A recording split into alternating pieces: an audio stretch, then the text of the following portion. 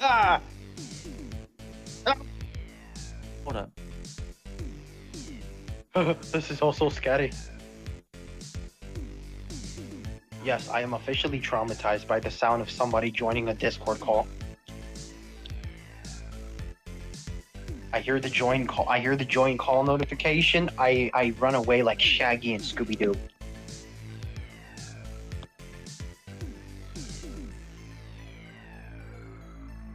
So how's it been going?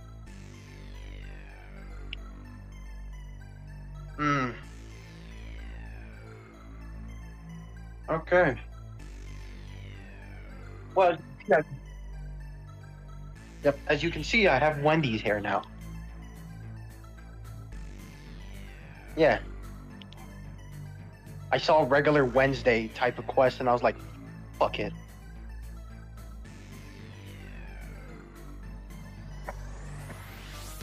Alright, alright. That's good.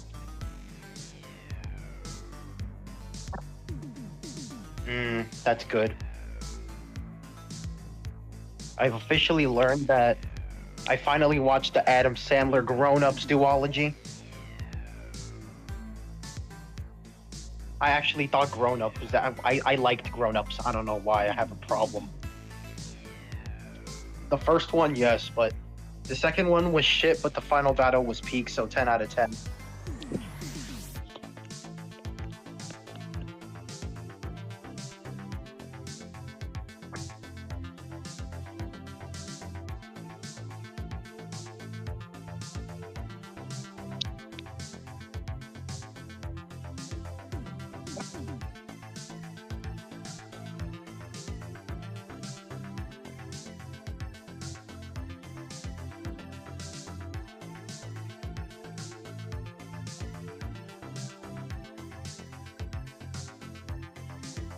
I fucking love Con Air.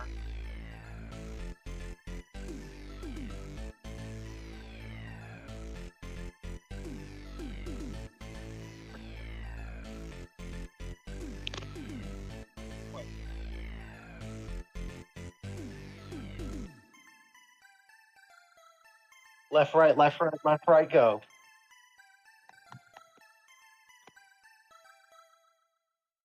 Oh my god! It's a clanker. Get him out, my sir. Oh wait, no, never mind. It's just Havoc. Hi there.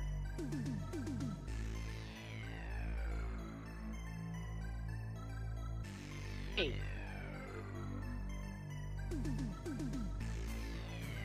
Yes, I wanted to. I needed to join because I wanted to go over like the shades here, make sure we're doing this right. Are we gonna be starting with Mad Jack, or like are we gonna be working towards that? Like what do we have on the plate?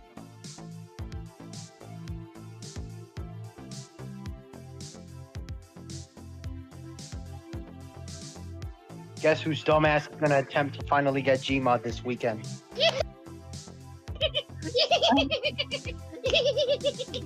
Oh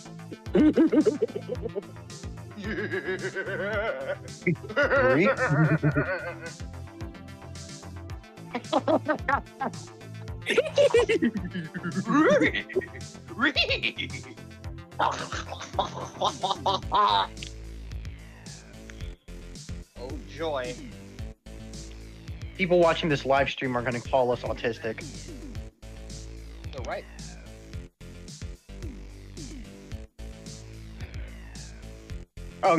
You should see me in other servers.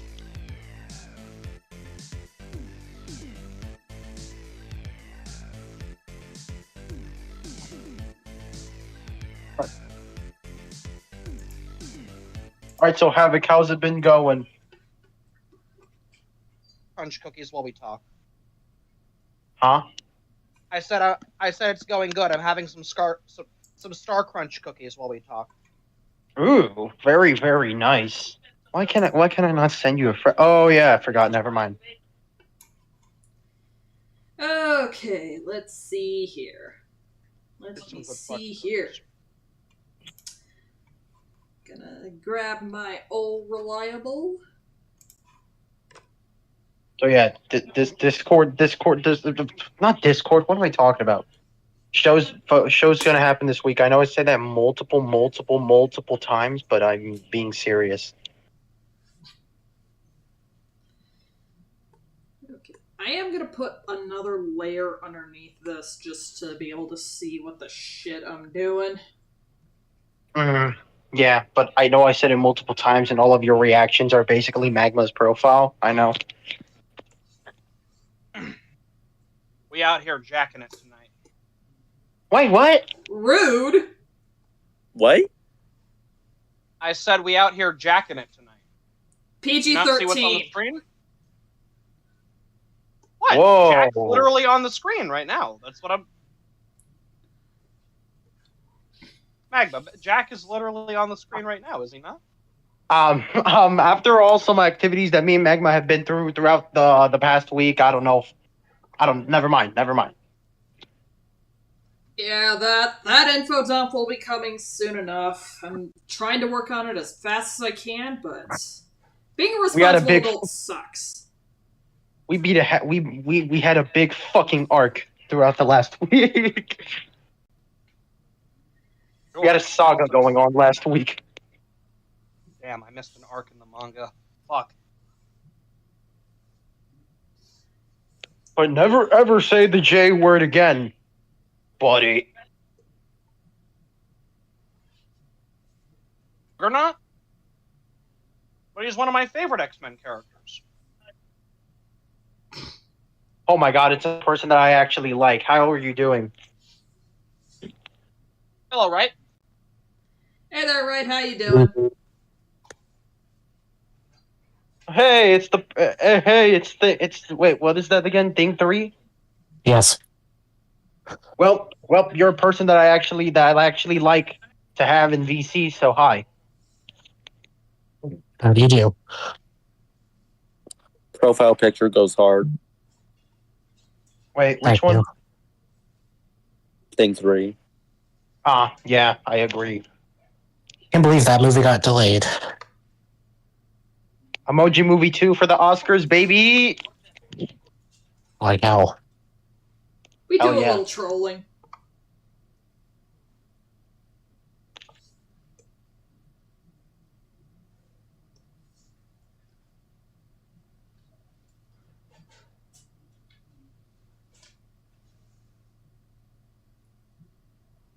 I'm trying to make this one thing happen. I will literally. Never mind. I was about to say something, but where this is an art stream, not a stream about the show. So let's talk about art. Yeah, we're here to be artistic. I'm already autistic. Artistic. We've all achieved the levels of autistic, but we haven't achieved the levels of artistic. I have severe... Except Magma. Yes. She has achieved the levels of artistic. Yes.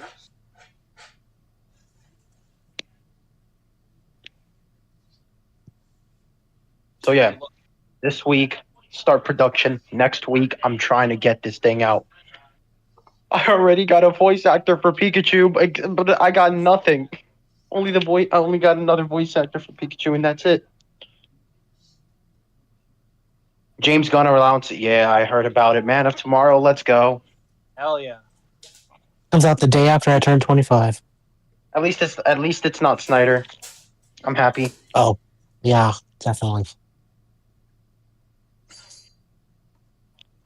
Magma, he's beautiful. I don't know how I fell in love with Superman, but I did. I fucking loved the Superman movie. Well, James Gunn's Superman. My bad. Had to put respect on the man. The gun didn't miss. So anybody have some anticipated movies? Yes. At this think point, so. I'd Hold say on. only Sonic 4. Can't I wait do for the remember- Christopher Nolan. I can't wait for freaking Oh, wait. Christopher Nolan My Little Pony live action. Hold on, let me actually check something again real quick. I need to make sure if that was real or not. Only movies that I'm actually looking forward to is The Legend of Aang as of now. Because I've actually been starting to binge watch Avatar: The Last Airbender, and I fucking love it. Based. Join the club. We've got jackets. There's this one like movie from Jordan Peele's film studio that's coming out about this like warped football player thing, and it sounds pretty cool. I'm pretty excited for it.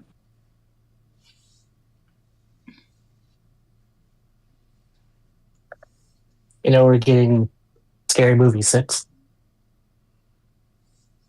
Yep. 2, the Wayans are going to be in it.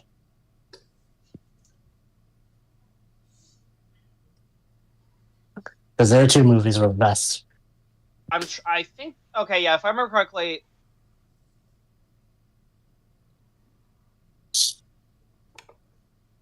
Okay. Yeah. Okay. So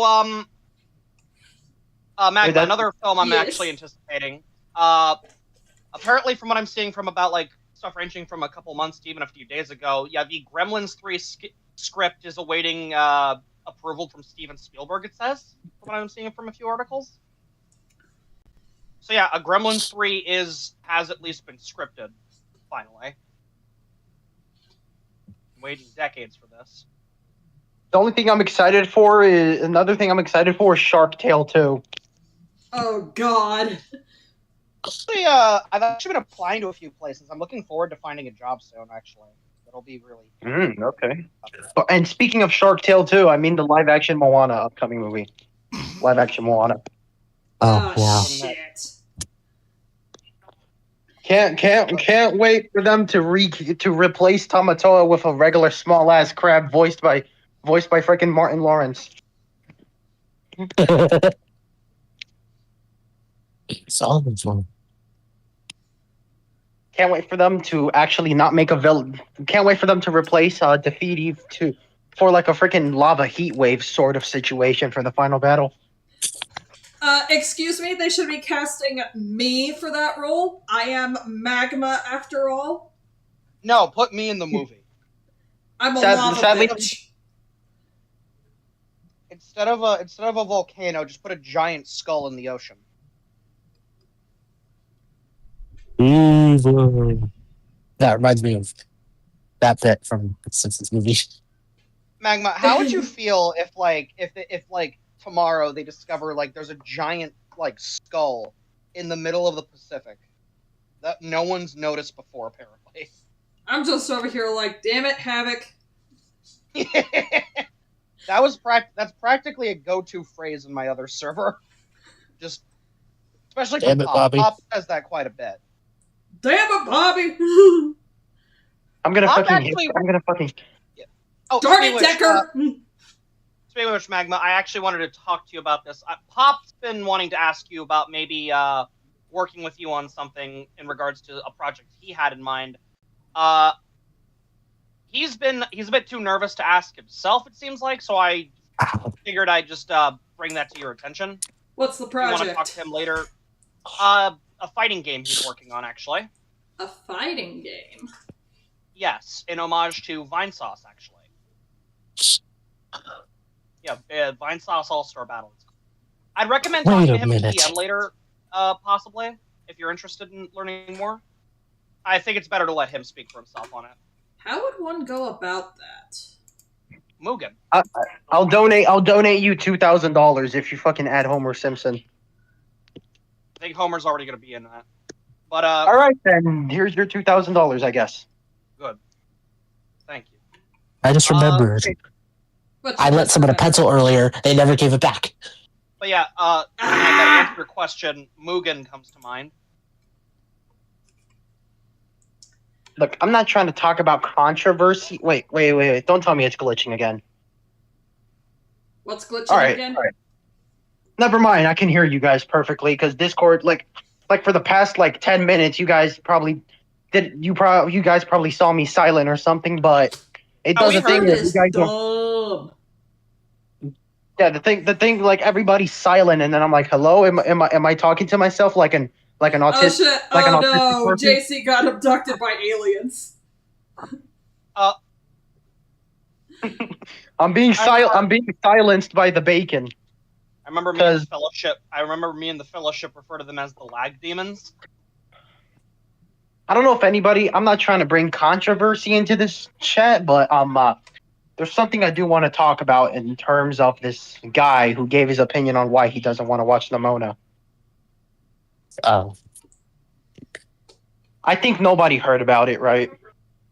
Yeah, no, I didn't. Haven't heard. All right, about so it. there's this guy called Bacon Guy. His name's like Opinionated Bacon or something. I think I YouTube. might have seen something recommended in my YouTube today that said I may have seen that listed once in my recommended, and then never again. like, Yeah, well, I remember a slice of bacon with googly eyes. That's mostly I remember what one. I remember one day when I had when I still had my 500 subscriber channel. I remember replying to his video because his video was saying that he doesn't want to watch Nimona, Elemental, or basically any other whatever movie he recommended there because it has an LGBTQ storyline apparently. Well, guess what? He's a moron. And then he made a response Oh. video, and then he compared LGBTQ and people being gay to smoking.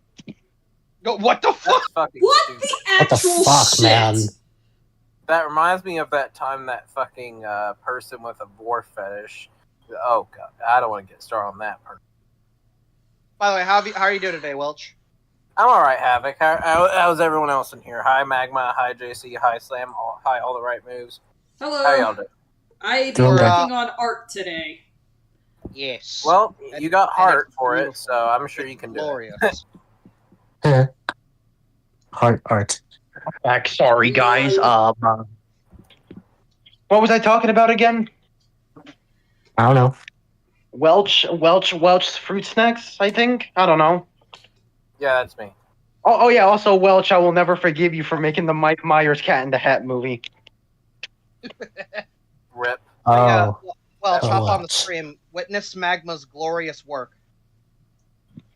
Alright, I'm not in the stream yet. I should go in. I'm gonna hop in. So yeah, Bacon Guy compared gayness to smoking, and then yeah, he said I don't know. I think one thing he said in the video is like people who are gay haven't figured out their life yet or something. Compared gayness to smoke. Insert You British can fix cigarette dinner, joke but you can't fix stupid. Oh my god. And guess what he did too? Do you want to know what he did diabolically too? What? Wait, what was that game called again? Hold up, I gotta search it up on Google. You guys keep talking. All I was gonna say was insert British cigarette joke here. Magma, was that you? Was that you? I heard. Yes, that was me snickering. That's a pretty good character design.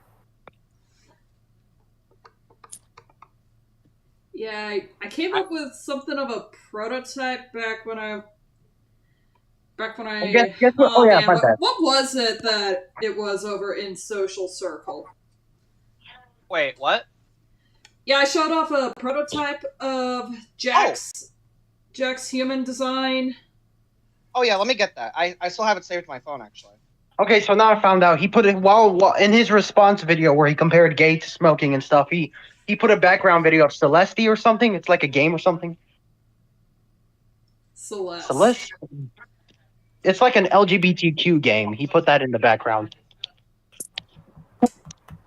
Not an LGBTQ game. I don't know. It's just something that has LGBTQ in it, and he put it in the background.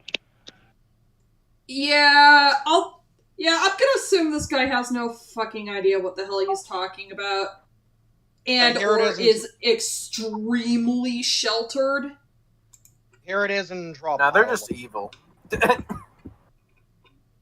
Here it is in draw pile words, by the way, the prototype. I still love the smile on the prototype as well, by the way. He looks like somebody I'd be friends with. Just kind of that shitting grin. Oh, yeah. I love the gleam in his eye. Good. What? What's going on? Yeah, I wasn't planning on being in here for long, but I did want to stop by and say hi to everybody. Thank you, Welch. Well, thank you for stopping by. Oh, anytime, you know. Oh, yeah, feel free to I come do back need to to be me. in these more often, so Oh, yeah. I'm Feel free to join us. glad you do this. I am sub to your channel, so I Awesome. definitely will get the notification on this. Yep, and hopefully I can pick up the pace because Lord knows I do not wish to continue working at Walmart the rest of my life. Oh, yeah, now believe me, Magma, I know that feeling. Yeah, I'm trying to pick up the pace in some stuff myself, so. I'm specifically looking for jobs where... Okay, actually, Magma, I had a specific thing I'm doing, actually. I'm currently applying at comic book stores in my area. Uh-huh. Because I kind of realized, well, if I'm wanting to actually be a comic book writer, maybe what would help is if my part-time job actually allows me to sort of serve a dual purpose. One, actually make money, and two, allowing me to sort of absorb, like, a bit of the overall vibe of, like, what the market looks like seeing what's on the shelf currently, what people are buying, what they're responding to. It gives me a good sense, like, first-hand experience. Yep. That's one way to start. Yeah. The other thing I thought, if not that, was actually, like, just stocking shelves at, like, warehouses or stores after hours, something like that. Yep. I mean, just you figured it's a good certainly way to deal put with my less people that way. Yeah, the only concern I do have is how it might affect my sleeping schedule, but it's good. It's a good way to put my organizational skills to use, I suppose. I mean, if you think you got the chops for it, give it a shot. Yeah.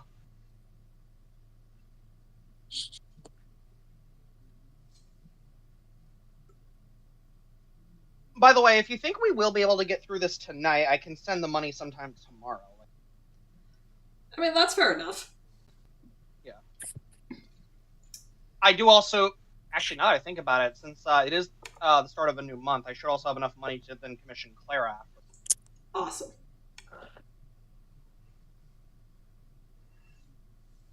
Yeah. Clara should thankfully be simpler. She only has, like, one, like, major design generally, and she is human, so... She is definitely a lot easier to probably do than someone like Jack. I feel like the most interesting one will probably be when we get around to Dave, specifically with his werewolf form. Wolfman? I actually have some, interesting, like, design notes based off, because I decided to base the Wolfman's appearance off of a certain comic book character. I actually have Ed McGuinness's, like, sketch notes and such for it as well, for some ideas. You know, most of these I did actually make sure to get proper reference images and even, like, certain things so that way I can adequately, like, convey what it is, what type of vibe I'm kind of wanting to pursue with these. And, you know, honestly, Magma, I think your art style is generally, like... I remember when I started looking at some of your thumbnails, I was like, no, this is it. This is exactly what I've been looking for. Like, yeah, no, even seeing Jack right here now, it's beautiful. I love him. Yep. Thank you. I all owe it to my special house style, if you will. Inspired by the likes of... This is going to be a pretty extensive list, so... Let's see if you can kind of see where my inspirations are coming from as I list them off. Okay. You know the newspaper comic strip Zits, right? No. Okay, where have you been? It sounds like something I would have enjoyed. Yeah, Zits is actually really freaking good. It's basically, yep, this is exactly what it's like to be a teenager or the parent of a teenager. It spoke to both fields. Get a bit of a 2000s vibe from it, from your style, which is, again, exactly what I've been looking for, honestly. Like it definitely Yep. feels like something I would have seen on like a like some sort of like web series or TV show back in like the 2000s. One of the big influences when it came to that for me with Mad Jack was the Batman from 2004. Oh, that show. Yep. In fact, Jack's boogeyman form, his voice, I always imagined is literally just Kevin Michael Richardson's performance as Joker from that show.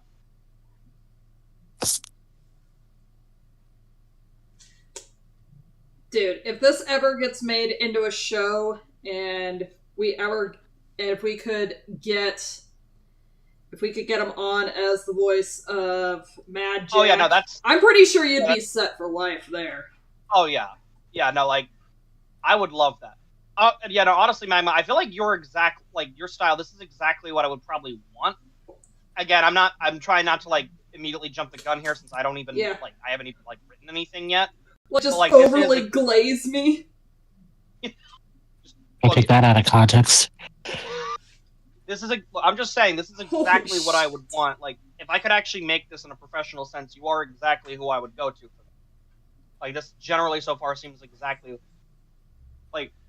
I think this is going to get even more interesting once we start getting into the even more monstrous designs I have in mind. Mm-hmm. Because obviously our current plan is like the main cast of like Jack and his 7 friends. Yeah. This isn't even getting into his rogues gallery. Yeah. Which, by the way, I think we're going to have a lot of fun with reinterpreting the classic movie monsters. Absolutely. The Invisible Man should be the easy one.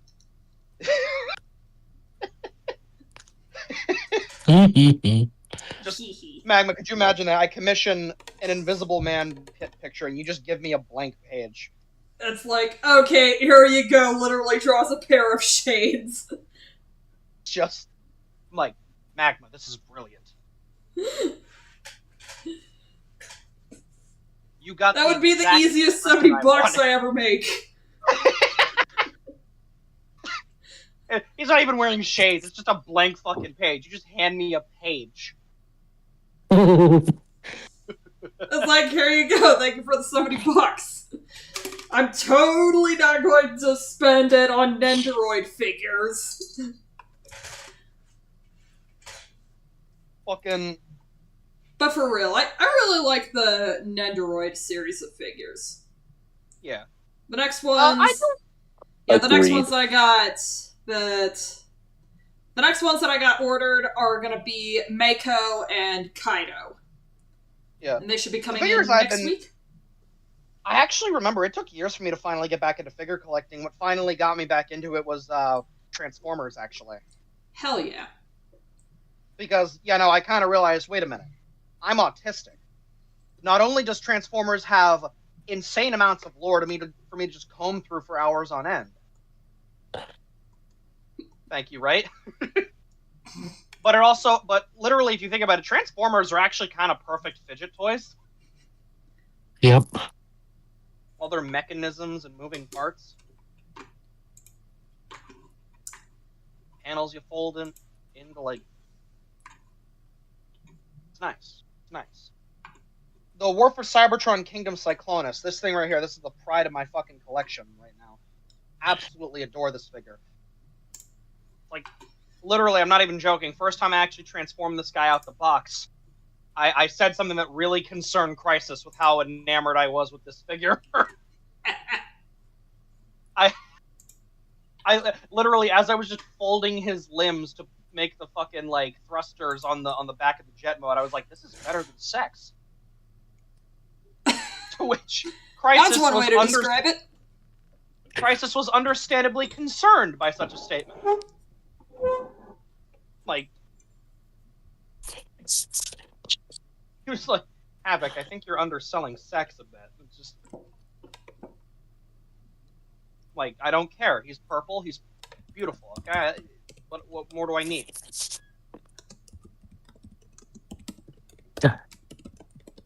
Oh, right.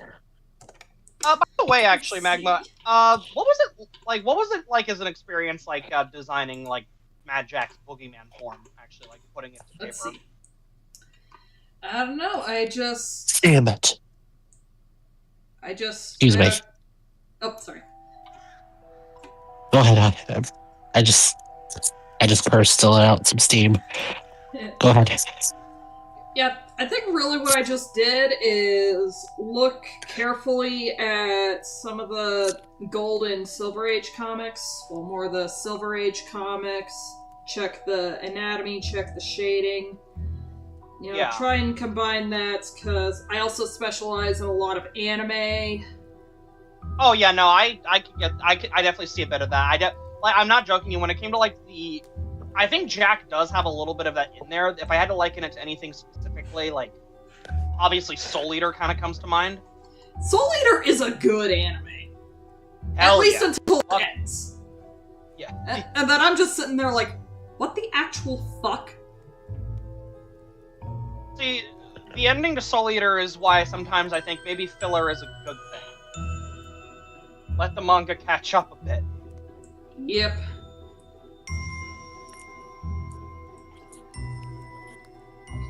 I would like to see another go at it, Mm-hmm. like another Soul Eater anime, honestly. Yeah. Let's see. I will think- say the folds near the like top of the boots. Actually, I think that was a really brilliant choice. I didn't even consider that actually. Make them look like actual boots. Yeah, I was actually considering something to do with Mad Jack's belt buckle. I was weirdly thinking like sort of a mean-looking jack-o'-lantern face, but it it's three fangs that make like an M. I probably should Might have. see if I I, wish I- can do something, because after all, I am just digitally inking and coloring it. Yeah, I was a bit hesitant to bring up the belt buckle idea because I had made it after you've already done the sketching.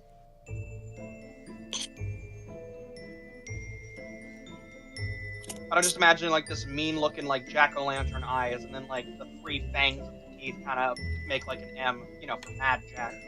Yep. Another source of inspiration to add to my house style would be gorillas. I could see it. Yeah, Yep. because there's just something so catching about Jamie Hewlett's art style, you know? Yeah. Funny enough, actually, I feel like it's kind of interesting to think that what we're seeing here is basically like when it comes to like music that you listen to, your biggest influence is probably Gorillaz. For me, it's probably like Rob Zombie, Ice Nine Kills, Alice Cooper, stuff like that. Yep. And you want to know what's funny? I didn't What? even fall down the Gorillaz rabbit hole until 2019. Damn. To be fair, I only a couple months ago finally got into My Chemical Romance and listened to Black Parade. So like, Fair enough. to be fair, I never really listened to albums in full until more recently. Yeah. Like, I the mean, longest Feel time Good it was Inc. has like- always been my white whale since it first went on the airwaves. I And then I have finally found it. Yeah. I have basically, I remember for years I basically didn't even really have like a specific like artist or band that I usually gravitated towards. It was just like whatever music I kind of just found that I vibed with. I think it started to more so. Oh, another one, Power Man 5000. That's another. Power Man 5000 actually did some music for the Shadow of the Hedgehog game. From what I remember. Really? I'd have Which is to funny double because- check which tracks. let me check which one it was. I remember that's funny because the lead singer, I believe, for Power Man 5000 is actually Rob Zombie's brother. So in my mind, that was like, okay, so what you're telling me is that Sonic the Hedgehog and Rob Zombie are closer than you think.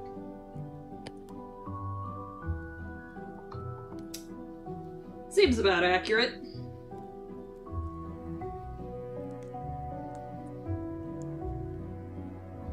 Okay, they did... Oh, fuck off, bro. 10 most cringe-worthy original Sonic songs. Fuck off. Boo! Okay, let's see. Okay, how many songs did they do? In this house, we do not slander Sonic music. Exactly. Okay. Almost Dead. I believe that was the song that they did. Are you fucking kidding me, you little monster? Hello, Dot. Hey, Jeff. Hey, it's me, Silent Salt Cookie. I'm the Purple Beast Cookie. The game is called Purple Cookie Run Kingdom. I will be right back. I'm gonna get burger. Get burger. Burger. Burger.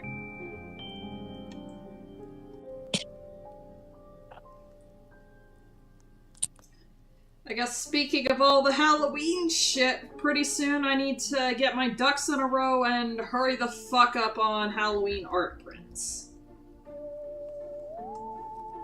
And probably only Halloween art prints because I still got a credit card bill to pay off because making new keychains and reservations at a hotel for cons ain't cheap.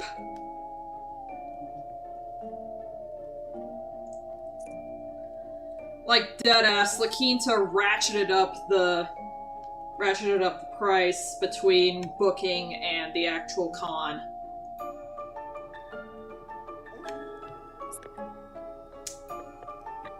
Dumb college students moving in. Nah. I can't shit talk the college students because the student discount is pretty high at these kinds of events. They need to get as much savings where they can, you know. We've all been there, right? I just started. Yeah, you know what I mean. Right? But yeah.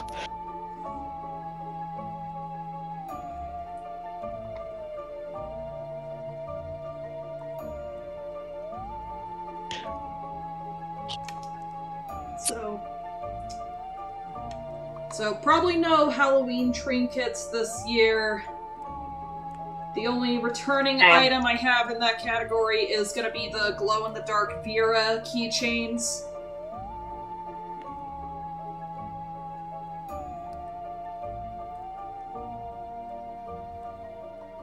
But I mostly want to do artwork.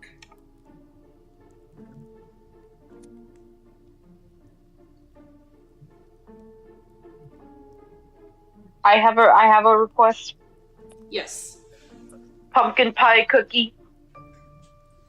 As an art print? Fuck yeah. Sure.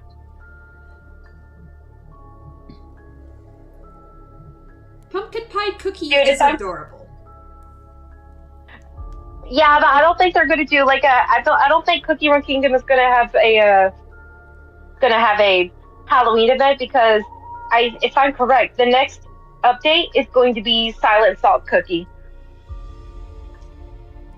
Well, I suppose I shall make one exception. If anyone wants pumpkin pie cookie stickers and pins, I can certainly arrange for it. I'm nervous because this is going to be this will be Silent Salt versus White Lily.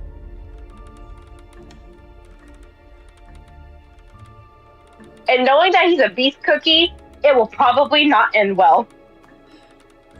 Please, God save the White Lily cookie. She's too pure for this world. Too good. And if anything happens, I will eat all of them. I mean, isn't that why the cookies exist to begin with? Isn't that the whole point of cookies? Yeah. Cause like, I literally bake a crap ton of them as soon as the temperature drops below 70. Question is, can you make an actual burning spice cookie? Let's see. I probably could, but to get the flavor right, I would have to add I'd have to add to the dough. Spicy. Yeah, I'd have to add to the dough some of the usual suspects for spices like cinnamon, a little bit of nutmeg, some cloves, and then for just a little bit of punch, some ancho chili powder and cayenne. I'm back. Oh, here's the fun part. Hi, back. I'm Magma. He does have a minion named Nutmeg Tiger Cookie. All right. So, by the way, Magma, I'm glad you actually decided to look specifically to Silver Age stuff for Jack's build. Yeah. Funny enough, that's actually kind of spot on to how I imagine the way he acts. In that there are times where he tries to put on like sort of the grimdark '90s vibe, but he's a Silver Age goober. Yep. I remember the initial way I described him when pitching him to some friends was basically, imagine if you ran into the Mask, but he tried to convince you he was Spawn. Yeah. I think one of the main comic covers that I looked at was Phantasm. Is Phantasm the correct name? Let me look that up real quick. Yeah, wait, I'm gonna check that as well, actually. Was it spelled with a PH or an F? The Spectre! DC's The Spectre, that's what the Spectre. Oh, the Spectre. Okay. Funny enough, the main influence for me was probably Spawn in terms of fit, especially with the cape. I love Spawn. Hell yeah. Remind me, Spawn was voiced by Keith David? Yes. Yep. Okay. What's the matter, Kiara? Of course, I must also remind you there was a live-action movie, which is like quintessential '90s with very dated CGI. Oh, hey, it's James Monroe Iglehardt's birthday. I don't know how to pronounce his last name. Iglehardt. He's the voice actor for Asmodeus and Zestiel. Oh.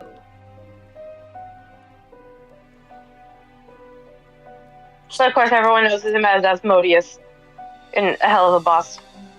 Yeah. I know who Osmosis Jones is. So do I. No, Osmosis Jones was voiced by Chris Rock and later Phil Lamar. Could y'all imagine if Chris Rock was a boss? Oh, God. I guess speaking of Hell of a Boss, because 3 of the voice actors are going to be at Anime Expo 307, Cheyenne Anime Con, I am very tempted to just carry a sign around the convention hall that's, just warning parents, hey, Hell of a Boss is not child-friendly. Do not take your children to these panels. What a narc. What a fucking narc. Yeah, but unfortunately, the parents are going to be like, this sign can't stop me because... What the fuck? What? He just came in and my. Someone just came in and called me a clanker. Get back up! Tell that motherfucker to get back here and say that to my fucking face! No, he was talking to me. Dot, look at my profile. Look at my profile right now. He was literally talking to me. Also, look at my profile. Mine is literally a HVAC system.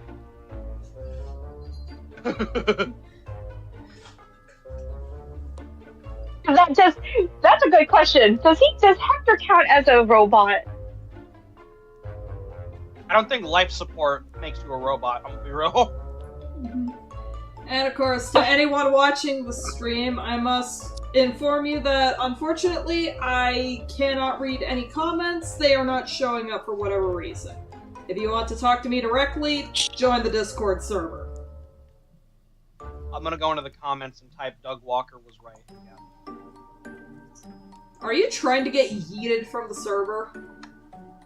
No, I'm trying to get this. I'm trying to get this bread. I'm trying to get this commission completed. I'm so happy. Dude, I wish I had an actual mic, because Cinder is just purring really loudly. This would be great ASMR. Cat ASMR, perfect. Tell that cat to shut up. No. Oh. Well, speaking of ASMR, I actually the other day decided to pass the time watching some videos of like people like peeling like those like dried up layers of skin off their bearded dragons. What? You know, like when reptiles like get to a certain like they get like. I know. Yeah, I know that you know reptiles molt, but why? Why would they do that? Actually, it's helpful for them. Like doing that helps them. I mean, of course, obviously, but I'm not gonna lie, it is satisfying to watch. I will be honest. fair enough.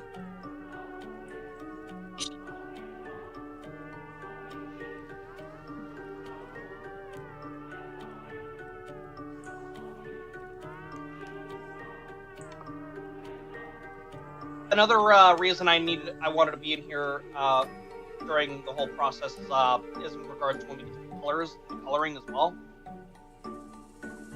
You may remember from some of the example.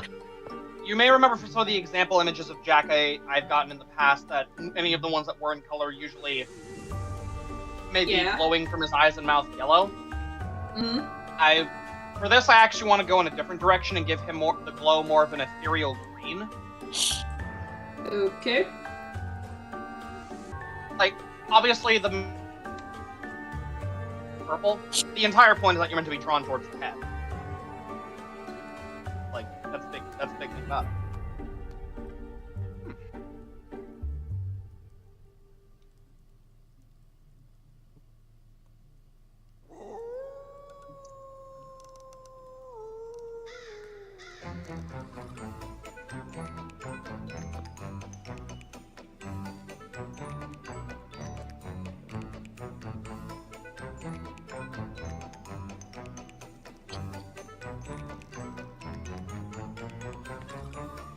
I do like the way you drew Jack's pumpkin face. Something about it kind of reminds me of Billy and Mandy. Yep.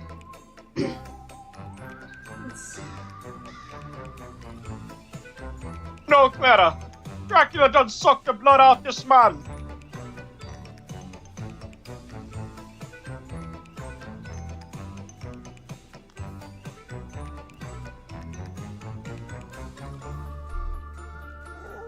I'll imagine if Grim was in Soul Eater. I thought he was. No, like the Grim Reaper specifically from Billy and Mandy. Like, yeah. Imagine Death, but he's Jamaican. You know what? At some point, if I ever just go completely insane and I ever need to cheer myself up, I'm just gonna make a compilation of Soul Eater, but I replaced all of Shinigami-sama's lines with Grimm's lines from Billy and Mandy. Do that, please. Please do that. We need that.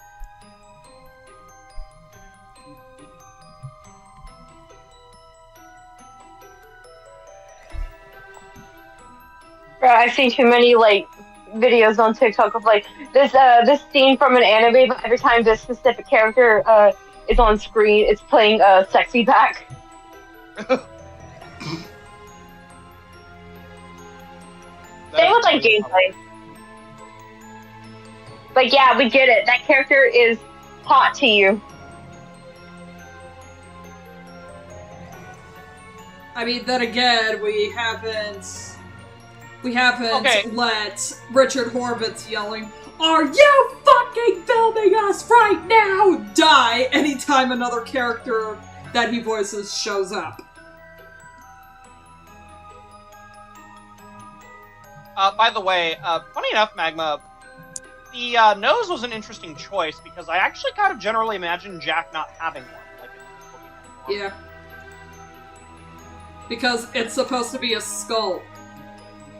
Oh, A skull pumpkin! I might want to... I mean, yes, I might want to avoid making it too skull-like because it'll be a bit redundant when we get to his first proper villain, the Skull King. That's alright, I can always downplay it. Yeah. Yeah, no, I agree. I get the vibe. I like it even. It's just I don't want to make it like too skull. Fair. Because I don't want to say the exact reason why on stream because it's going to be a bit spoilery in terms of what I have so far for plot. Oh yeah, for those who don't know, Jack gets his powers from like a pumpkin mask, basically. Okay, actually, I feel like that's actually pretty evident, I'd imagine, for some people. Because literally, if you think about it, he's basically just the mask, but spookier. Well, spooky-er. Yeah, like, he's not as fucking violent as the mask from the original Dark Horse comics. Jack is still the hero of the story.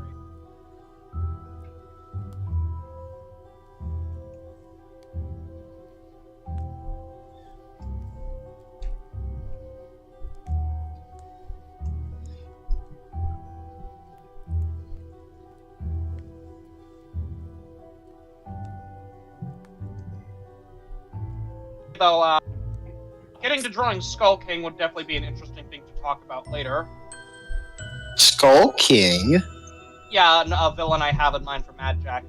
He's gonna be, basically Skull King is gonna be based off, okay, y'all are gonna love this. Jack's Rogues Gallery, each of the villains are going to be based off different horror movie archetypes. Mm-hmm. So for example, Skull King is the slasher, basically. Would it be based on Bruce the Shark from Jaws? Heyo. But yeah, that is Skull King will definitely be an interesting one to discuss at some point. Magma, how experienced are you at drawing dismemberment? Not really, but I could figure something out. Actually, hang on. I think I have a leftover page of adoptables. I do want this series to be violent as hell at certain points. Like comically so, even. Where is it?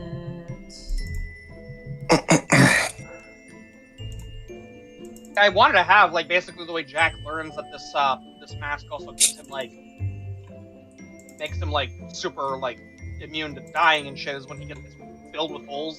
Like, he gets filled with holes, basically, in like a gunfire situation. Alrighty, real quick. So back in my Cuphead days, I would, be a frequent supplier of cool adoptables, so this was a fall wave that I did, and in it is a zombie bride. Where'd you put it? In draw pile words. Okay, that's definitely a step in the right. Oh, also, hi Sierra. How you been? Yeah. How's it going? I'm watching South Park right now. They're having a new episode tonight. Nice. How many episodes? How many new episodes are there now? 3, 4? I think this is going to be the 4th one. It's like every other week, apparently. Seems like. But anyway, draw pile words. And it's gonna be the zombie bride that I had posted for $10. I just saw them. They're really cool. Thank you. What program are you using? Metabang Paint Pro. Cool. I use that program. What's that? Is the program free, or do you have to pay for it? Yeah, it's free.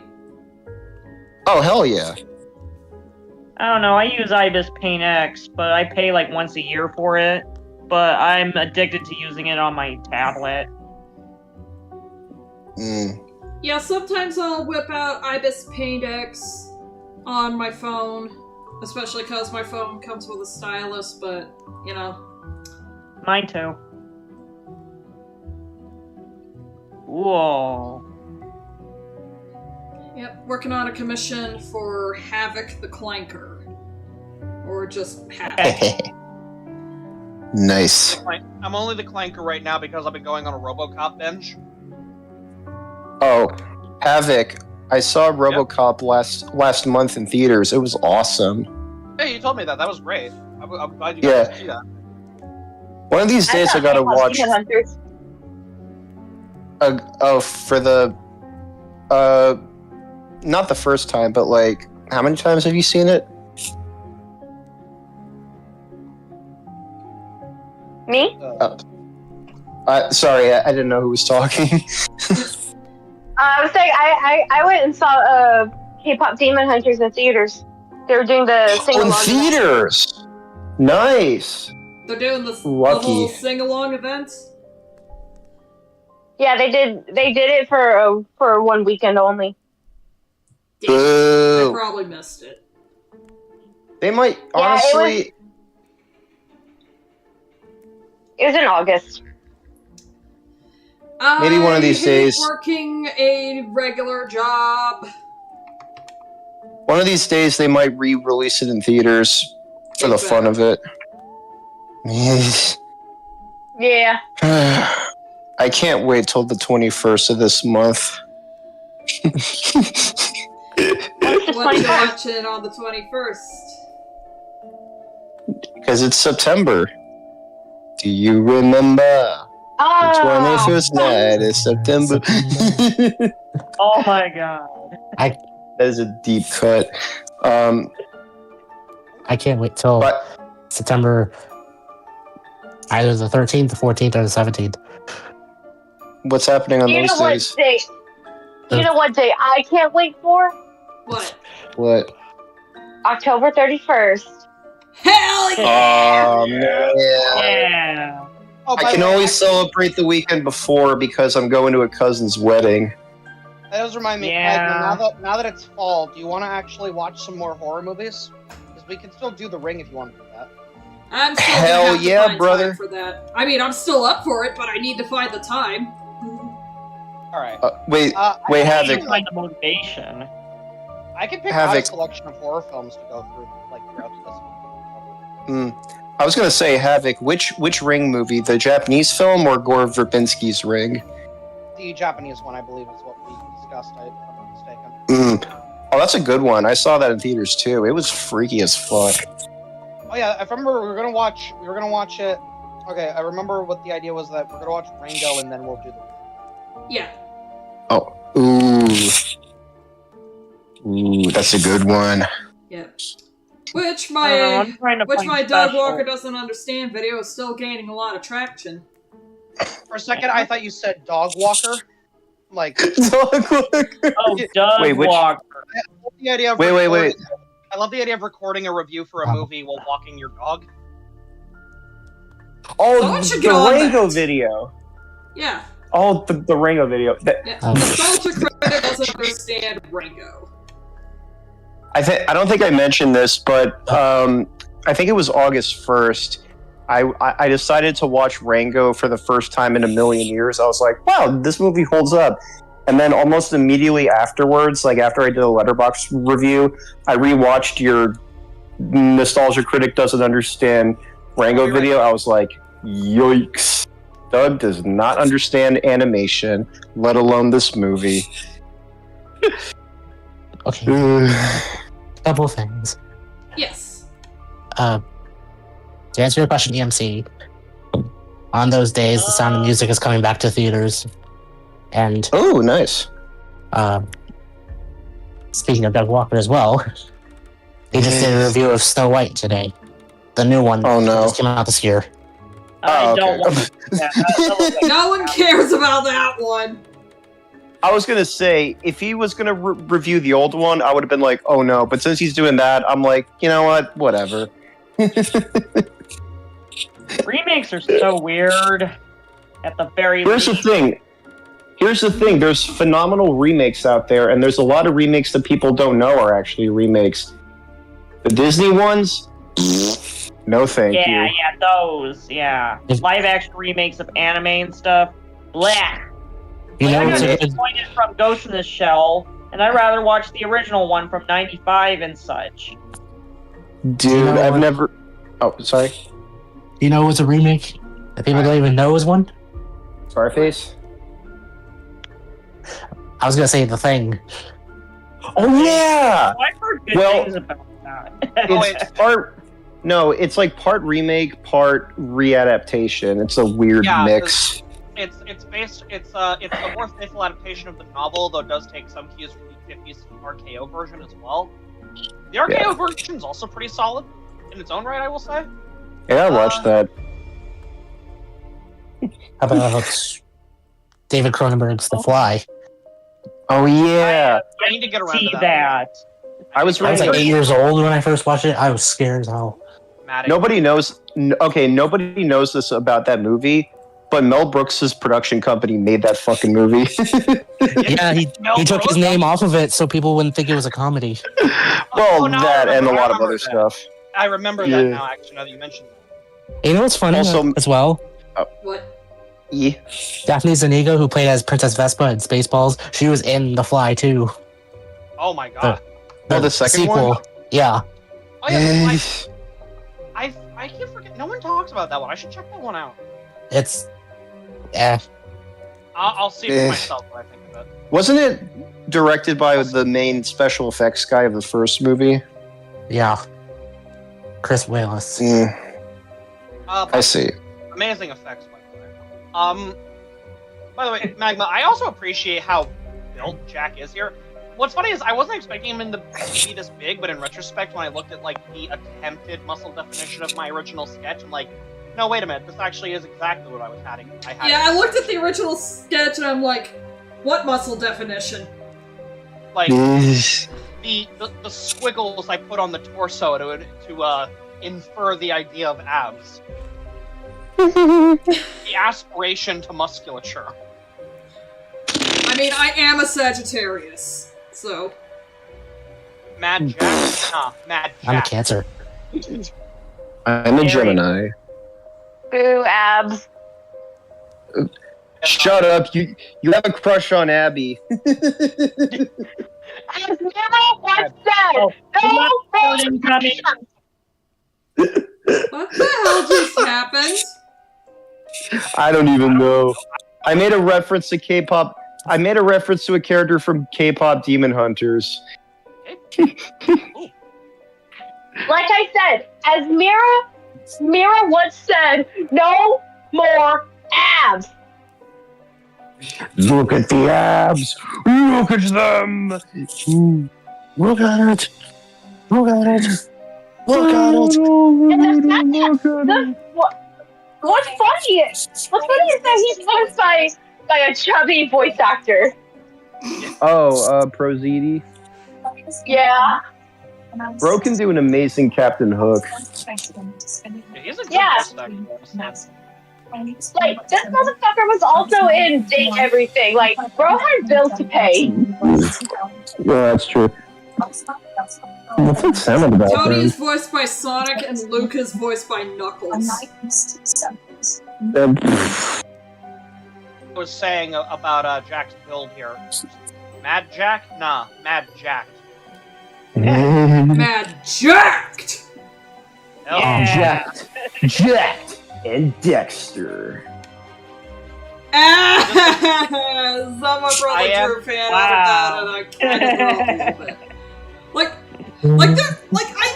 Okay, this sounds kind of weird, but I have kind of a limit on how muscular a character should look.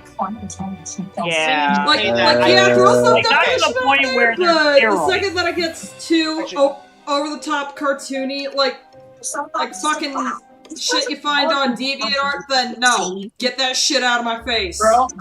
Yeah, Actually, ew, yeah. Magma, there is a joke I wanted to have. Hang on.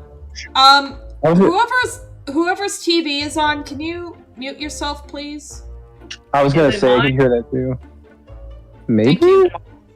Now, what were you saying, Havoc? I remember I wanted to have a scene where Jack's about to engage someone in a fight, and he actually, because with his cartoon bullshit, actually expands his muscle mass to, like, comical degrees. I mean, I could I give remember- that a shot. Because the idea I had is he literally is he's like, "Don't worry, I promise a fair fight." And then as he walks forward, he just gets bigger, and he's like, "And by fair, I mean totally stacked in my favor." I mean, That's a direct I mean, quote from Joker in the stacked. Batman. Yeah, it's stacked in more ways than one. Stacked pancakes. Oh man. You think this looks thirsty now? Just wait till we get to Clara. Just wait till we Oh get to dear Clara. lord. Yeah, Jack's goth girlfriend. Speaking of big, I have an older sister who's a goth girl, and I've been waiting my entire life for this. your sister's a Actually- goth. okay, My, Wait, your sister's a goth? That's awesome. Melinda? Yeah. Alright, so... That is awesome. Okay, so... it might upset you to know that I'm also goth. That's cool. it's alright. Dude, nothing surprises me anymore. Baba Booey. Baba Booey. Right, that shouldn't surprise him at all. I thought, Yeah, exactly. I thought for sure you would have caught him off guard.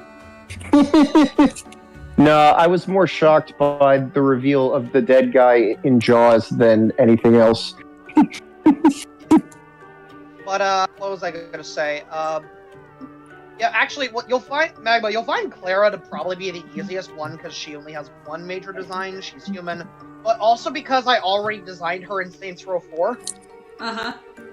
So I have the most vivid images of her so far out of any of the cast.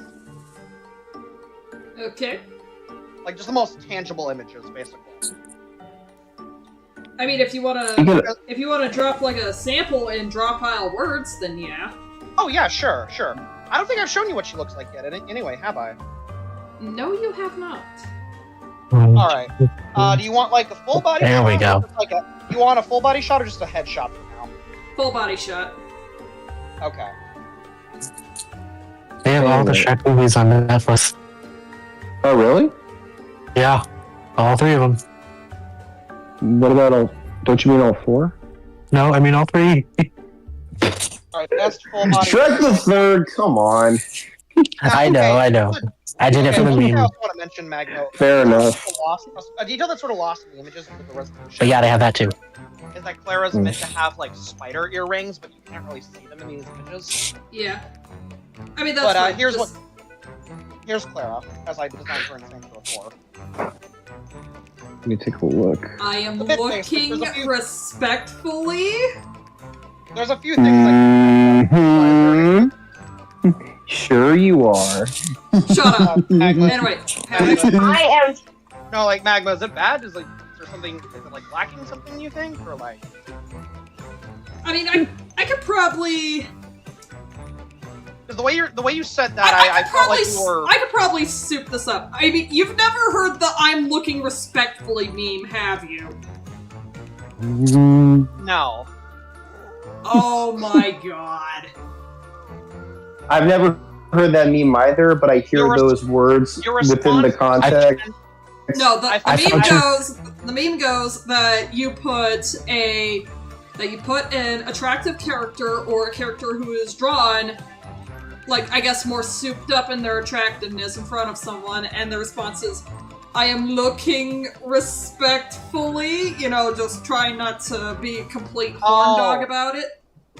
Okay. I am found- howling like a wolf. Wooga! Woo! I found two You like good the reasons to take a peek.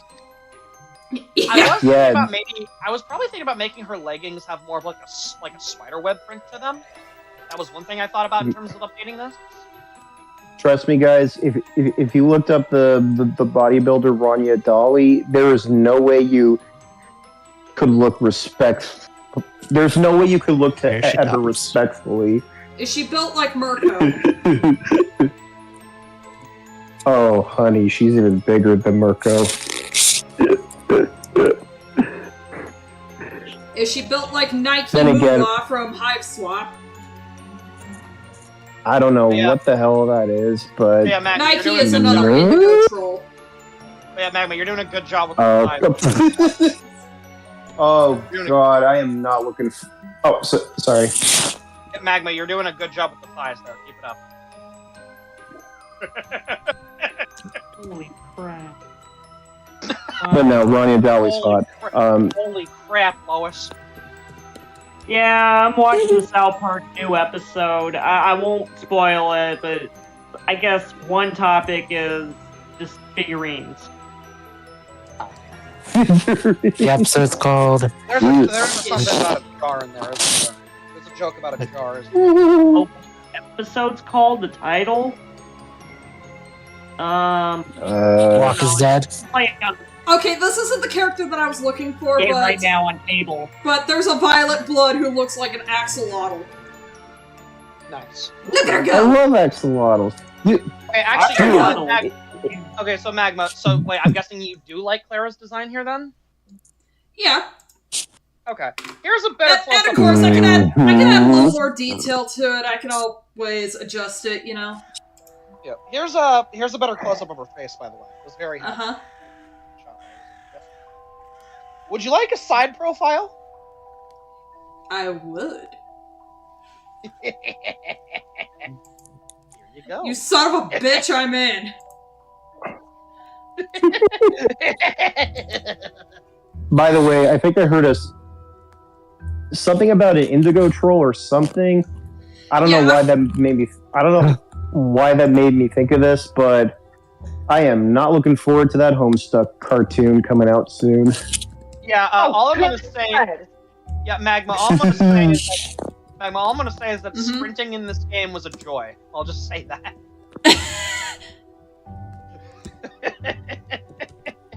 Oh, I hope havoc. I spelled that right. I got the letters swapped. Then here is a basic television. Then here's like a basic front view. This is why I read Putting that next. Why wasn't Homestuck adapted by Glitch? I have no idea. Wait, we all know the reason. Because fuck you. That's why.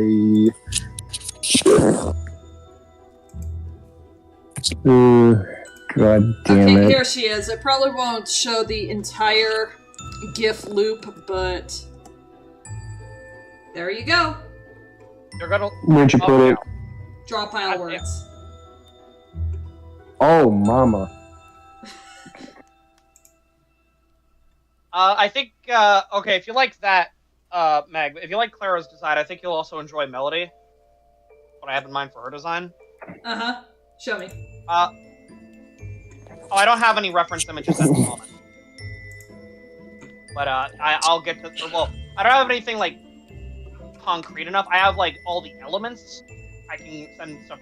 Okay, we'll worry about that later, though. Yeah.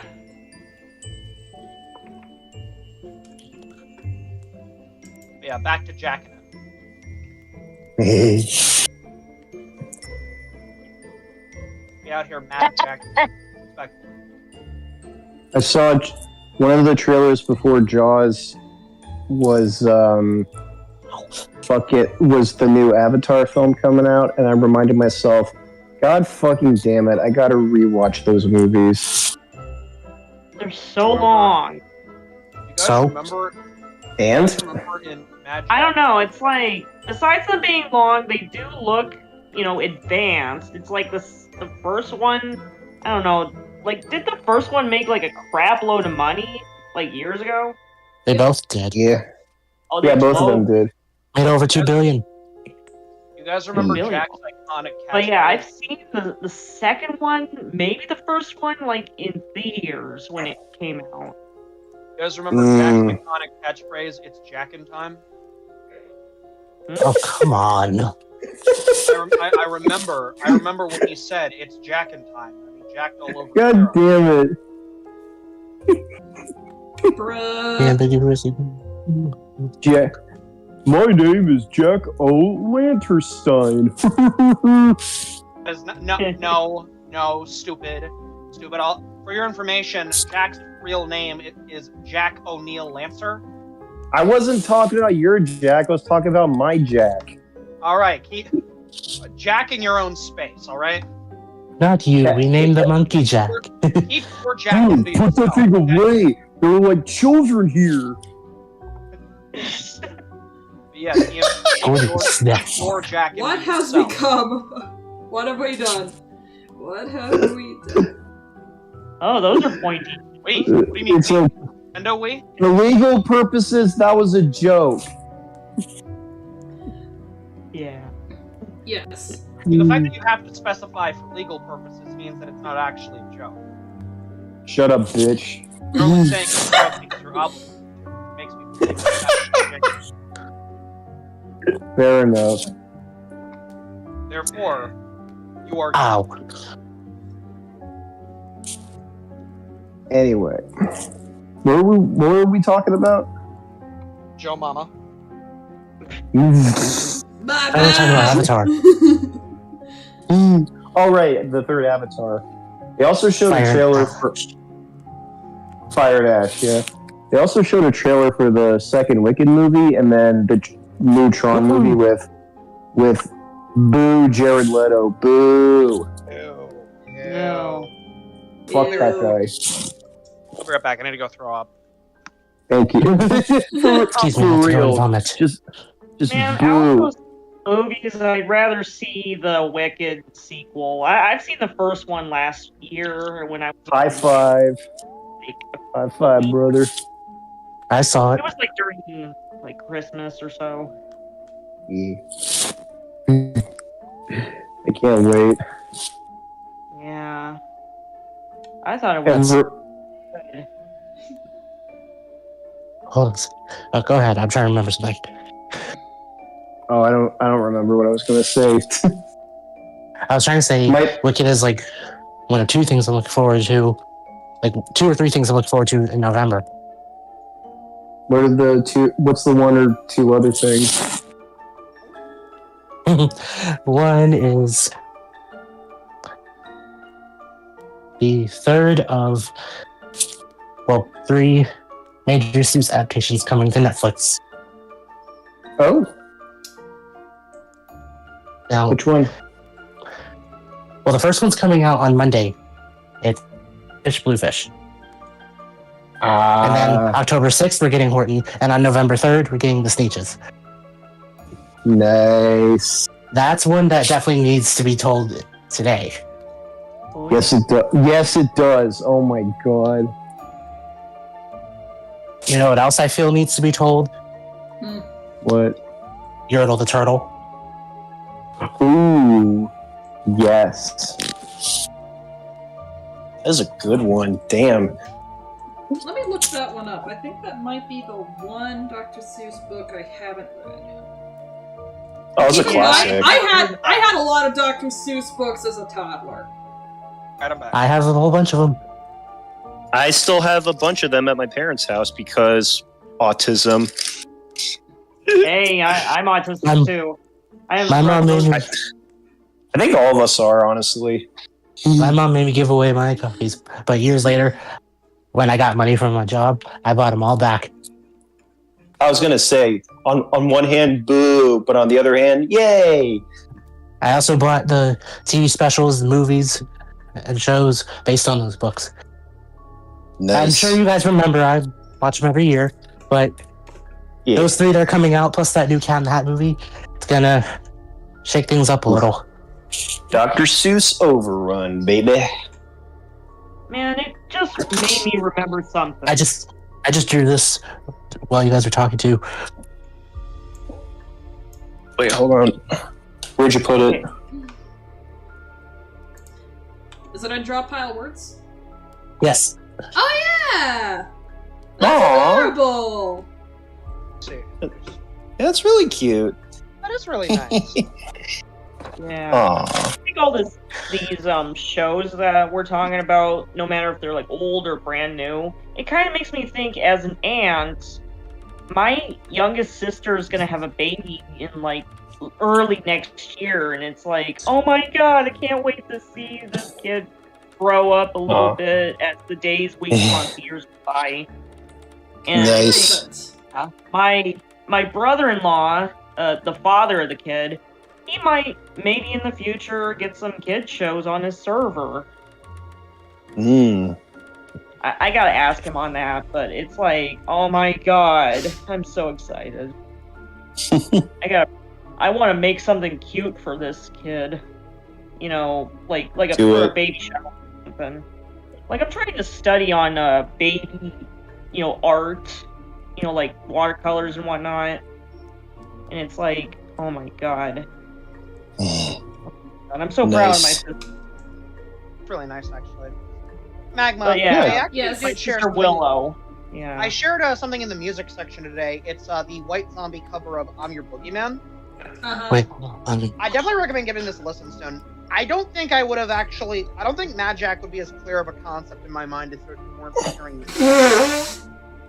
Like this song is kind of what helped me sort of find the voice of what I want to do.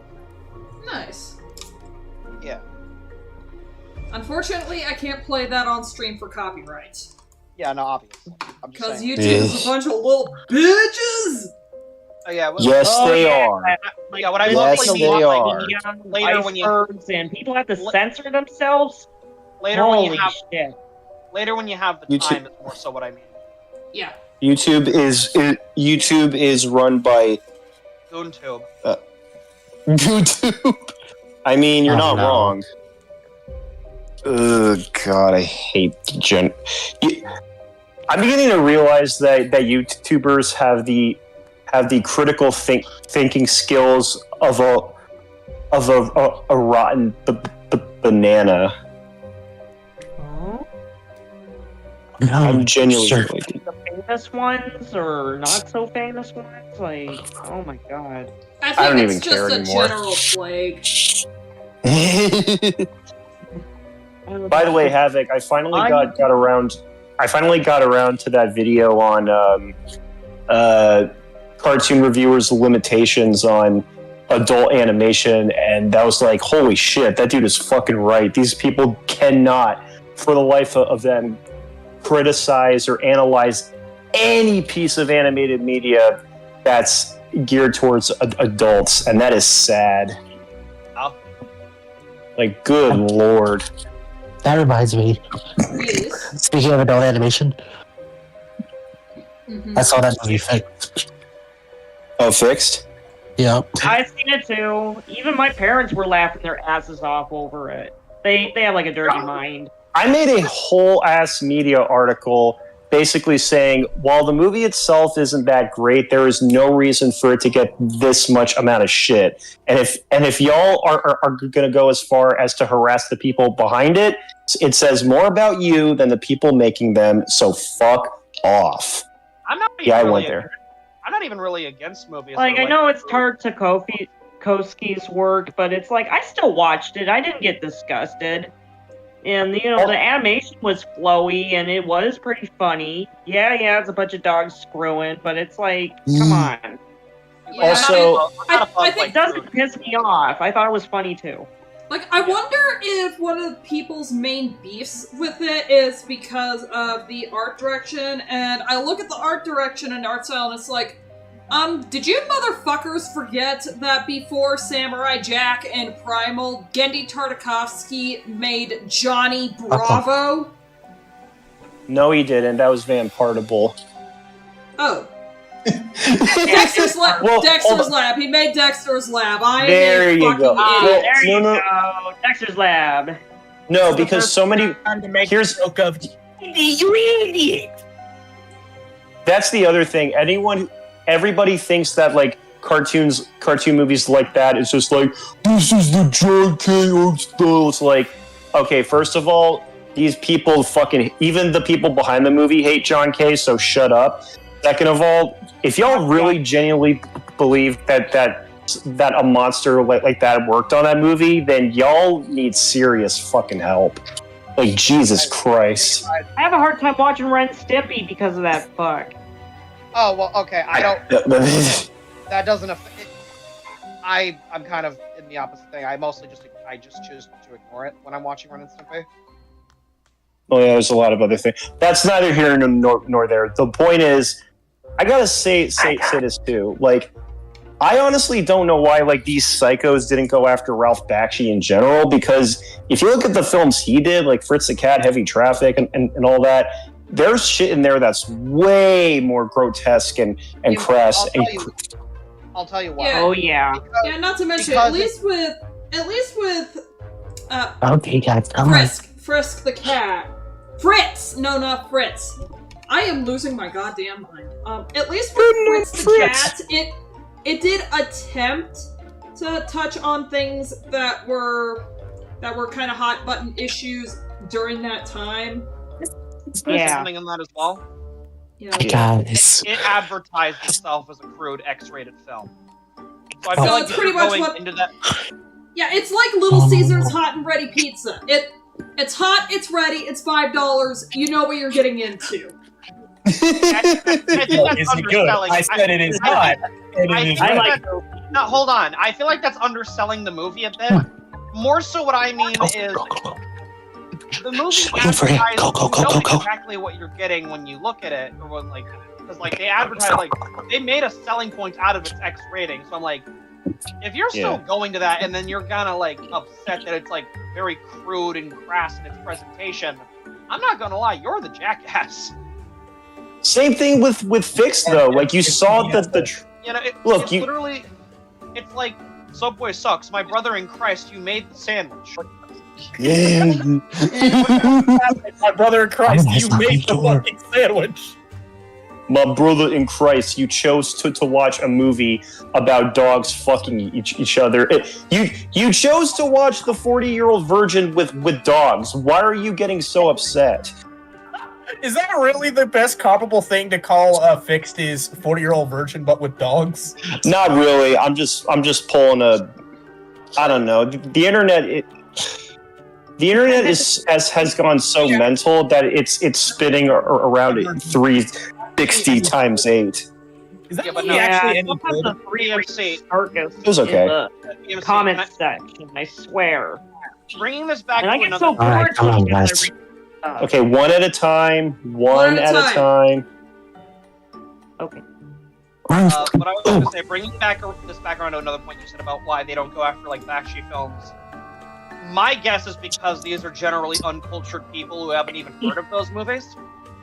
True. Like, Just show them 1 minute of Fritz the Cat, and they'll all have heart attacks. I hope so. That'd be nice. But yeah, I wish people wouldn't go out of their way to attack people behind movies. Don't ever do that. It's as simple as that. Don't fucking do that. Characters are not real. Stop. And you Even if the person's a piece of shit, I think wishing death upon that person says more about you than it does about them, probably. Thank People you. actually- Yeah. you can just choose to ignore it and not try to be so evilistic about that kind of crap. But at the same No. time, I mean, Yeah. again, there are people that I'm like, yeah, they suck, but I don't actively. There are movie directors they're a terrible piece of shit, but do they really deserve death? That depends on what karma brings them. That's More not that too. That's not my jurisdiction. That's the world's jurisdiction. Pretty much. It's not mine.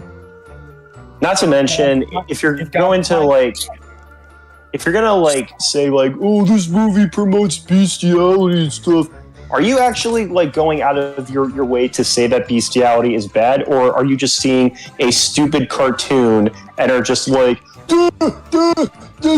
I was going to say, isn't bestiality more so? DMC always goes for the slack jaw because it's fucking funny. Yeah. I mean, that was Slack jaw works every time. That was one of the things that were lobbed against Sonic 06. This kind of shit was asked to Lacey Chabert, Elisa's voice actress, and she's like, what the fuck? No! That's how you say her last name. Having never watched Mean Girls, I like Lacey Chabert. I don't wish any negative things against Lacey. Wait, hold on. What about Sonic 06 and Lacey Chabert? So, Lacey Chabert voiced Princess Elise in Sonic 06, and in an interview, they approached her asking if Sonic 06, because of the, quite frankly, not really well thought out romance that they wanted to have between Sonic and Elise, they asked her if this game would be promoting bestiality, and she just responded with, what the fuck? No! Who? Okay. Also, okay. What level of no? Who the fuck asked that in a professional interview? And who thinks it's a good idea to publish that? Like, what the fuck? Yes. EMC. You were saying that people are saying that the movie Fix promotes bestiality or something. Like people were accusing it of that or something. No. I'm saying I imagine these crazy people probably think it does, but they don't actually go out of their like. If they're really going to claim that this movie promotes bestiality, like to that extreme, then why don't you actually go out of your way to look at real problems in the real world and call those out instead of a fucking cartoon movie? Okay, but are they actually making accusations of bestiality? Not that I know of, and I hope not. Okay, so right now what you're saying is you're basically. It's a hypothetical statement he's trying to. It's a hypothetical statement. It's a shower argument. It's a shower argument. Shower thought. You're making up someone to win an argument against in your mind while taking a shower.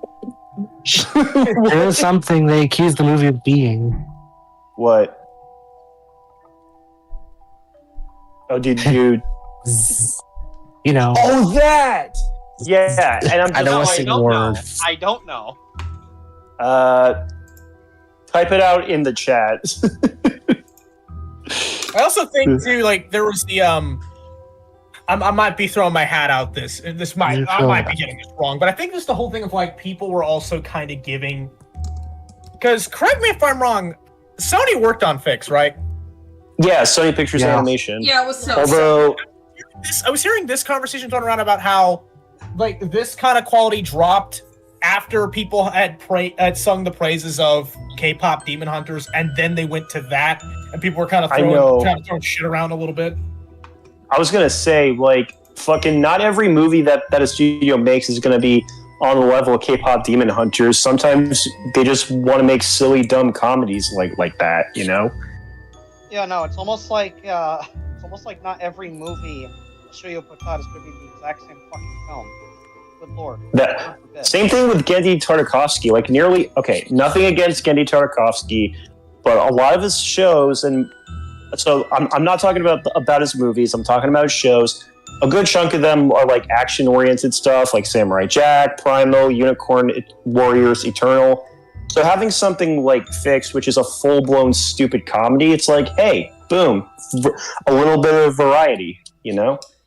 Yeah. Let a man have some range. Because doesn't Dexter's Lab count more as a comedy than anything? Probably. Fair enough. It's like a wacky comedy. Yeah, I was gonna say. Given the material of Dexter's Laboratory, yeah, absolutely, it would count as a comedy.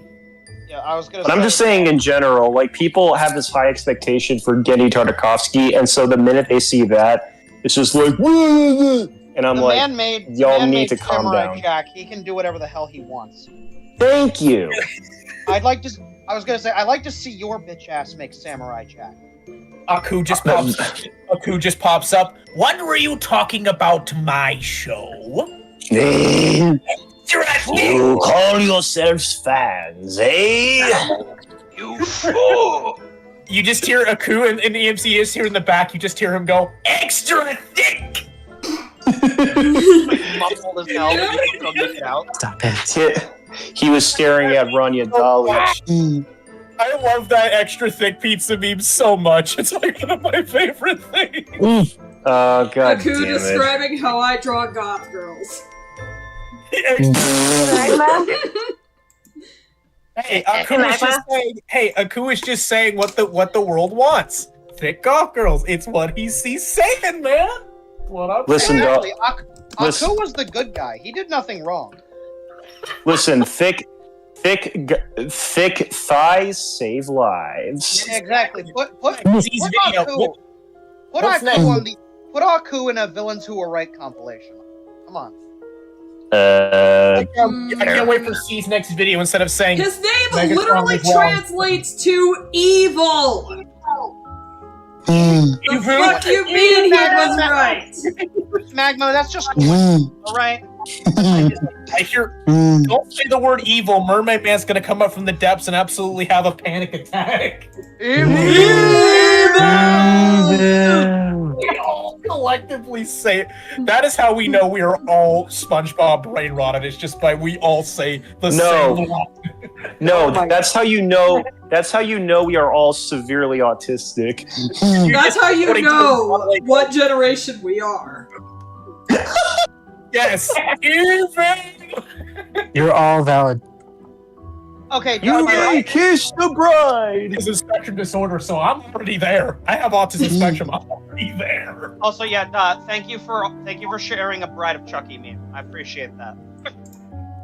Which wife is me do it whatever the hell she wants. Yeah, first of all, I love Bride of Chucky. Wonderful movie.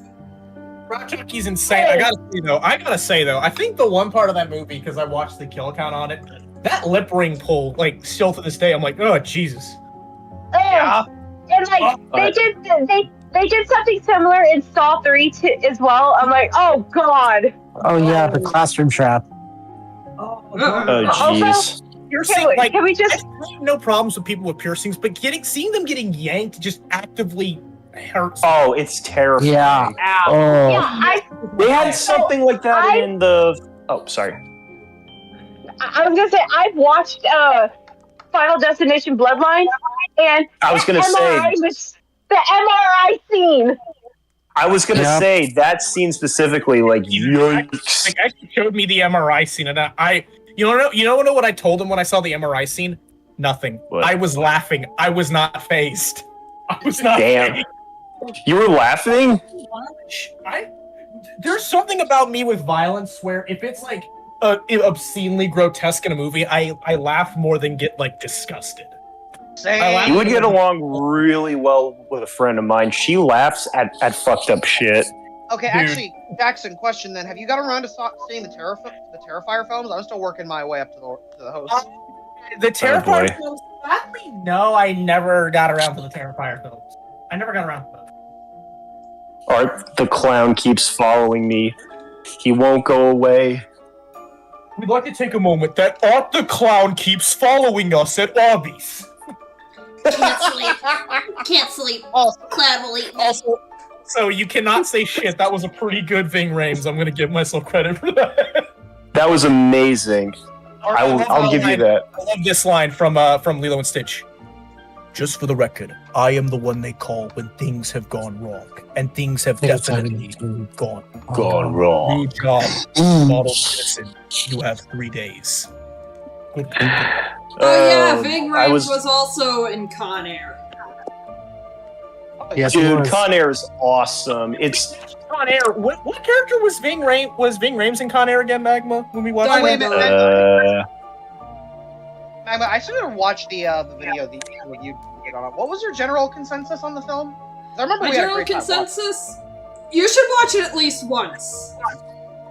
Right. And you should watch it with friends because it makes watching any movie with friends makes it 10 times better. it's a fun movie. And John Malkovich's character, ooh, is it just me or is John Malkovich just Is John Malkovich just born to play evil characters? You know the subject of John Malkovich, EMC, you know what movie I keep watching on FX a lot because it pops up? The first Red movie with Bruce Willis. I've never even seen that. There's Red 1 and 2, and like I have seen it every so often, and then there's Red 2, and we don't talk about Red 2. It's not. By the way, Magma, are you going to review the Gremlins movies, actually? At some point. Hell yeah. One of these days. I'd be happy to be involved in that. I remember another weird that reminds me, actually, Magma. I should get around to. I've been meaning to do this for Pop, drawing like what I'm going to do for my like redesign like character avatar of sorts. Mm-hmm. That being said, I remember me and Needle Mouse talked about like what we would do if we ever get around to making content. I remember I want to have a running gag that if our characters fold their arms, that a Vine Boom does in fact play when it happens. I was watching another weird movie on FX, fucking The Transporter 3 with Jason Statham. Good lord. Jason Statham. PNG YouTuber They're fucking terrible. Yes. Even I've heard someone say this fact is, I love the Expendables, but I wish they were better. I've heard someone say that before. I think I may have heard that too. because these Expendables has a good premise, but I mean, you got these talented Hollywood actors all making an epic movie. You'd think it'd be like some of these like all-time greats, even. You got Stallone. Yeah, you would think so, but it ends up becoming like a product of the 2010s, where it was kind of just action movies were just dumb action movies. Especially, honestly, I wish we had more of those. 2000s, because the 2000s dumb action movies. Oh, you would struggle to find one that was half passable. Yeah. I'm gonna say, and I don't want to sound rude, but I feel like the 2000s, between 2000 and 2009, when it came to action movies and other stuff, was a real hit or miss. Magma, those thick shadows on the lettering, oh, beautiful. Like, I keep in mind, I don't even do lettering. I'm saying like action movies of the 2000s were either a hit or a massive miss. Either Yes, they were. Oh, good. Oh, it's so beautiful. I'm gonna say every major movie of the 2000s was terrible. That's not what I'm saying. You have, I agree with that. Every movie in the 2000s sucked. Absolutely. There has never been a good movie. Actually, now that I think about it. Don't look at. Wait, so Lilo and Stitch. So Lilo and Stitch is a bad movie. All movies are bad movies. There's no such thing as. So we're not gonna talk about. You know what's a Disney movie I wish we talked about more? Fucking Bolt from 2007. I wish more people talked about Bolt. 8. I watched the shit out of that. 2008. I mean, we could talk about that. It was going to be a different movie beforehand. Yeah, I've heard about it. It was like there was lost. For a voice role, I like John Travolta in it. Kind of underrated performance. That's fair. John Travolta. Underrated. John Travolta. I haven't seen the movie in a long time. Oh, same. I think I watched it like 1 or 2 years ago, like whenever it was still being on Disney. Obviously, for the longest time, I swear to God, I never knew that Penny was voiced by Miley Cyrus. Like, to this day, for the longest time, and I'm like, oh, that's weird. Like, She was going to be voiced by Chloe Grace Moretz for a good chunk of the movie, and then the higher-ups were just like, hey, let's get her in. She's Hannah Montana. Oh, wait, Chloe Moretz. Oh, that's fucking Nimona. Yeah, I know that name. That's Nimona. Then let's go get him. Let's go get him. Let's go get him. Let's go get him. Metal. Penny just turns full Nimona. Jackson, hey, Jackson, I got something really cool to tell you. Oh, what? I went to the same art school that the creator of Nimona went to. No shit, really? Yep. Maryland Institute College of Art. Wow. Oh, wow. Yeah. Wow. And I actually saw them last year at a panel. They were fun.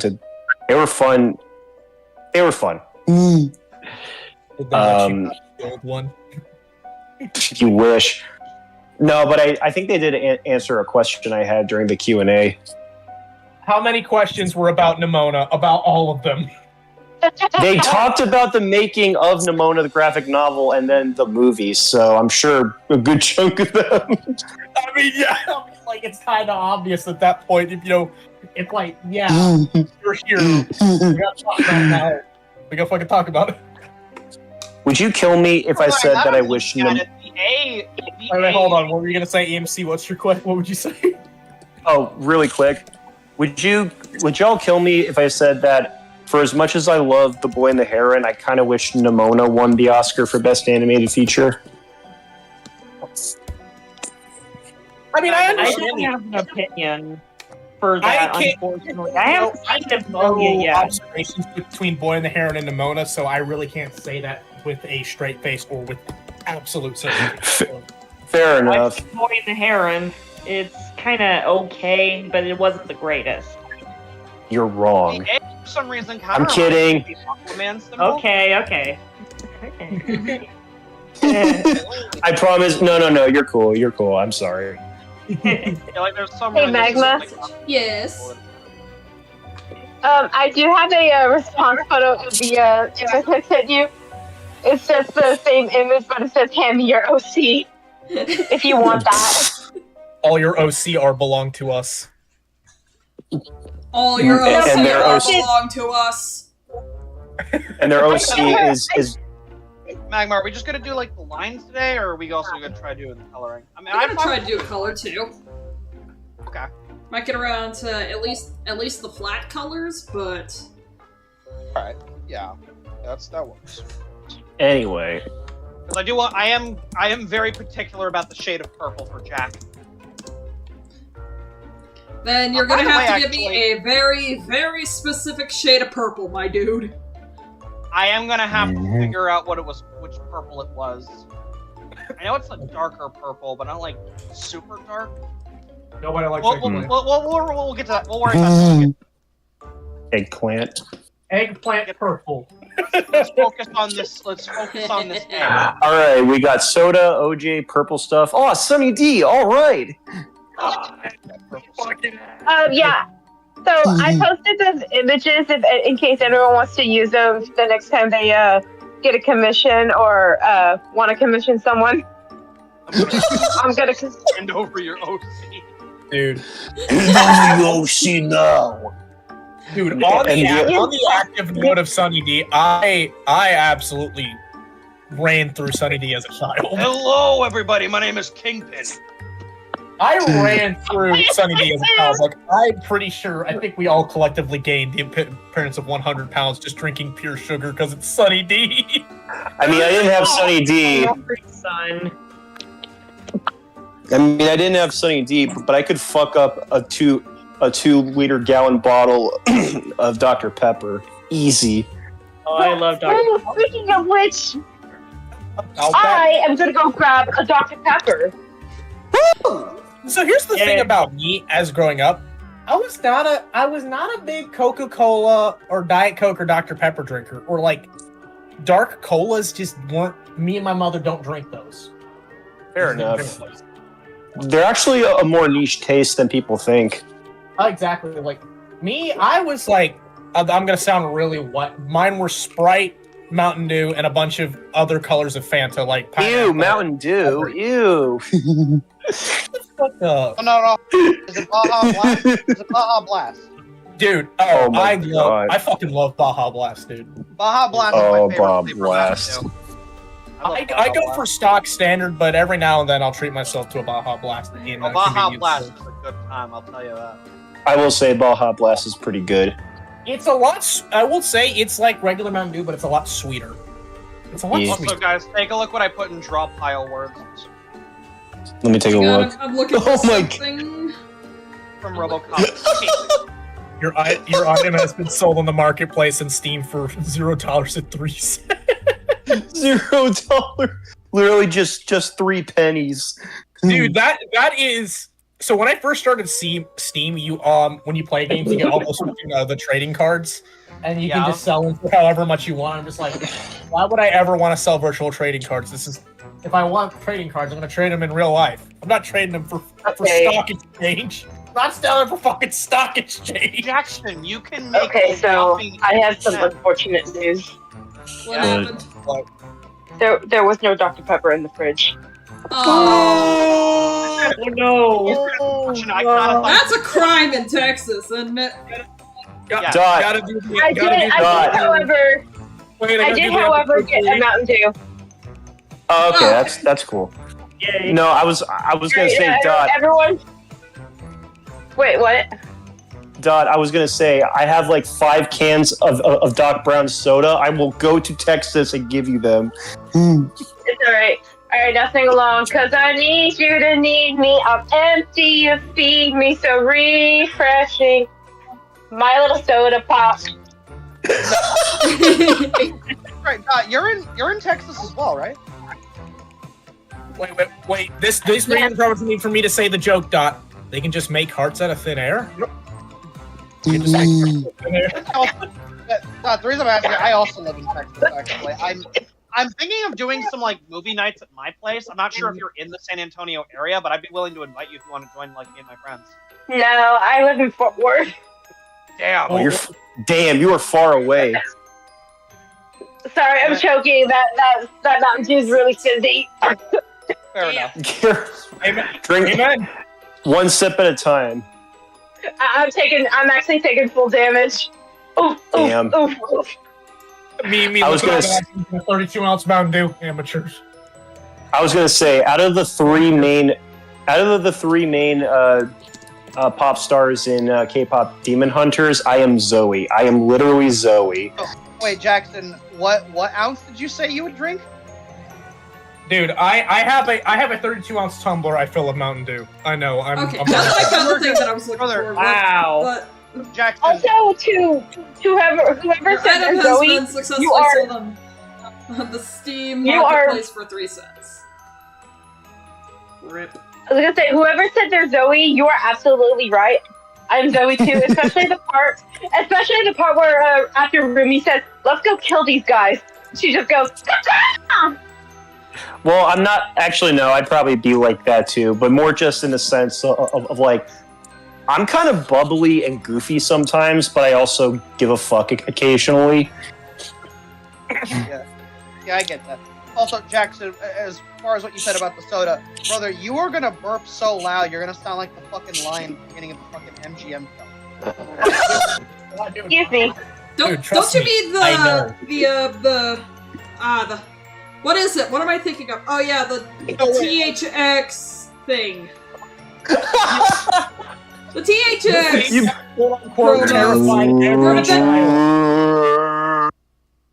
I really think that's Also, I believe Animaniacs parodied that toward the end. It said the audience is now deaf. And then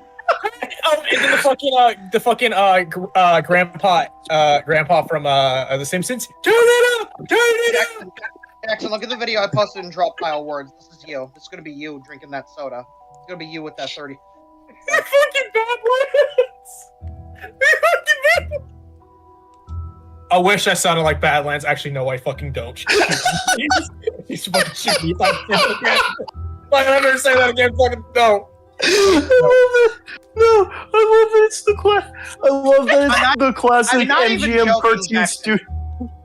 And I've been joking, Jackson. When you said that, Oh, when you said, You know, when so you said want to know the funny ounce- thing about that habit? You want to know the funny thing is I don't burp that loudly. I know, but when you said the ounce, this is literally the first thing that popped in my mind was this meme here of that. That's literally the only thing I can think of. I'm not a maniac. I don't. If I ever drank a 2-liter in one sitting, I would actively. I love that. I love that the music in that clip was the MGM cartoon studio openings. I do actually try to drink a lot of water. The only time I drink soda is when I'm at home. Otherwise, I drink water at work almost all the time. Oh, I do. Drink I do water, too. you dehydrated bitches. Yeah. Shut up, Mom. Stay hydrated. This is I have a a threat. water bottle, and I will refill that shit like a paranoid freak. Stay hydrated. No, I drink water like a psycho too. Dude, I'll swear I will drink water, and I'm pretty sure I'll be going to the bathroom on a record like 7 times in one night. I'm just like, why? Same. Mad about me because I actively trying to make sure my kidneys don't scream at me for the next 28 hours? Yeah, I would. Yeah, That I would. too. You know.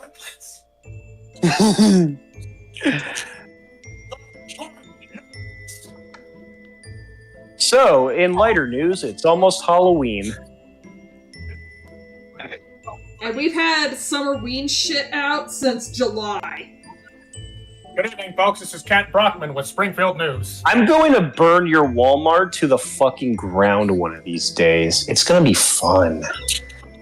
I mean, see, Why the is thing that is the first thing I that hear? the idea of Summerween actually sounds really fun. The problem Yeah. is, you know, being an adult with responsibilities, it sucks ass.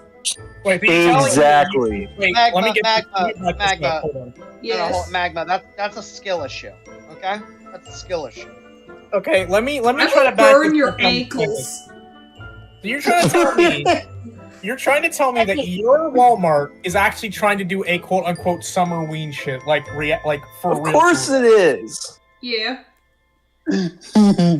I don't know whether to either be impressed or slightly or annoyed. Going, what are you thinking? Also, did What- you threaten to burn Hey, my who said ankles? they were gonna? Yes. Who said they were gonna burn down the? Who said they were gonna burn down Magma's Walmart?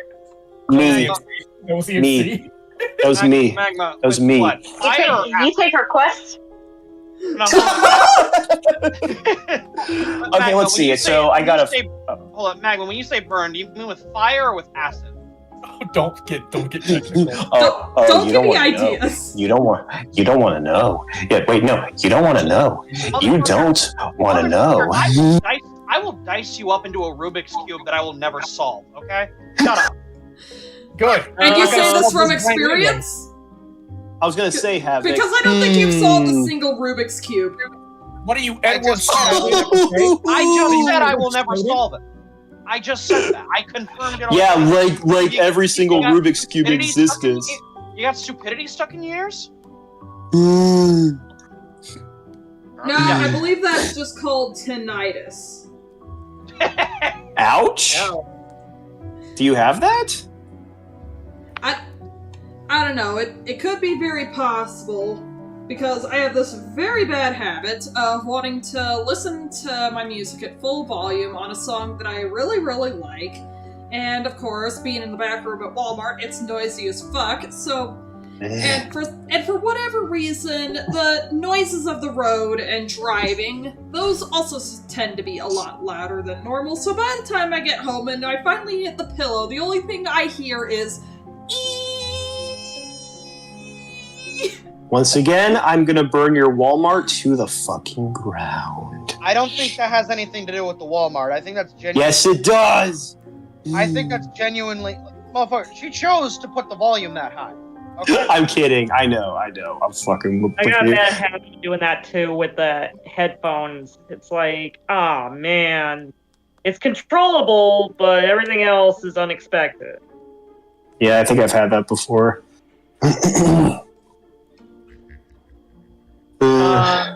What else? Labor Day recently, I got a lot of Halloween candy early from a parade. Oh yeah. Yippee! Yeah, I guess I'll give out. I guess I'll give out Illinois. Halloween candy. I guess I'll give out Halloween candy this coming month. Maybe. We'll see. My mom has already bought like a shitload of Halloween candy. Nice. Oh, who died? Give it to the hungry kids. Someone left the... Who was that? Was that right? Oh, that was right. Oh shit. Damn, I wish I had enough friends to go see Baby No Money with. What the hell is Baby No Money? She's The confused. rapper? No, she's confused. Oh. She means Puppy Monkey Baby. If anyone remembers Puppy Monkey Baby. No! Shut up! Okay, why are so many of y'all freaked out? I loved Puppy Monkey Baby. It is a demon! It is Yeah, a demon and? spawn. I It's have a like demon two bugs spawn. at home, and my mom calls them that over something funny, but it's like that commercial's creepy as hell. I was gonna say I love pugs, but that thing, no, just no. It's This gross. is the stupidest thing I've ever seen. Yeah, stupid party. Mountain Dew, really stupid. You know what else is stupid? Nugget. How about the fact that I hate my son? My son is the most disappointing thing since my son. My son eventually hung himself in a gas station bathroom. RoboCop 3 will still live on forever and ever. See, would It'll you be never go away. I come to this EMC. I come for a nice cold sliced turkey. Is that too much to We fucking listen to Donkey Kong music. She was abusive to the staff. She was abusive to the staff. Gabagool. Gabagool. One of these days, Havoc, you, me, and Kiwi need to actively watch The Sopranos and not just the YTP edits. Oh my god, I've seen a few episodes. That show is pretty fucking good, but god damn. Oh my god, dude! Hey, EMC, did I ever tell Havoc the weirdest story about James Gandolfini? No, what? Havoc. Oh, go on. We learned that when James Gandolfini had passed away in Rome, Italy. Oh yeah. Yeah. Me and Havoc went, wait, what the fuck? Yeah, no. we know he was Italian, but goddamn, bro, he went straight back. He went straight to the source. Like, Well, he was Like, when first he generation. He passed away, he was- bro. He went to. That's like the Italian. That's like the Italian version, like the Well of All Sparks or something like that. If you're Well, he was first generation Italian American, I think. yeah, so. Yeah, it made sense. Yes, I believe. Yeah, like fucking. He just went there immediately. It was just absorbed into a meatball or something. No, he was absorbed into the fountain. He was absorbed into the fountain. Yeah. Tremini Seems fountain. Italian enough. He Seems became one with aggressively the, like- Italian. He's marinating in his own ragu. I mean, he's from fucking Westwood, New Jersey. He had every right. He's from New Jersey, for God's sakes. That is a deep cut, my friend. Goated, and I say that as a New Jersey native. Oh yeah, he's from Westwood, New Jersey. Westwood, the famous town. There's No, there's three. I'm gonna say this as a person who loves all. There's three famous. There's like the three famous people. You got Frank Sinatra, you got Bruce Springsteen, and you have James Gandolfini. And I end my case. Excuse me, what about Danny DeVito, motherfucker? Danny DeVito is a league of his own. He doesn't need to be fit with other people. Danny DeVito is his own. Fair enough. That is Danny fair. DeVito is in a league of his own. And don't forget about Kevin Smith. And it's just the song of My Way with Danny DeVito crying. It's the meme of what's it with Frank Sinatra singing My Way, and it's just Danny DeVito crying, and it's just the zoom in on Danny's face. Oh no! I think I've said it before, but my first exposure to Danny DeVito was in fact watching Matilda at a very young age. Same. If not Matilda, I'm pretty sure it was him as Swackhammer in Space Jam. Actually, other than Matilda, I think my first exposure to him was... Okay, this is going way back in The Simpsons history, but he was Homer's half-brother. Herb. Yeah, Herb. Herb Springfield.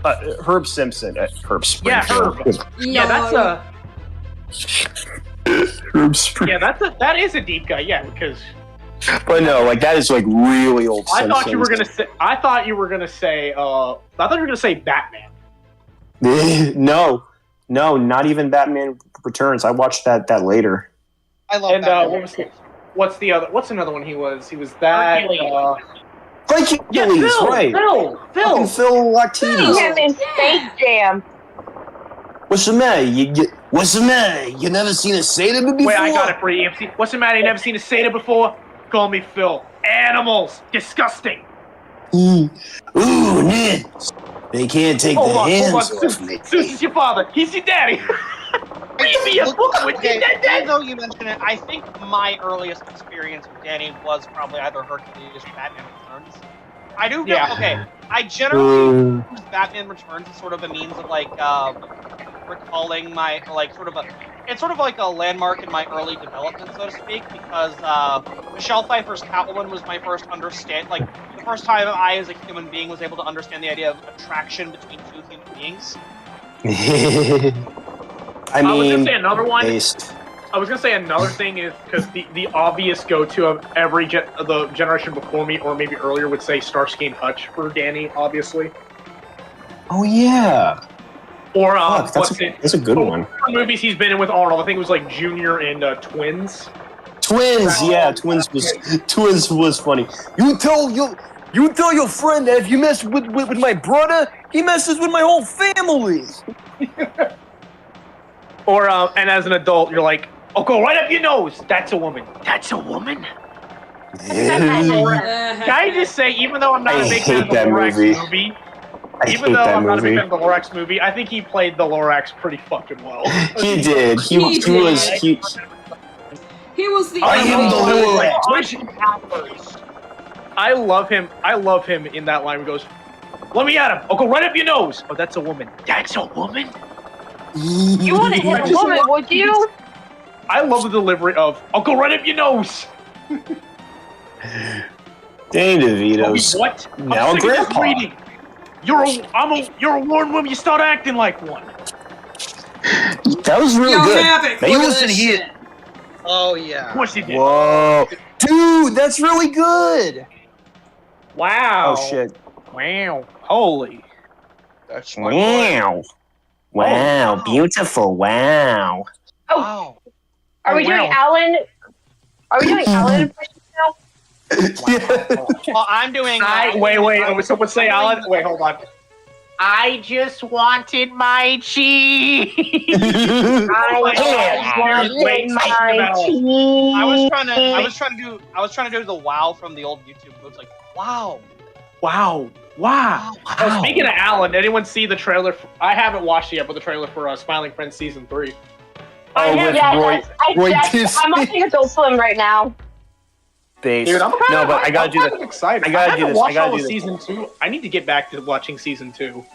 Yes, you do. No, I gotta do this really quick. I was just wondering if you wanted to smoke weed while we fill our days with diet soda and play Burnout Revenge on the PS2. We like to hang out and smoke weed and fill our bellies with diet soda and play Burnout Revenge for the PS2.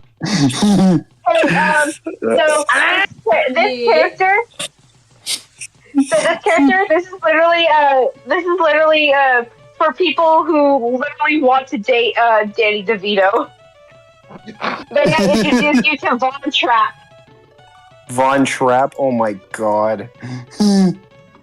Wait, who just joined?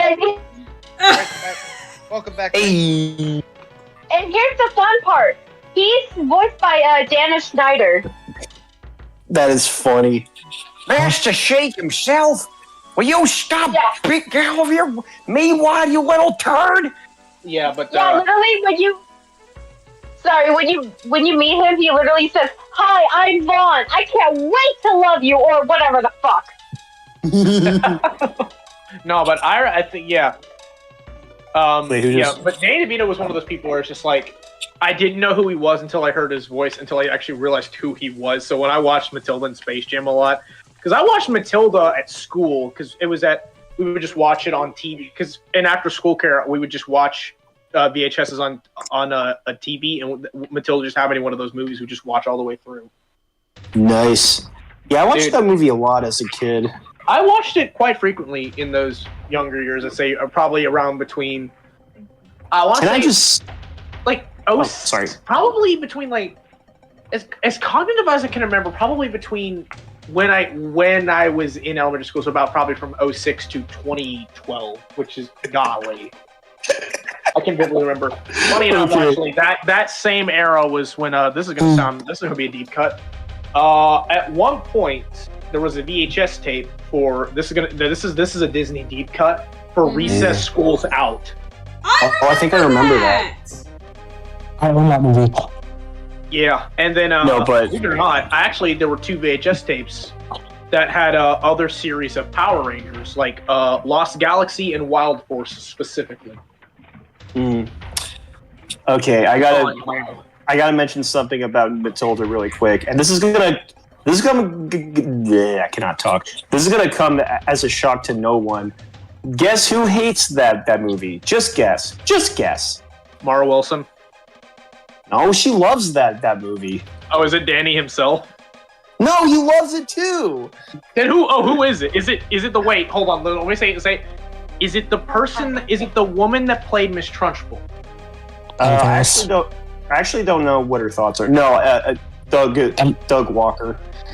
Oh yeah, Doug Walker's a fucking. It was in his top 10 movies he hates, but everyone else loves. And he's wrong. Pretty sure Doug. I think this is from his point of view because I've heard other people say it. I think Doug, and this is going to sound really wrong, but Doug has an active hate boner for anything Matilda has been in. Oh, Mara Wilson? Yeah. Yeah, because I think the two Mara Wilson movies that I know because I watched them religiously, do not hate me for the second one, was Matilda, and the second one, because I watched it religiously because I was that kid, was Thomas and the Magic Railroad. Oh, no, I see the appeal. No, I saw that not too long ago. It was okay. I didn't grow up on it. But he just actively, there was a moment in one of his videos where Mara Wilson actively just killed his family. I know, it's like, Doug, calm down. It's a harmless children's movie.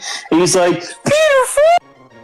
The fucking tech engine! It's like, dude, shut up.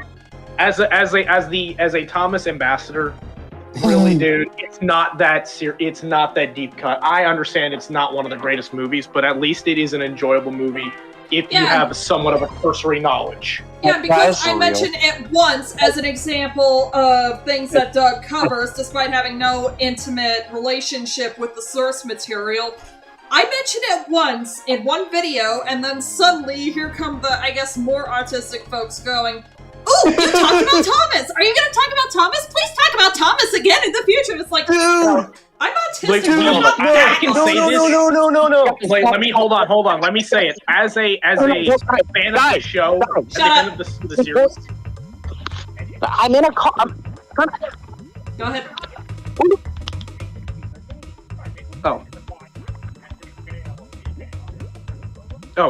Anyway. Was anyone talking? Anyway, who's trying to talk? Me. I was Jackson. saying, as a massive fan, even at 24, I gotta say, it is by all accounts. And Magma, this is not on you. It is a trigger word. You say it one time, it's a flood. It is a flood. Yep. You cannot stop it. That's why I don't do it. I don't say it because I know you're going to open that side of YouTube, and that wall, Magma, you're not going to stop that wall. That wall is pardon the pun, a literal fucking freight train. Okay, I need to It's a literal freight train. You're not wrong. You're not wrong. I know, I'm not wrong because that side, like, it's like Sonic. There are the good fans with good lore, there are the ravenous fans. No, I think even. Fuck this.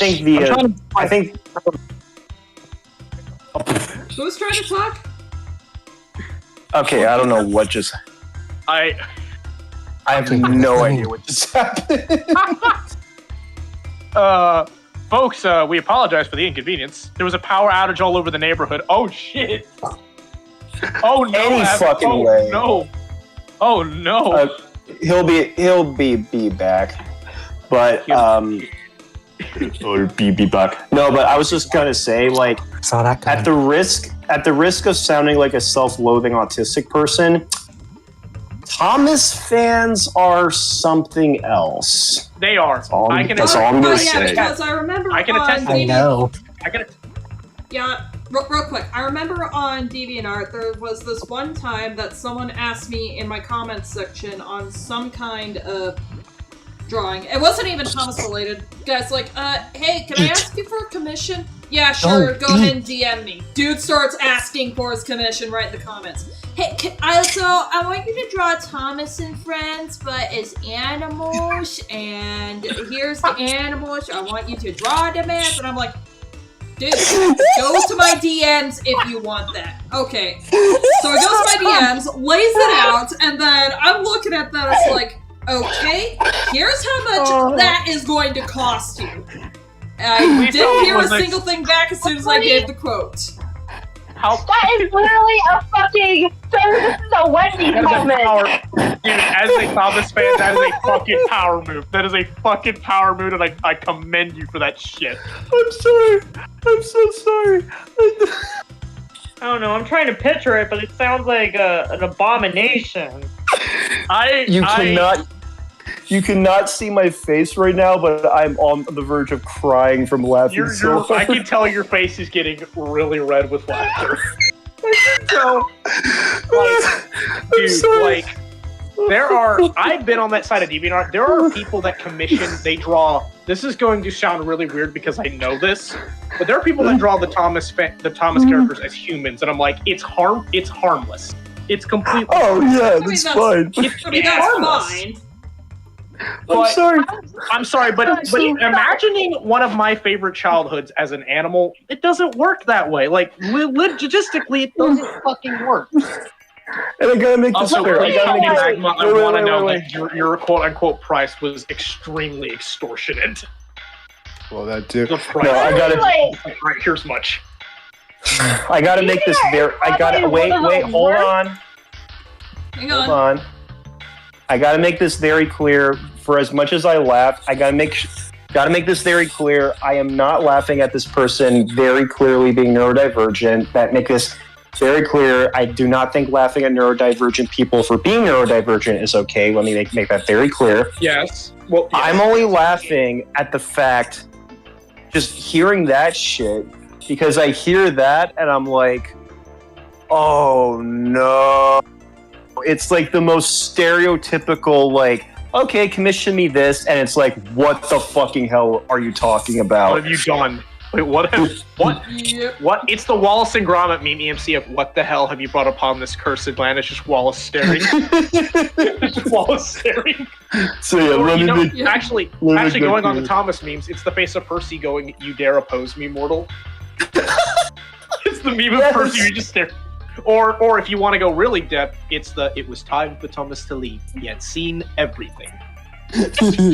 Thomas has seen everything. Good lord. I know. Yeah, one of my favorite. for real. You know, one of my favorite memes of his is the line where it just says Thomas had never seen such bullshit before. That's one of my fucking favorite. That's one of my favorite memes.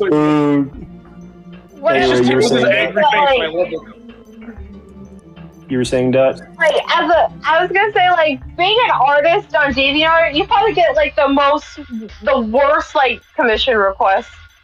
Oh yeah. I can't even most imagine. Of them most of them just come in the form of some kind of scam, like, "Hey, I was looking through your gallery and I really like it. Can I add some of it to a mural project that I'm doing?" To which I just respond, "Go fuck yourself."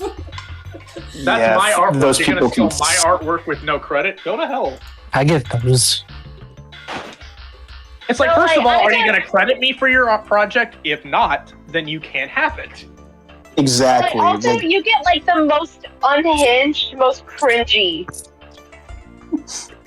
You do. Like- Oh my god. like so cringe and so unhinged that makes you think like, I'm way too sober for this to be real. Not even that. You just think to yourself, you know, I may be autistic, but even I'm not that autistic. Oh yeah, Oh dude, exactly. I think to myself as a with autism spectrum disorder, I'm like, this is bad, but I know it could be a lot worse for me. It's like, Magma. Yes. Magma didn't. Be yourself, Listen. and then there's something you can share. It's the balance Well, they that too. got. Well, yeah. Listen, there's a lot of didn't you? potential in my life. Someone is trying to ask me a question. Holy shit! I was just gonna say, didn't you have one weirdo in the comments in one of your newest videos just LARPing fictional kids characters? Oh yeah. Oh God. Ew. What? Ew. Yeah, that was some loser who went by Kid Danger the Pony, and he basically admitted that he was like in his 30s, and I'm like, you are 3 years my senior in doing this shit. How are you not embarrassed? Not only that, how are you not? How are you not? Wait. How are you not in jail, my friend? Yeah, that's I went there. on a watch. This was That is a- on a watch list. It was an adult. Yep. Yes. Yes. Full-grown And you adult. know that they are afraid of showers. Yes. They fucking reek, bro. That is The a second deep they cut. touch, the second they touch shower water, die. No, the Die. second they touch soap, they just shrivel up. They turn into a vampire. There's literally nothing they can do about it. No, they turn into death like Iron Man or Mr. Stark. I don't want to go. Mr. Stark, I don't feel so good. Is it just me? I was Okay. actually watching the final like 30 minutes of Endgame, the fight scene, and I gotta think. This is single-handedly the only thing I could watch because the rest of Endgame is like, holy god, I could not sit through Endgame. I don't even think I could Yeah. sit through even Infinity War. For starters, That one's better though. Because I want to say was this. a pretty it's good. No, I want to Infinity say War's this. good. Like, I'm not against long movies because, like, you got to remember at the time, like, back in 1997 when Titanic came out, that was big for a 3-hour movie like that. Yeah. For like Oh, even yeah. back then, I someone told me the story that Titanic, for being a 3-hour movie, was so big they put it on 2 VHS tapes. Like, holy Wow. shit! And 2 DVDs. Like, Jesus! Like, and obviously, Because VHS tapes, I'm pretty sure, if my memory serves me right, because we had these back in the day, you could program, I think it was like 6 hours on a VHS tape. You could record a lot on a VHS tape back in the early 2000s. And then you had CDs that you could just put like 12 hours of content on. Like they had that. Oh yeah. Because you ever seen like the Sony VHS kits? They just give you like, you can just program whatever you want on there. Like, funny enough, that VHS kit was how I learned about. This is a deep cut. How I watched a Jimmy Neutron special of Win, Lose, and Kaboom with Alyssa Milano and Tim Allen. Yes, I know that is a deep cut. That is a fucking deep cut. Man. And once again, we are not morally. We're not moral. I'll leave it at that. We're not moral, but we're not immoral. Well, none of us go as Kid Danger the pony. Can I say, I'm gonna hit y'all with a deep cut Disney movie, and I want to see how many reactions I get out of all of y'all.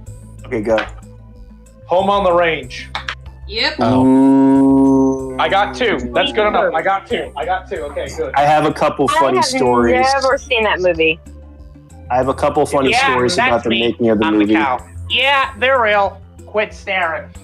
The fact that is the only reason that movie got a PG rating. Let that sink in. Let that sink in. The utter joke. Yes.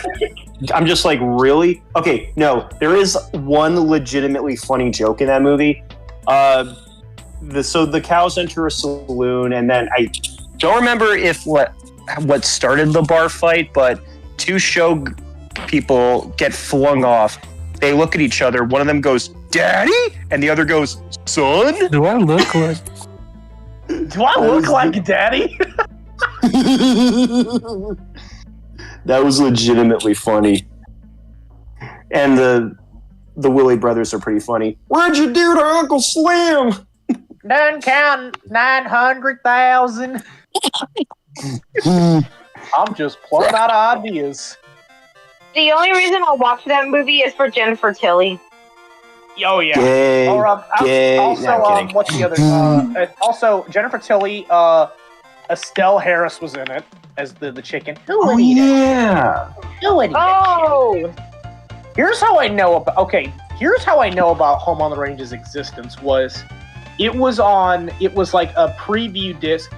Oh, I can't remember which disc it was, but I think it was either that movie or I think it was on the Incredibles disc when it came out, or was on another one. I cannot remember, but I remember that from the Incredibles disc. Oh yeah, I remember that. Can I just say, I've been seeing a lot more of the Incredibles, the superhero files pop up on my For You page, and I'm just like, fuck yeah, they should talk about this more. There's so much lore about the Incredibles, it is insane. Like the NSA files are really interesting, and I keep getting recommendations for people like a 55-minute video dissecting all of the NSA files. Yeah, it goes fucking deep, man. It's crazy. It's hinted at that. I think it was Dyna Guy who was a special needs person. Oh, was it actually? Was it hinted? It was never blatantly stated. It was. No. Does it say it in the files? Is it ever mentioned in the files? I don't remember. Actually, I don't remember. Because how was this ever? Was this information like a Incredibles 2 thing, or was it just like someone? Just, no. Oh hey! Did you see this? I think it was in the first Incredibles, but I don't remember entirely. Can I just say I am not looking forward to Incredibles 3? Who is? I mean, you're not alone. Oh, I thought that was a joke.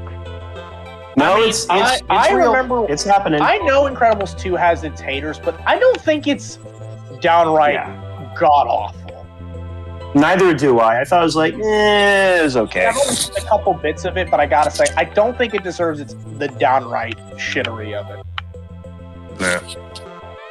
What I will say, I mean, right now, Brad Bird is making another movie at fucking Skydance, which I'm like, really, Brad?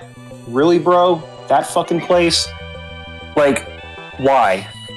And, I mean, he's not directing the third film. Peter Sohn is. I'm like, okay, I guess that's a good compromise. Like, maybe they'll turn it around, but what can they do at this point? Also, isn't there like a group of people that just absolutely are like, how do I say this right? Brad Bird praisers or bootlickers. Yes. Absolutely. Yes. Yes. I think I was gonna say Dick Rider, but I think bootlicker further is better. No, the Dick Rider would be Spaceboy CT. I was gonna say I got a vent about this. I'm not gonna name this.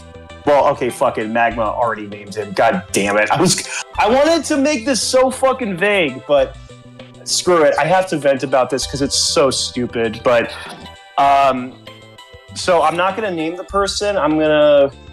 But I will say one idiot who used to be in the server who we all fucking hate. I remember we casually brought up the movie that Brad Bird's making, Raygun, and let me just make this very, very clear. I'm not saying just because the movie's being made at Skydance that it'll automatically turn out to be a piece of shit.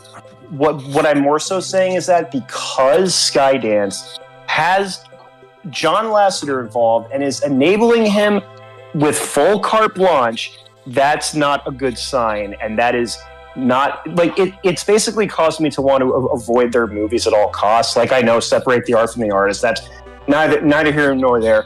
I remember just casually mentioning I don't know if I feel comfortable seeing that movie, and this idiot then goes, "Hey, you don't have to support John Lasseter. That guy shouldn't be working. He should be in prison. But at least acknowledge that there's good animators, and Brad Bird rarely misses." And I'm just here thinking, dude, it doesn't matter if Steven fucking Spielberg is making that movie. You just want to watch that because you have a massive love boner towards Brad Bird, and it's scary.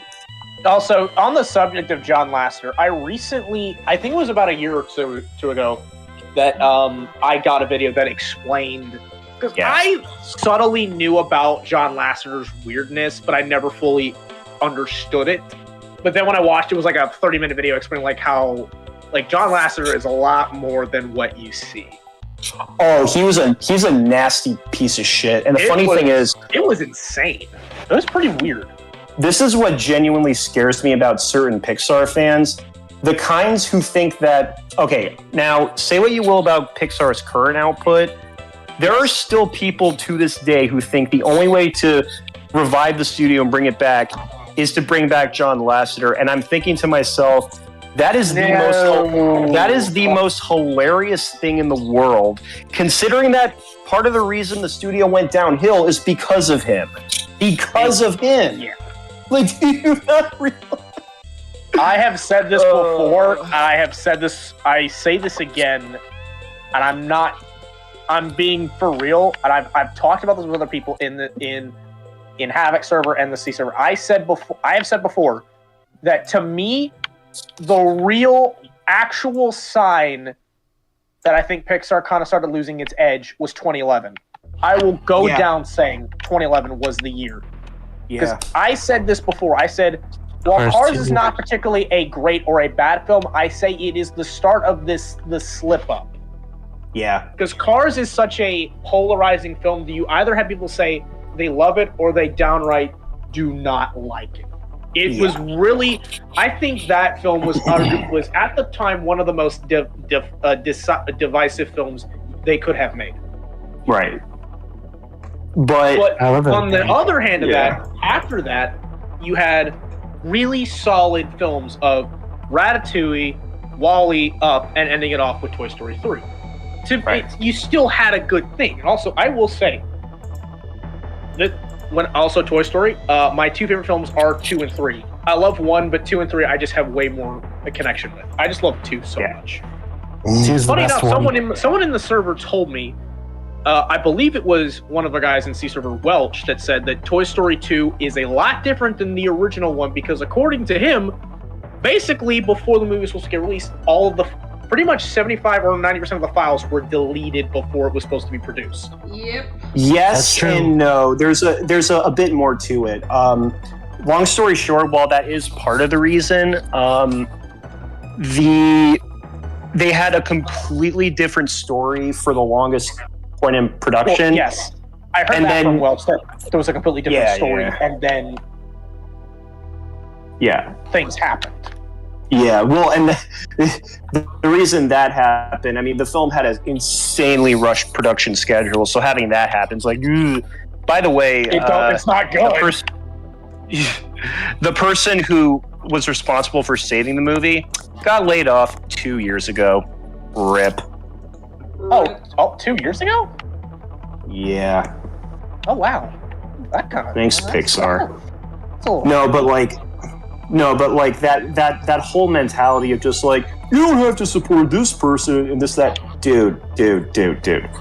Skydance Animation has an understandably and valid shitty reputation because of genuine problems and concerns with people in charge, and you want to watch one of their movies for no other reason than just, oh, my favorite director's making it. That is sad. That is really sad.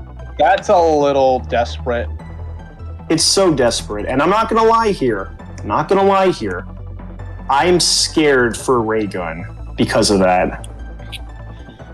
Fair enough. Yeah. Again, maybe I'll give it a chance. I don't know.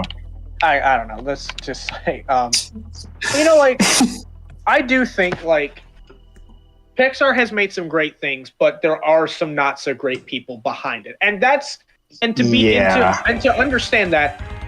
Let me open the curtain here. That's pretty much your favorite animation studio. That is going to happen. Oh yeah. It's the tail of it all.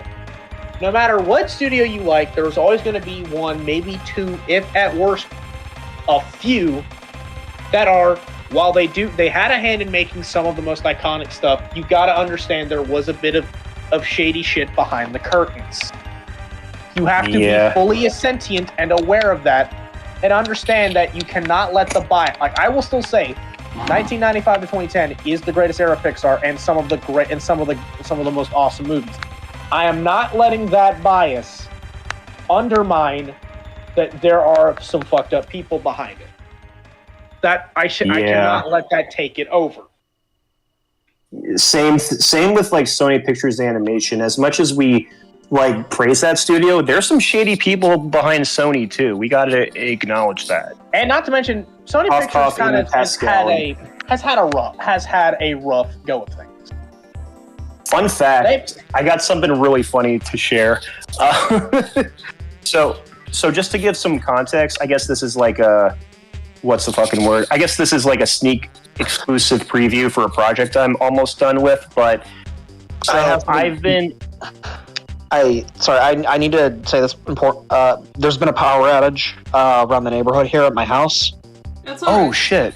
Yeah, that's why I was trying to tell y'all earlier, but I couldn't get a word in. I am so sorry. It's fine. Magma, are we almost ready to like get to the coloring part of this? Because if so, I got a message. We probably won't see the power back on until around 12:15. Okay. I mean, I'm not ready to start coloring it quite yet. Alright. Yeah, I'm gonna try. Okay. I'm also trying to conserve my battery for the next, I guess, hour and a half or so. Alrighty. Alright, so go ahead, EMC. Yeah. Definitely hang in there, man. I'm sorry. Yeah. But it's time for bed. No, but because we're talking about Sony Pictures Animation, so this personal project I've been working on, it'll be a Medium article, but it's essentially me breaking down and reviewing every best animated short Oscar winner from 1932 up to, I guess this year was the most recent one.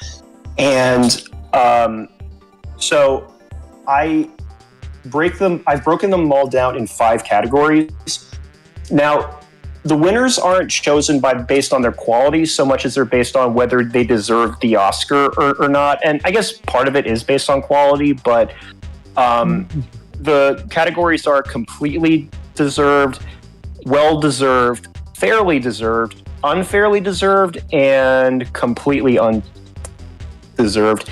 Now, I will say there's only like out of the fucking, I don't know, at least 90 years worth of animated short winners, only 5 so far have gotten like completely undeserved. And even though the ones I've given completely undeserved, while they did not deserve to win the awards compared to the competition they had in the years, are still decent shorts on their own. That cannot be said for the very first thing that Sony Pictures Animation made, the Chub Chubs. That thing is a steaming pile of crap. I'm sorry, the what? The Chub Chubs. That is a real thing. It is so bad. Oh God. And I say this... Dear God. Okay. And I say this when I was a teenager, I thought this short was genuinely funny and deserving of the Oscar. I was a stupid-ass teenager. I recognize that I made a decision, but given that it was a stupid-ass decision, I'm a... But no, that's like... But no, like...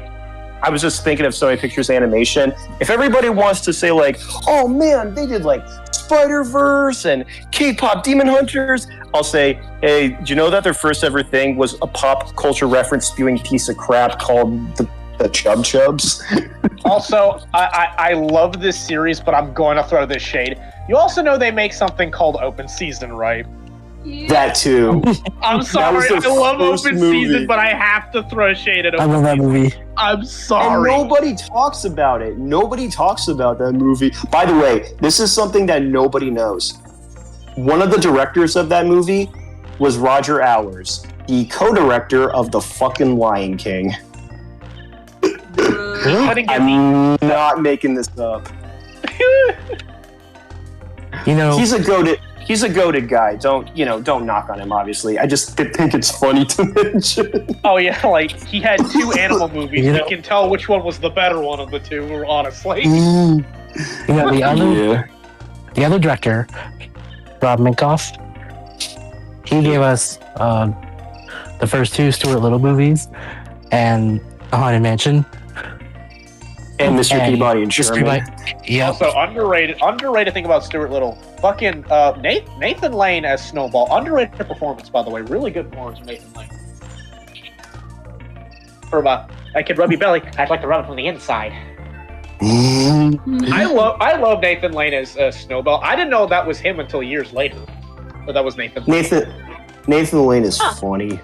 Nathan Lane is great. You know what's another thing I was watching a voice actors were everywhere. Another one he did. It was that one Disney show, Teacher's Pet, that he was the main character. Oh, I love that show. I never saw the 2004 it, and the 2004 movie that was like the end of the show. I was gonna say I never saw the movie. You also had to think that he had 2 movies on his docket of Teacher's Pet and Lion King 1.5, which I fucking love. Lion King 1.5. It is this is gonna sound weird, but it's my favorite of the 3 Lion King films, and I'm not taking it back. That means you are Lion right, King because the 1.5 Lion is King said basically just Rosencrantz and Guildenstern are dead. if the original Lion King is Hamlet and Lion King 2 is Romeo and Juliet, then yeah, that's what Lion King 1.5 is. Oh man. Dig a tunnel, dig a tunnel, we ain't gonna dig a tunnel no more. Also, that was the time I did not know that Timon's mother was voiced by Marge Simpson. I legitimately did not know Julie Kavner. Julie Kavner. Like that entire roster, you had Julie Kavner, and you had fucking you had Arthur, you had Jerry Stiller. That's what I'm talking about. Frank Costanza. Dude, fucking Jerry Stiller. Today, that would be Timon. So I've been going on. So there's this YouTube channel I watch that they go through nostalgia, and one of the things was like all of the shitload of Lion King 1, 2, and 1.5 DVD games, and a lot of them were about the virtual safaris. I remember those. Those were fun. Dude, like, cause my biggest regret to this day is that I never fully owned Lion King 1.5, because one of my favorite things was playing Who Wants to Be King of the Jungle. I remember that. Playing the Who Wants to Be a Millionaire game. I regret that to this day. Because funny story. I hated that. Because funny story was when I first moved in here, one of the stores we had was actually a movie gallery, which is it was basically a Blockbuster for DVDs, and I would rent movies quite a few and that's how I got to watch Lion King 1.5 was through that. Oh, here's a deep cut. Many years ago on YouTube, I actually found a video that there was a 3-hour video that spliced together the events of Lion King 1.5 and Lion King 1 into a long, cohesive story. Oh, I'm sure I've seen.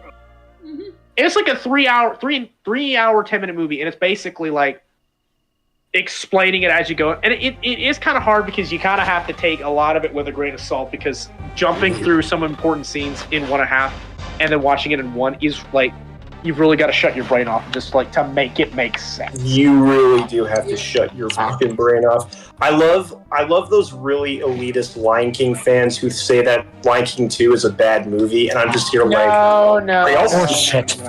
Are y'all cracked? Dude, the amount of there you would not believe how many this is going to sound really weird, but you would not believe how many girls had a crush for Kovu back then. No, I believe it. It was Funny enough, unholy. I actually named one of our cats Kovu. I think you've told me that. Didn't you name your? I mean, Kiara is named after Princess Kiara. Yep. Funny. Speaking of Lion King, does And she's sitting on my lap right we're probably now. a little old for this, but does anyone remember when Disney Junior made The Lion Guard? Yeah, I never saw it, but it kind of retconned. It's basically it's like what sequel TV show to Lion King. Oh no, actually, y'all should know this. The Timon and Pumbaa show. Oh hell yeah, brother! Yeah, I remember the Timon and Pumbaa show. Funny enough, Yeah, I have a very cursory knowledge of that on TV, and with 2 other shows that I'm going to be deep cuts. Is Mickey Mouse House of Mouse? I mean, Yep. oh yeah, Oh yes. Hell yeah! and this is gonna set because that tiny window of like 05, 06 was like the deep cuts of stuff. Like here's a deep cut I remember: American Dragon Jake Long. Yes, I love that show. Never saw it, but I know about it. Oh, here's a fun one. I remember 2006 vividly. That I remember watching the first ever premiere of Shaun the Sheep. Dead ass. Damn. Dead ass on Disney. Dead ass. Then Here, again, let me see if I can give you guys a deep cut. Right. Okay, hit me. La hit me, la hit me, la hit me. la la la cat scratch. Oh yeah. Yeah. That's rad. Wait. Yup. Okay. I do remember. Vaguely. Cat Scratch vaguely. I have a deep cut. Hit us. While walking in the woods one day, Chris and Man saw something strange. A little leaping emo like a bounce and play. It's a boomafoo. Fuck yeah, It's a dude. boomafoo. Dude. I'm speaking from a Thomas fan. I was a massive PBS kid back when I was a baby. Base, Same high here. five, brother. Cyber Chase High was five. my jam. Dude, Hell yeah. fucking. Yeah. Also, if I had a nickel for every time Gilbert Gottfried played a parrot character, I'd have 2 nickels, which is just weird, but it's weird that it happened twice. Yep. God Dude, bless those him. PBS kids shows had Also amazing theme Christopher songs. Lloyd as the main villain, fucking Doc Brown as the main villain of Cyber Chase. Yeah. No, but like those PBS kids shows had amazing theme songs. I've got a few PBS deep cuts. There's I know. one I don't know if anyone knows. I bet only I get this one. Do That's it. with Rough Ruffman. I've seen it. I've seen it. Let's go! Let's go! I was just about to name that one too. Let's go! Dude. Okay, this one should be obvious. Everyone, I think all of us have seen Clifford or Clifford's Puppy Days. I think everyone here. Oh yeah! Yes. We all know it. I remember that. Okay, I'm gonna hit you all. Dragon Tales. Dragon Oh my Tales, God. Dragon Tales. Yeah. It's time for Dragon Tales. That's also Dragon Man. Dragon Tales was Wait a sec. That reminds me. I believe I've said this once before. Anyone see Dragon Tales live? No. I wouldn't love to.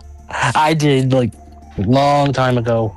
I can't even remember what year it was. Okay, here's a good one. Growing up is not so tough, except No! No. Get out of here with that shit! No. That is an I active gotta go. system. I got one. I got one.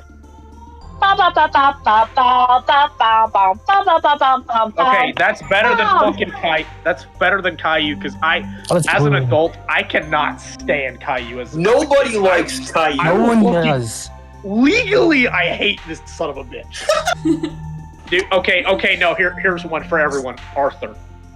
Yeah. Every day when you're walking down the street, everybody that you meet. Also, can I just say, I kind of act.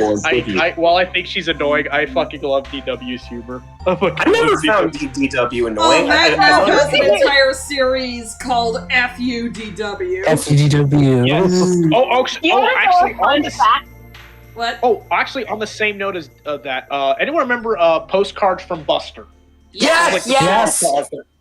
That was the shit. Wait. Apparently, I can't Anyone remember this showing a PBS kid lesbian show? couple. Yes.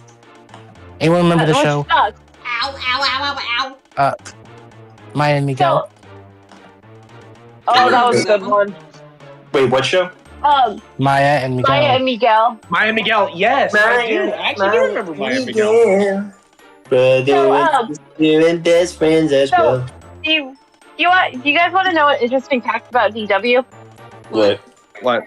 All of our voice actors were not girls. They were all boys. Yes, I know that. I knew that. Given that me and Magma should know that literally Tails the opposite Tails as a boy has been voiced by a girl. Not surprisingly, it's the other way around. But no, the reason why DW has been voiced by boys is because girls sounded too sweet for the character. Yeah. I mean, I believe that. Because DW is kind of because DW's not really sweet. She's kind of a prick. She's an asshole. Yeah. I'm pretty Don't sure do not call her the B word, Magma. What? Do not call DW the B word. A bitch? Damn it. We gotta do it like the one episode of Arthur. Like, this is what we call the bleep. We're gonna start doing that joke now. Everyone who has ever had like a younger sibling can understand Arthur's pain. Yeah, I mean, I am the younger sibling. But all of my brothers and sisters were teenagers by the time I was born. They were teenagers by the time I was born. Here's an Arthur deep cut. AARDVARK. AARDVARK.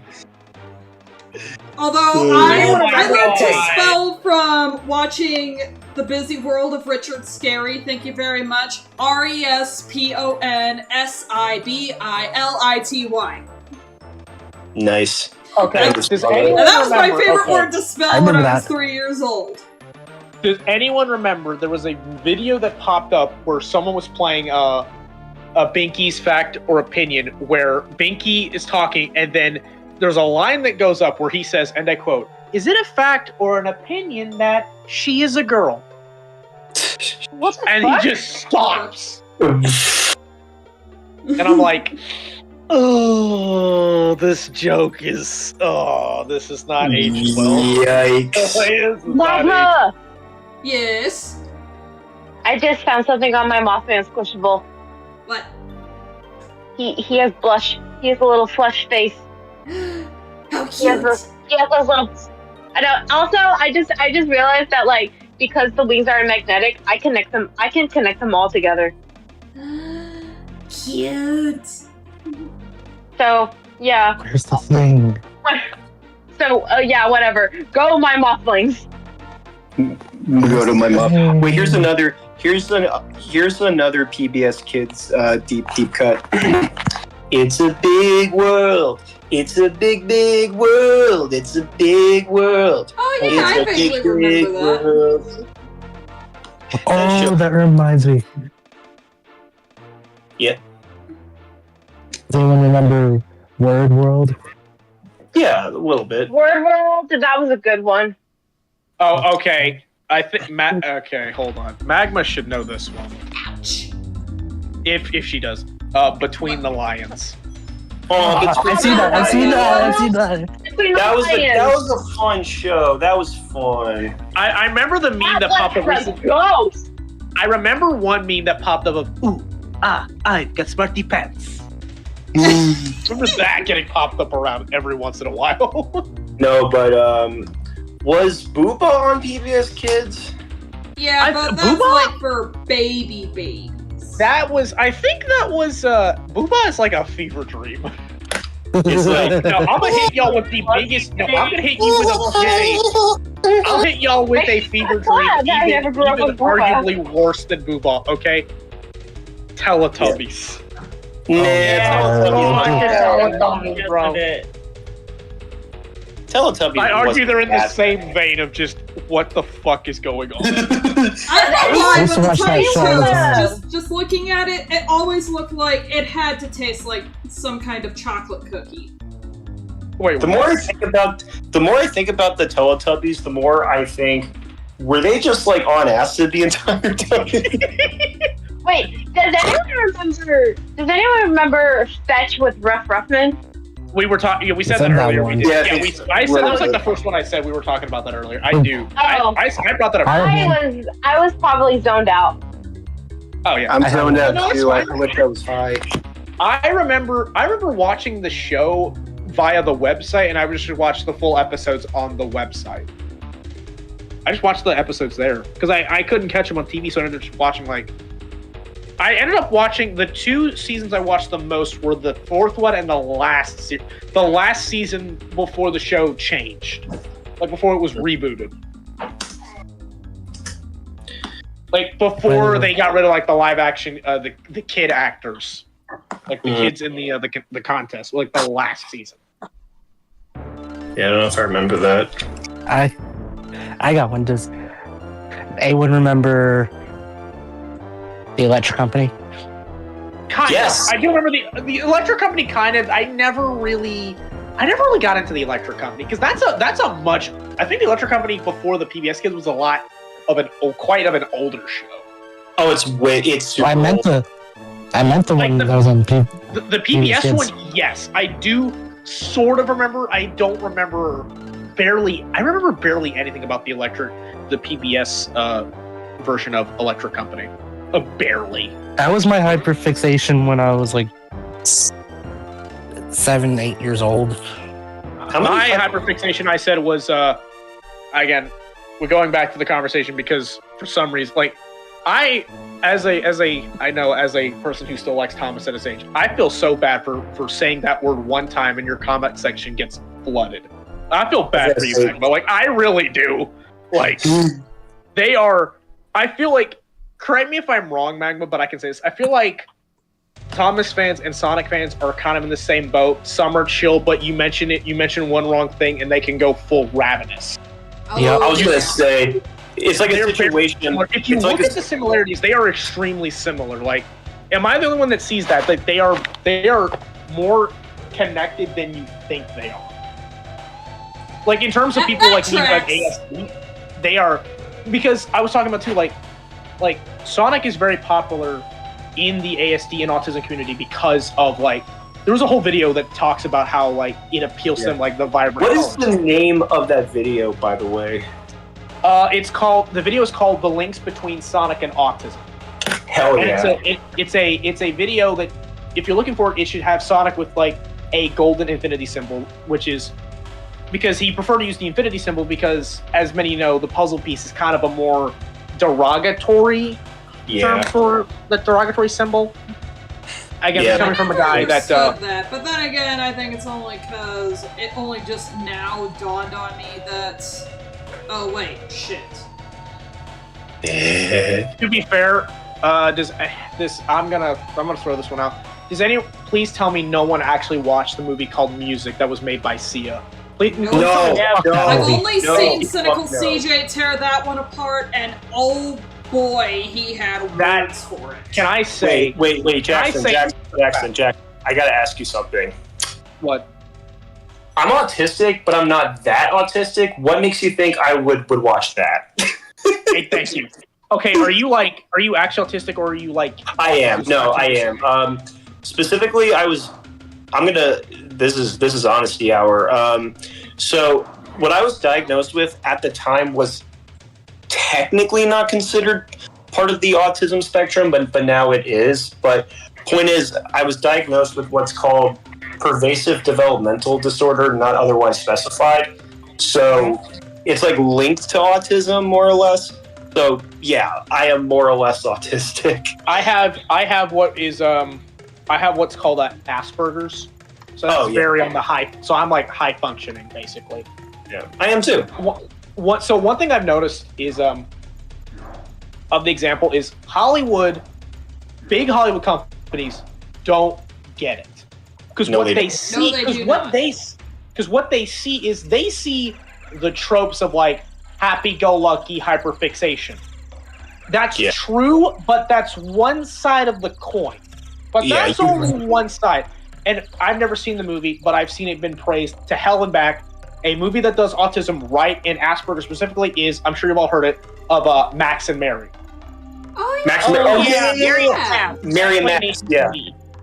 I have seen people do reviews of that where that is what does Asperger's right about how like people like me who don't like change or they don't want to say like there's a cure because there's not.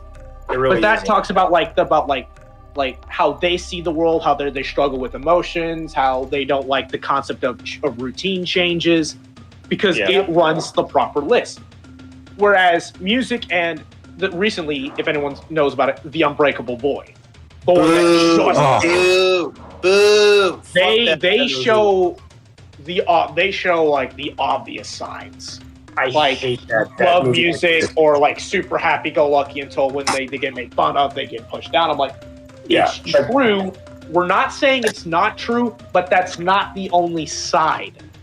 You know what's a good representation of an autistic child where the creators probably didn't even intend it? Lilo. Yes. Yep. I've heard that before. So I've heard this before. Hold on one second. I need to ask this. Is this actually true? Again, I don't think they confirmed that she was autistic, but there's so many similarities. We're just like, damn, you know. Hold on one second. As an adult, you see it kind of. Yeah. Okay. But you were saying Also, you're gonna say something, right? Oh no, I was saying like. I have Here we Let go. Right talk. Go ahead, Right. This was on the Your Mileage May Vary page for Lilo and Stitch. I sent it in draw pile words. Okay, let me take a look. Diagnosed by the audience. Among neurodivergent fans of the film, Lilo herself is frequently interpreted as being autistic due to her difficulties with socializing, her niche and unusually strong interests, such as Elvis Presley and photographing fat people, and her character arc of seeking acceptance among peers and family members who don't fully understand how she thinks and acts. This interpretation is so popular that Lilo has ended up becoming a makeshift mascot for various autistic headcanon blogs. Okay, now that I've read it back, I actually see that because it's like the hyperfixation in a specific brand of music and a specific task that she does very well. Oh yeah. I believe we call that. I know savant. that's I think it's called being a savant in very specific categories. Also, would a neurotypical child have make-believe voodoo dolls and be like, my friends need to be punished? That's a whole mood. Love Lilo and Stitch. Well, EMC, if you love it so much. Hold on, I gotta bring out my son. I have him. I've shown Magma. It's the weighted Stitch plush I got from Hot Topic. He's so beautiful, so cute. Wait a second. Krista la Krista! I just say, I'm Watch the kind of language. sad that I heard that David Ogden Stiers died in 2018. I'm like, damn. Yeah, make That you right. little trick won't work anymore. We got fired from our job. Hey, leave my mother out. You leave my mother out, yo. Can I just say, has I anyone have seen something right has here. anyone seen the video on Dubus Goobus about they ruined Lilo and Stitch? Has anyone seen Dubus Goobus' video? No, what's it about? It's basically like them making fun of the live action Lilo and Stitch, basically. Oh hell yeah! And there's a meme where Ruben, a 625, talks about how they never had Gantu, and he makes a joke of, is he black? I don't know. He's kind of like this whale shark thing. It's just Ruben. Which, by the way, that's a good deep cut because I've said before I have met the voice actor of Ruben. I have met Rob Paulsen. Great Ruben guy. is literally me for real. I have met Rob Paulsen. I have met Ruben. Rob Paulsen's a sweetheart. I love him. How could you not love someone who just doesn't give a shit about life and enjoys sandwiches? Here was my biggest deep cut when I first met him. How I met him was in my hometown, the city. They were having a convention that was it was based off of 80s Ninja Turtles, so it had all 4 of the original Ninja Turtles actors. Oh. So we went to see Rob, and my biggest whiplash was knowing that Rob Paulsen was Toodles in Mickey Mouse Clubhouse, and I went, "Excuse me, what?" Nice. That was my biggest fucking whiplash moment. Oh, that man. was like my whiplash. Not so much with Carl, because I'm like, okay, yeah, Carl Weezer. Here's a hot take. Here's a hot take about Lilo and Stitch. Do y'all know the original scene, the original version of the scene where Jumba attacks the house and it explodes? Mm-hmm. Yeah. Oh wait. I thought you were going to say something about the chase in Hawaii about the whole 9/11. No. I thought you were going to go for that. No. Because I know that story. No. The original version. Not gonna lie, I prefer the final version for one specific reason. It's actually funny. So what was the difference in the original cut of Jumba? So he was firing an actual gun instead of plates. He threw a bunch of razor blades instead of like a bunch of toothpaste and toothbrushes.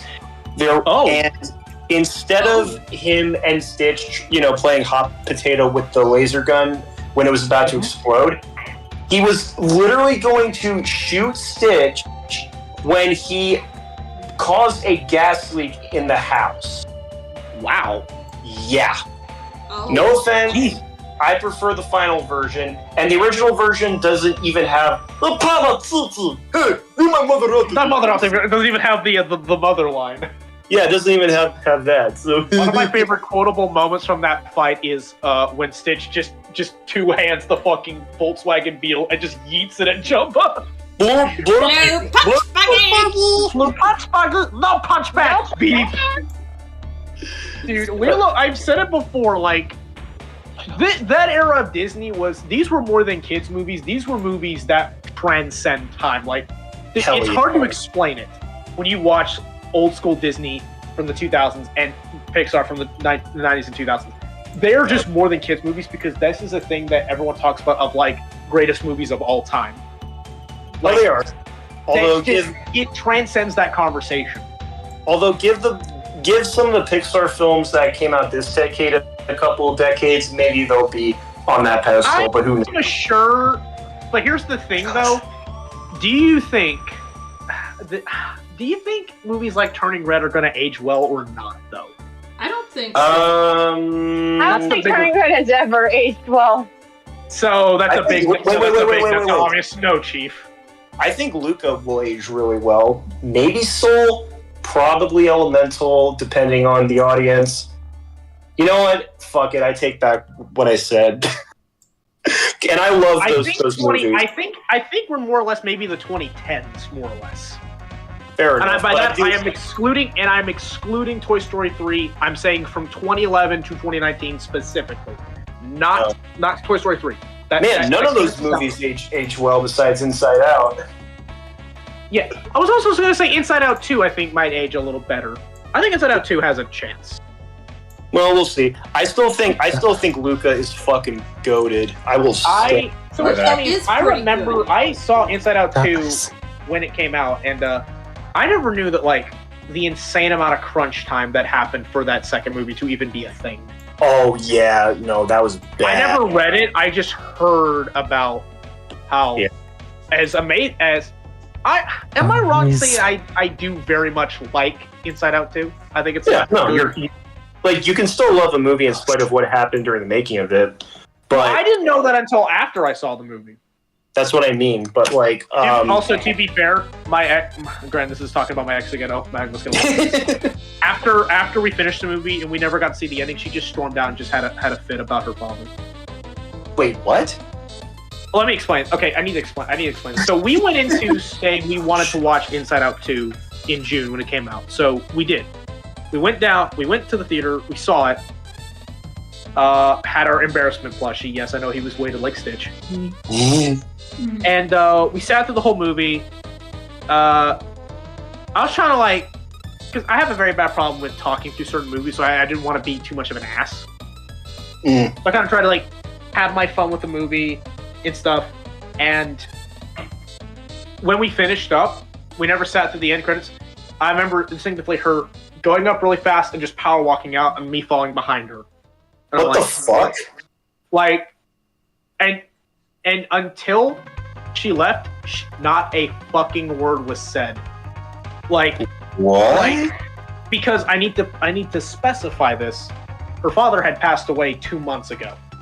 Oh. So, and like the whole thing, and I don't know if it was just that or something in the movie that happened, but this was also my sign instead of like, I might be dealing with a problem. I was gonna say, why didn't you bring this movie up? We're talking about movies that were plagued by bad memories. I've told Magma about my trash ex 1,000 times, and all the times Magma just goes, "You're a good man for leaving her," and I say, "Indeed." Yeah, you are. Indeed, indeed. Dude, what was Magma's? What was Magma and I were talking about? I'm surprised Magma didn't see my comment in the C server about, "Oh hey, Viv just released a new trailer for the new short," and I'm like, "Okay, who gives a fuck?" Yes, and I commented something else. What else did I? And also the fact that it was a mobster thing. I'm like, we're not doing this fucking joke again. As an Italian, as a Sicilian Italian, her saying the paisanos, I'm like, Viv, please do not try to relate to us Italians. It's not gonna work. Please. I was gonna say, please don't. Like, Your Honor, shut the fuck up. Like, the second I saw it, I'm like, everyone kept saying the same thing about episode 1 and Moxie's dad. I'm like, first of all, we do not talk about season 2 because it's the biggest piece of dog shit. Yeah, season 2 is trash. How much you want to bet that thou who shall not be named is hearing that and throwing a shit fit? Let him throw a shit fit. Wait, who?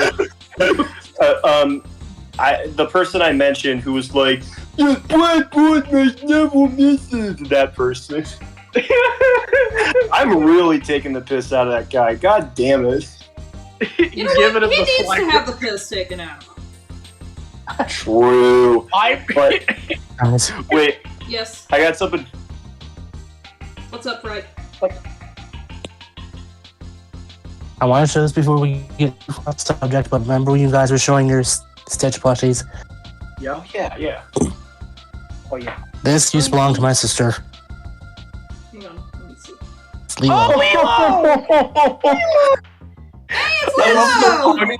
I love the Pog Lilo face. Pog Lilo face. Pog Lilo. Where? So that was your sister's? That was your sister? Yes. That's a really good plush of Lilo. That's a very accurate plush of her. That's really good. That is really cute. I've never seen a Lilo plush.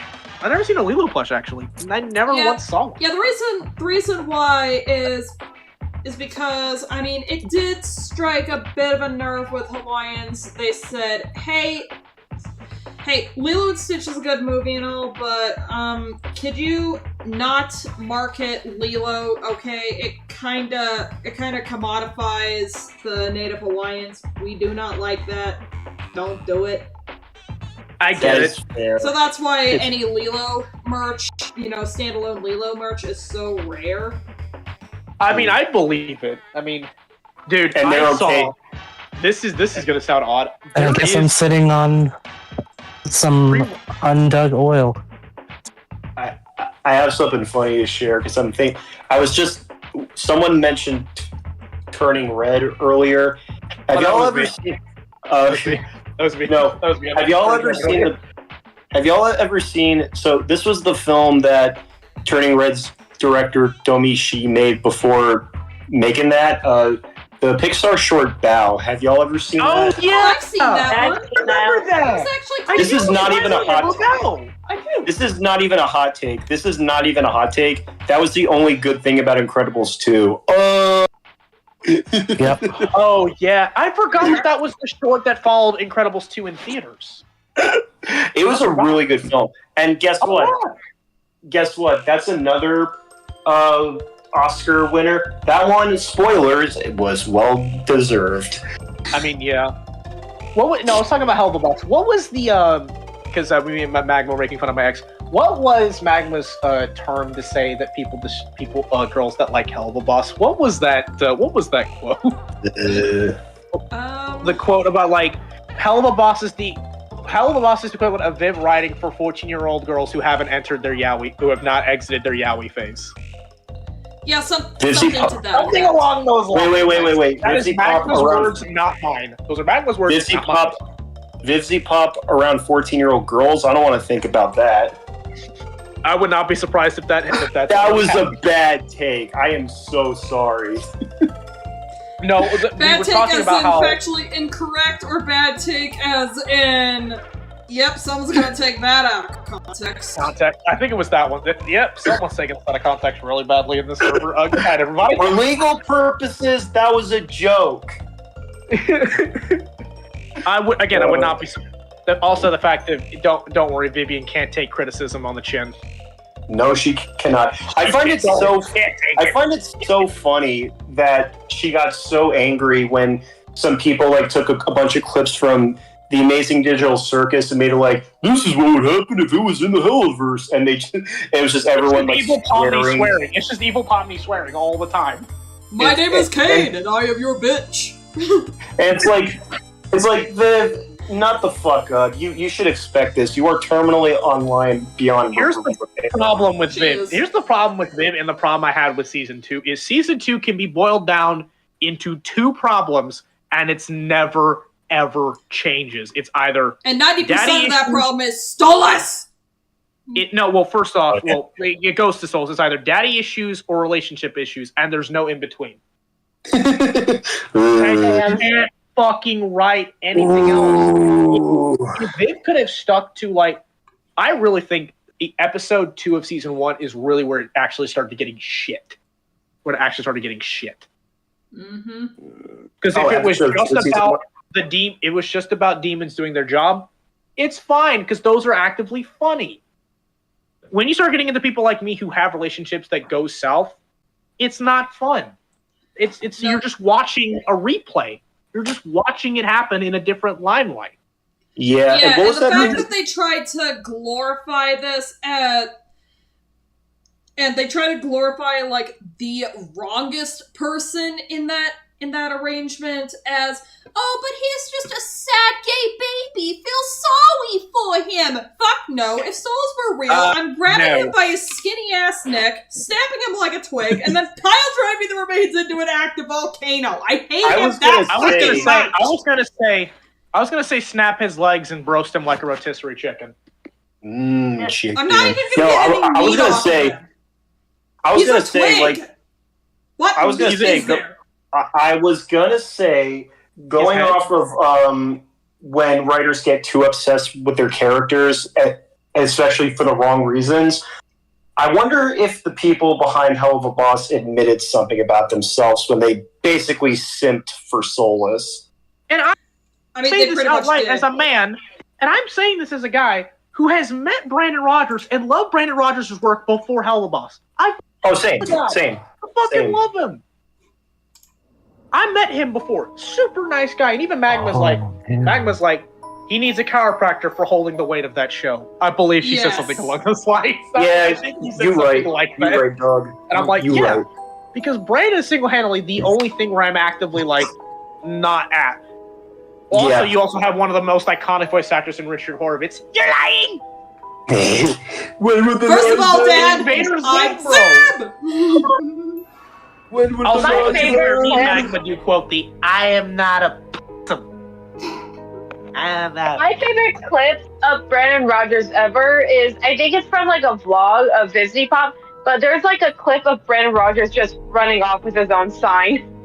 That sounds like Brandon. Right. Love Brandon Rogers The so first much. video- It's just Brandon let's Rogers actually being talk. Brandon Rogers. Let's actually talk about what was everyone's first fucking Brandon baby Rogers shower. video, because my first Brandon Rogers video ever was Grandpa Hates Valentine's. I haven't. The Vine.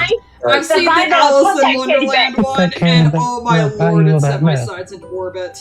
Put that Dude, kid in bitch. I have a Try deep me, cut. try me, bitch. That's too tight on me. Drama, Look bitch. at that. The Walmart logo is what? An asshole.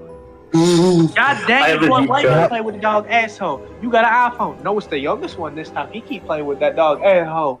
We'll leave it in 5 minutes. Put your shoes on. Real quick. Who's getting slick out the mouth? I have You a just deep Real must cut. know quick, this right? what you said to do. Right? You said you had something to say? No, I was just quoting that video.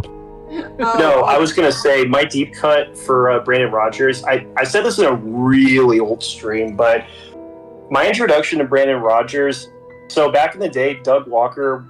So back when I was a Nostalgia Critic fan, I know old phase, yeah. But he made these, he made these old skits. Like Doug Walker made these old comedy sketches where just random ones. One of them was his own take on the Aristocrats, and I remember in that video someone mentioned in a YouTube comment something along the lines of like, this is good, but it's not as funny as Brandon Rogers' take. I was like, who's Brandon Rogers? And I looked up the Brandon Rogers Aristocrats joke, and my life has never been the same since. Oh yeah, I believe it was one of the Jack and Daxter streams. Yes. Oh my Wow, god. good memory on that one. That was the first time I heard. I think that was the first stream I was ever in, and I was super shy because I didn't really know anybody. Yeah, I think it also said that you were stoned at that time, so... No, that was a different stream. That was a different stream. We're not talking about that right now.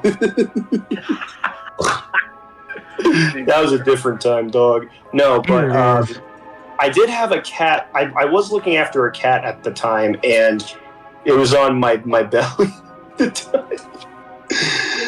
Okay, then that... Actually, you want to know what my other favorite That Brandon had to Rogers have been- video is? No, I think that was the birthday stream, actually. Yes, it was the birthday stream. God, you remember better than I do. Which is impressive, because I pretty much have the memory of a goldfish at this point. And it's But you can terrifying. remember I some of your own desperately need a streams. break That's from impressive. work. That's pretty impressive. You can remember some of the events of your own streams. That's pretty good. That is pretty cool. That is pretty genuine. I was gonna say my another favorite Brandon Rogers video was his video of like his skit on Power Rangers. That one was funny. I've never seen Power Rangers. Really? Yeah, I've never seen it. I've watched it here and there, but I never fully watched an entire series. Yeah, the entire time that season 2 was going on for Hell of a Boss, I think the funniest thing during season 2's run that I laughed at was Grandpa versus Blitz. I mean, to be fair, that's saying a lot because in Ice and Magmas, there's nothing funny about season 2 at all. And every time there is something funny, it just kind of undermines itself. Okay, excuse me. There's at least one funny line that Stolas got. It was when he got summoned by these cultists, and he gets up there and he's like, I was told there would be cake! Oh, hey For guys. context, Yes? oh yeah. It's John Damasio's birthday. Yeah! It's Bender's birthday! Yay! Happy birthday! You know, with blackjack and hookers. No, his it's song. in honor of little ass. Doesn't look that shiny to me. John Damasio's birthday. Pancake. One at a time. Please. Alright, So, sorry. It's in you wanna honor go of first? John Damasio. Who wants to go first? That's it. Dot, you go first. Okay. Alright. In honor of John DiMaggio's 67th birthday, who's your favorite character by him? Jake. Bender. Bender, I guess? Ooh, wait, no. The dog in American Dragon, Jake Long. That's a good character. Oh, Elosa. yes. Elosa I'll be right back. Grade. Oh yeah. I'll be right back. I said Rico. Oh yeah, Waka. Oh wait, he was that one character in Randy Cunningham, 9th Grade Ninja. He was the principal. Oh my god, I didn't think anyone remembered that show.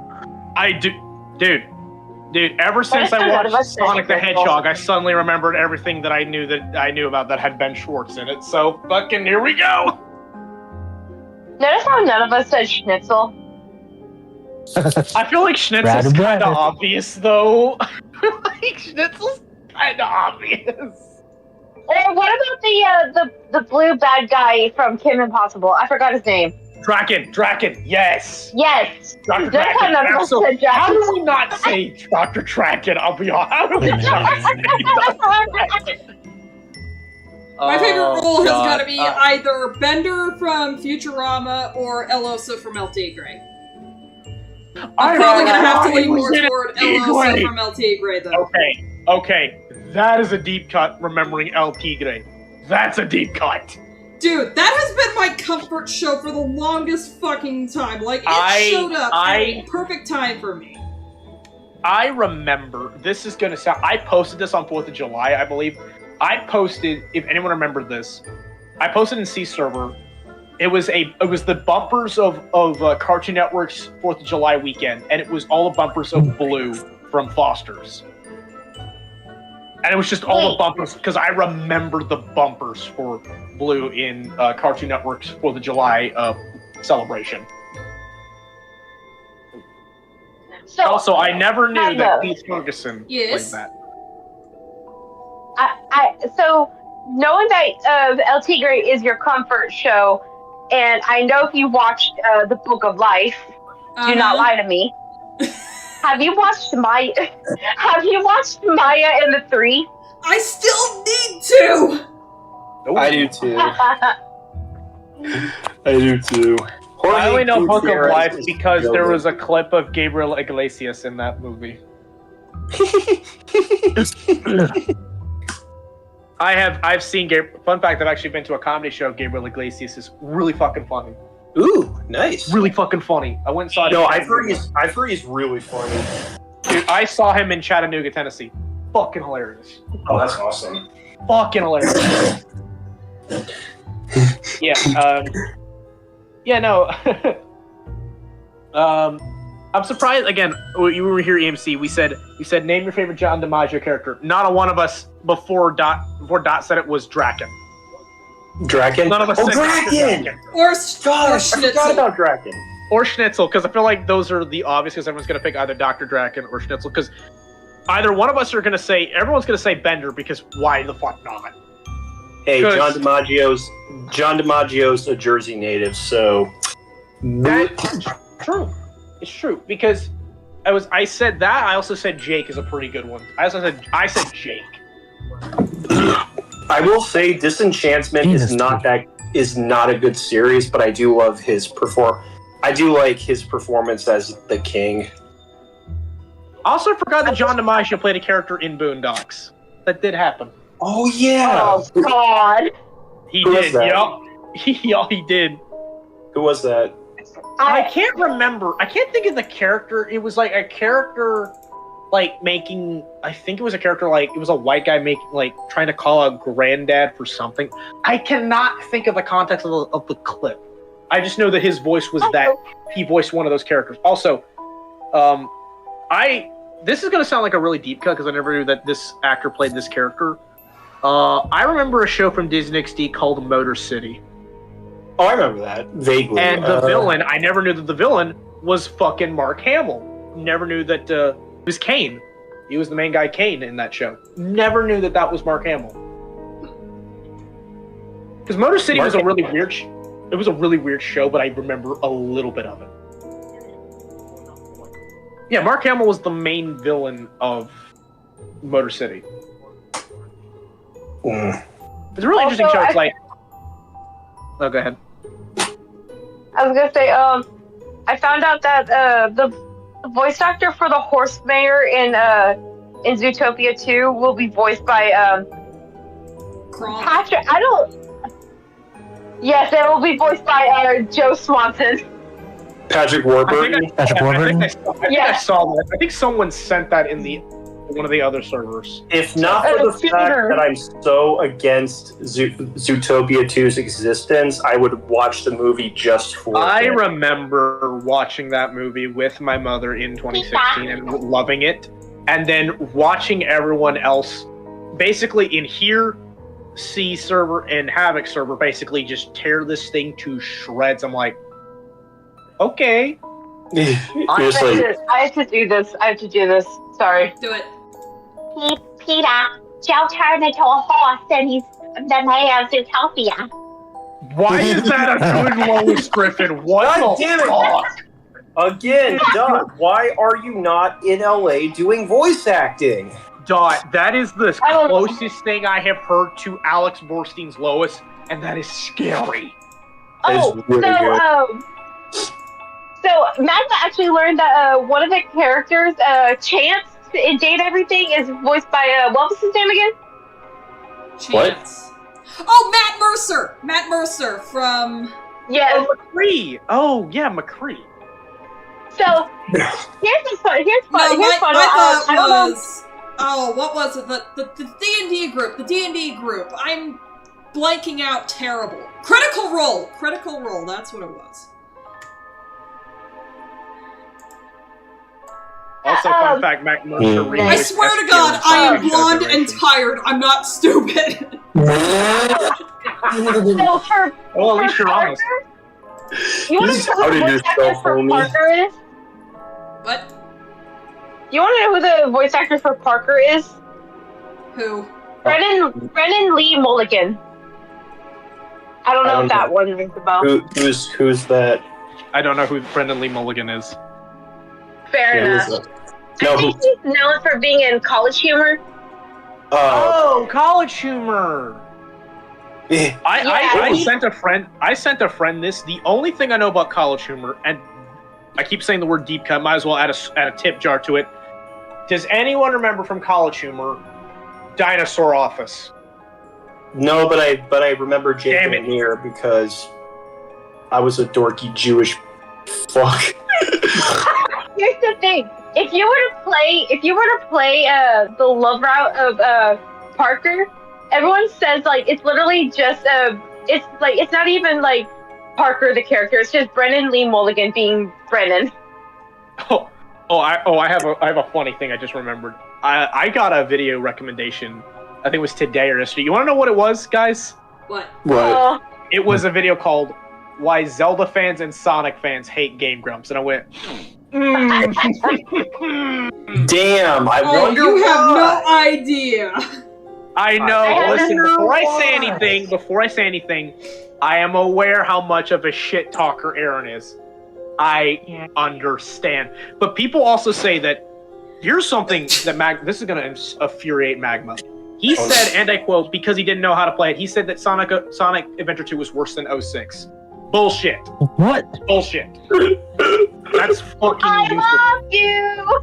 And people give Aaron shit because, and this is what I've heard from comments saying, he'll skip tutorials and then immediately not know what to do, like a dumbass. Yep, seems like typical Aaron behavior.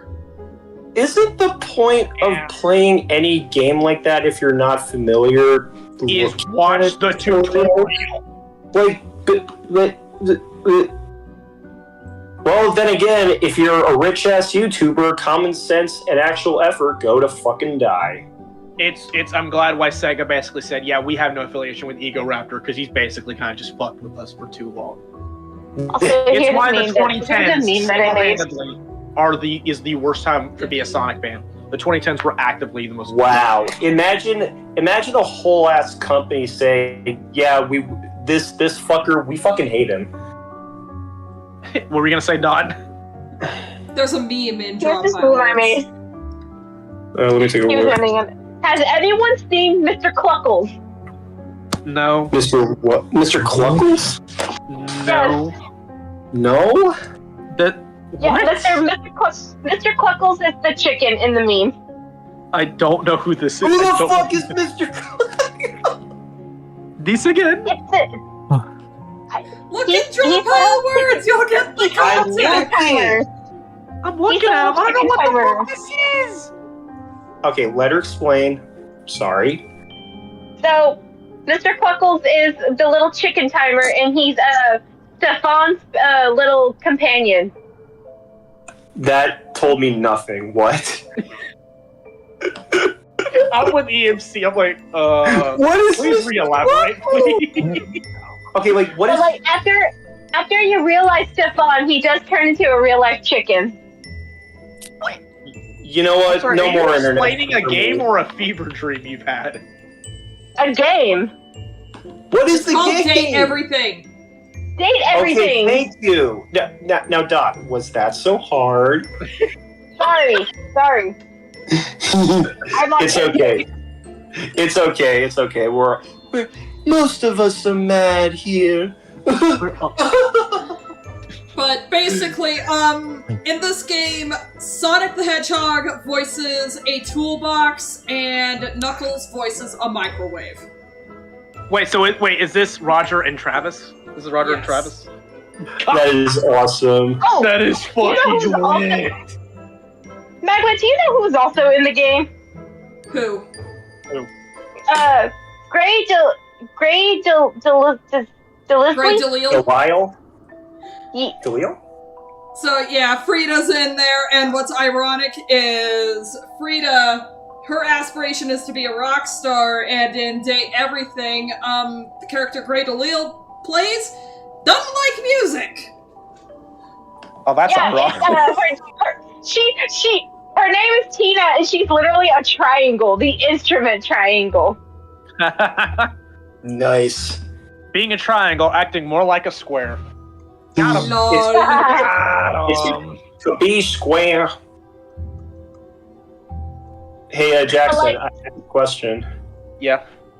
How do you feel about this upcoming Homestuck cartoon by everyone's favorite creator? Say it with me. You know who it is. I'm not making any jokes. Fucking busy pop.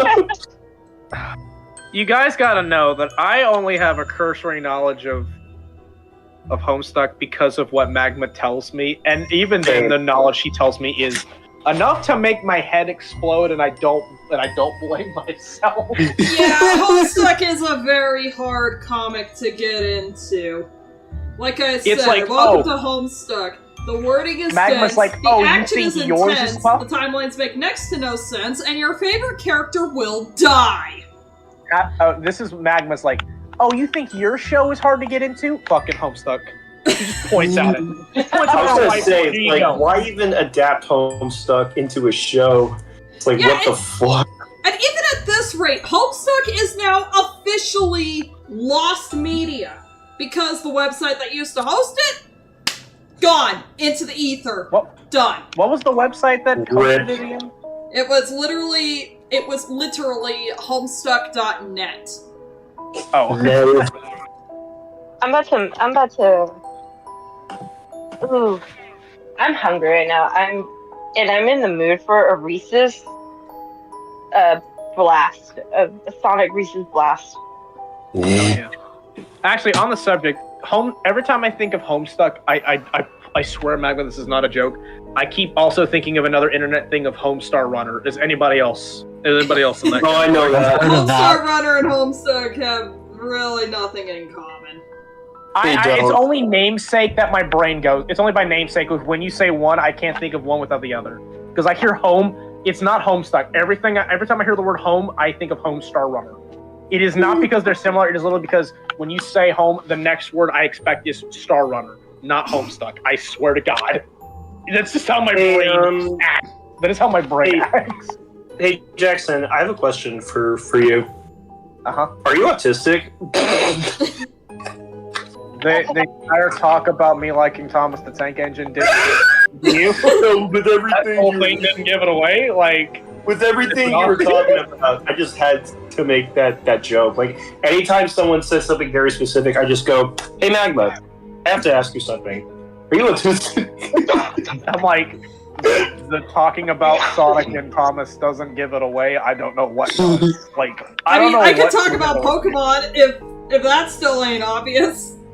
You know, I can funny talk- enough, I can talk about Pokemon because I remember vividly when I was in elementary school, I had like a group of friends that I'd sit with after school care, and I just watched them play Pokemon on their DSs all day. Like, Nice. all day. And that was my thing. Like, I was that kid watching other people play video games. Like, before I ever figured out what YouTube was, watching other people play video games. That was my livelihood. Like, that was my entertainment, was watching other people play stuff. Like, that was my livelihood as a young kid. I have to be completely honest. Like the first time I ever watched someone play video games is PewDiePie, and I am sorry. I apologize. There's nothing to apologize about. It was the first time. There was a lot of them. I don't think it was Pewds. I think it was Mark for me. Very early was Mark. The first time I watched someone. Hello, everybody. My name is Markiplier. Hello, everybody. My name is Markiplier, and I am a fish. I am a fish. How you doing? That's Markiplier's voice. Can I go into That's space? my impression of Can I go into space? Markiplier. Can I go into space? Oh yeah, I remember watching my sisters play Zelda games back in the 2000s. Probably like on the GameCube. It was fun, especially Yeah, Wind see, there's Waker, Twilight Princess. there's a certain fun to watching other people play because you're just like, oh yeah. There's something we can't describe it. There just is. Watching someone play a game somehow is just as fun, if not playing the game yourself. Oh yeah. Because I do that with games that I know I'll never play. Like, even though I do need to play it, even though I don't know. Is it wrong to say that because of my tiny, not tiny brain, but my simplistic style that I could never get into Breath of the Wild, and that does not to undermine anything I do with Breath of the Wild, and or on that same note, Tears of the Kingdom. You're not alone. I tried playing Breath of the Wild for a little bit, but I don't do sandbox. I don't have a problem with massive open world games. Case in point, the series I play a lot is Borderlands. I can get behind that because it's simple. I can get behind Borderlands because I love Borderlands. With Zelda, it's like I have to understand the knowledge and the lore, which is extremely deep. My brain's just like, it's like information dump, but it gets a little too much sometimes. Did you see the Borderlands movie? Fuck no. Oh, fuck. I'm glad I did. I Borderlands watched it movie. with my ex. I'm very glad I didn't see it because Oh, fuck off. good. The only thing I have from Borderlands, the movie, is I have the Claptrap popcorn bucket in my closet. And I will only do that because I love Claptrap. Also, for the record, no, I am not getting Borderlands 4 on day one. I don't care.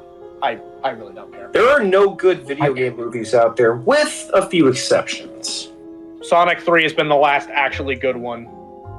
I can agree. Sonic 3. You know what? You know what one goated. came out that no one remembers when they did the adaptation for Until Dawn. Because that happened this year. I'm Which curious that's a problem for Sonic because 3. I'm very There's a problem with curious Until for Dawn. Sonic 4. Sorry. I'm ready for. Oh, I can't wait for Sonic 4. Problem I have with Until Dawn is everyone remembers like Until Dawn is basically a your actions depict the story kind of game. That Okay, doesn't I have a hot that take. doesn't work for movies. It doesn't work. I have a hot take. Are you ready? Are you ready? Ready? I was more shocked by the death of Robotnik in Sonic at the end of Sonic 3 than when I watched the entire Godfather trilogy. Boom. Damn. Wait. Oh, wait, which trilogy? Hold on, which trilogy? The Godfather. trilogy.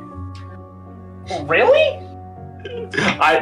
I'm joking. I was making a joke. Okay, I'm about to say there's you drug us along for that one. I'll be honest, you drug all.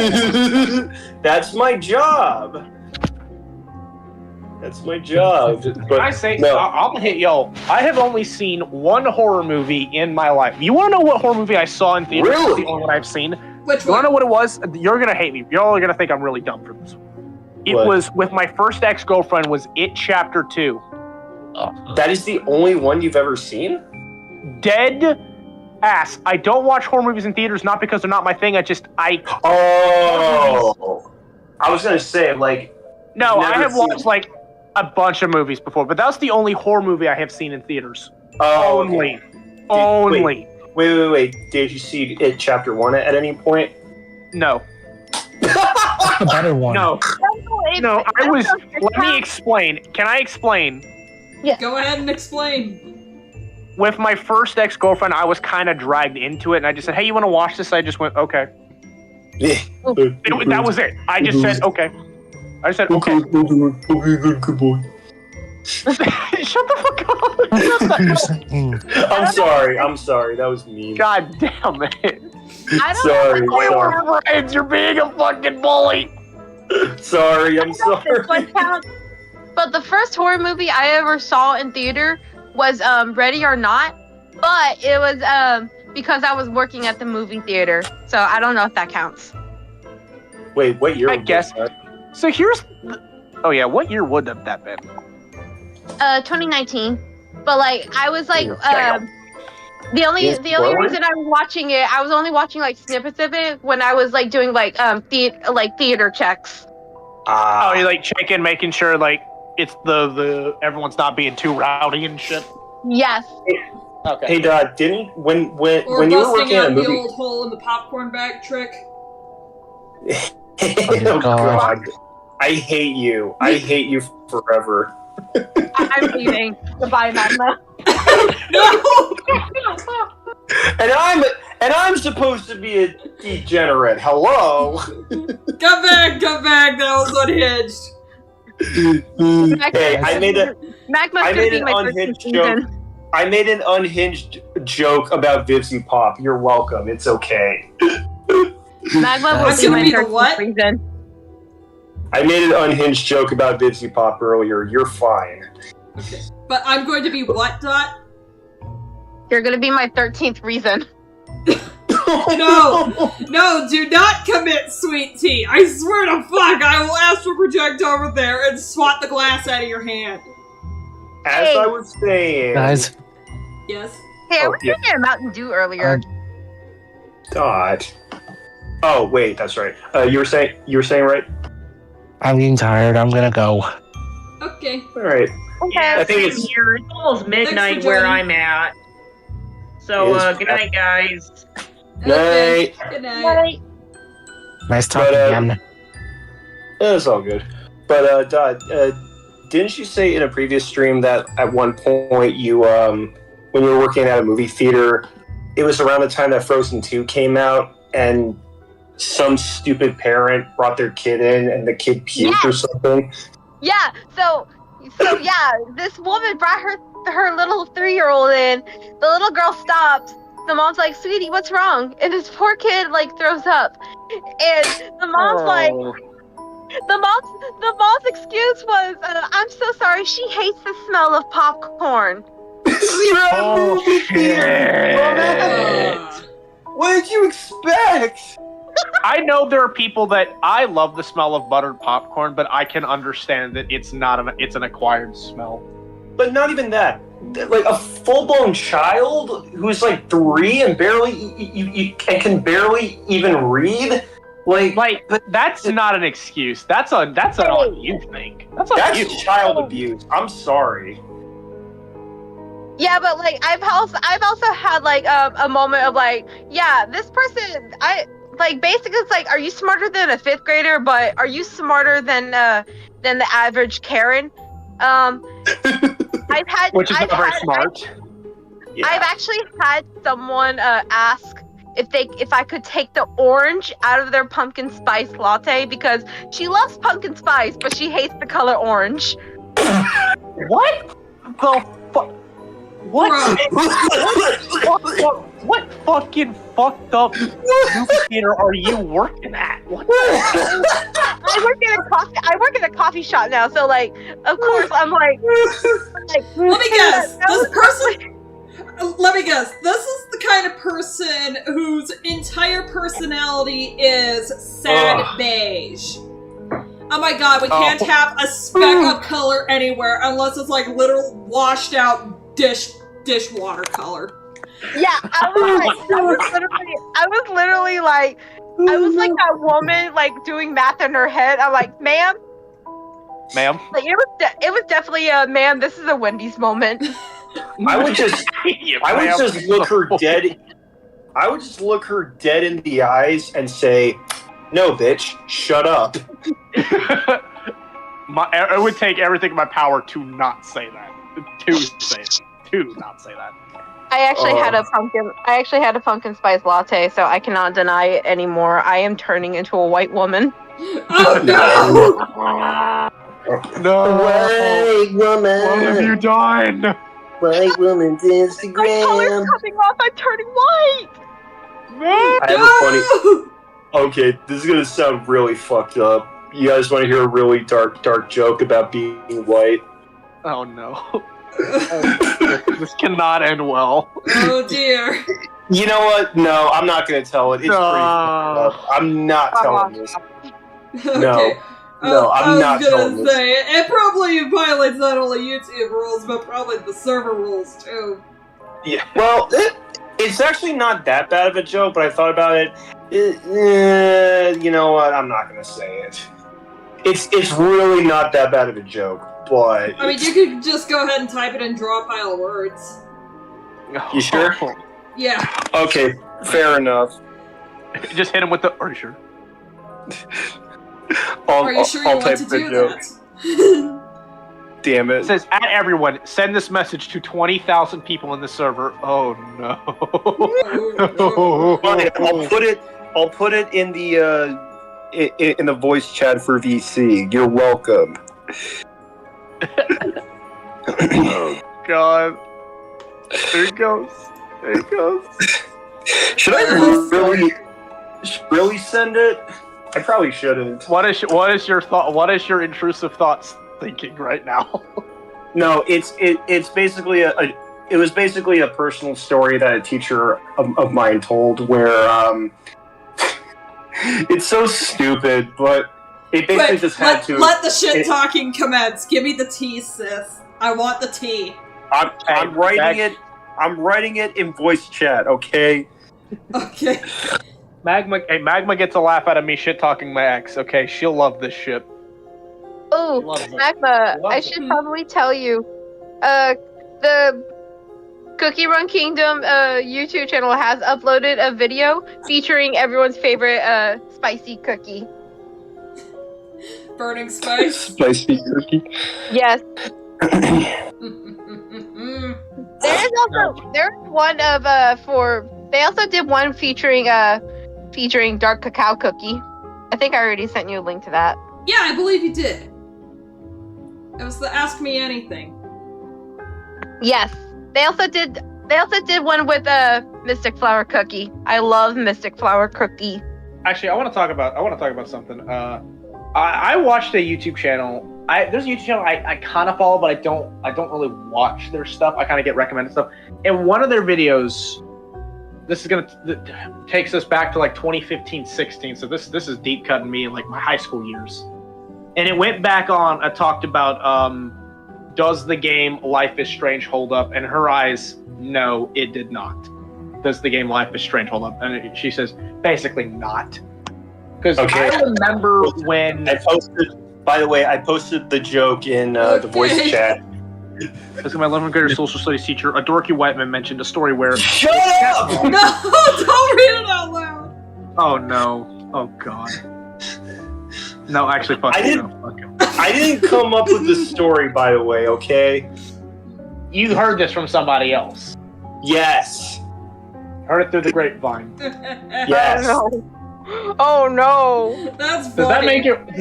Does that make it worse or better? In my opinion, I don't even fucking Oh know. no! I don't want to answer that question. Also, but, I did post a GIF of Mystic Flower Cookie. Okay, I'm deleting that joke. Majestic as hell. Majestic. Look, She's majestic. evil though.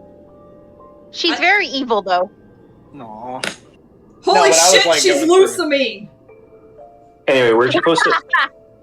Who the fuck is Lucamy? Oh, it's from Pokemon Sun and Moon. Pokemon. By the way, I am so sorry about that joke. I just thought of it because we were telling dark jokes. So it wasn't even a really dark joke. It wasn't even really a dark joke. It wasn't dark. It was just making fun of white people. That's all it was. I'm racist to white people. Mwahaha. Literally, Lusamine, who are you?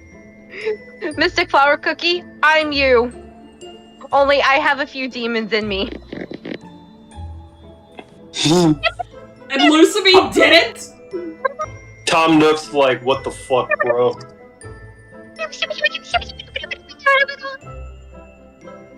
What? I've come to tell you that, can I have a loan, please? Fuck you, you're the reason I'm broke. Hey, Tom Nook did not. Okay, can we actually stop with the fact that Tom Nook is a crook? Because he's really not. He's not. You wanna hear my I already did it, an Animal Crossing impression. Wait, if my voice can pick it up, it's just.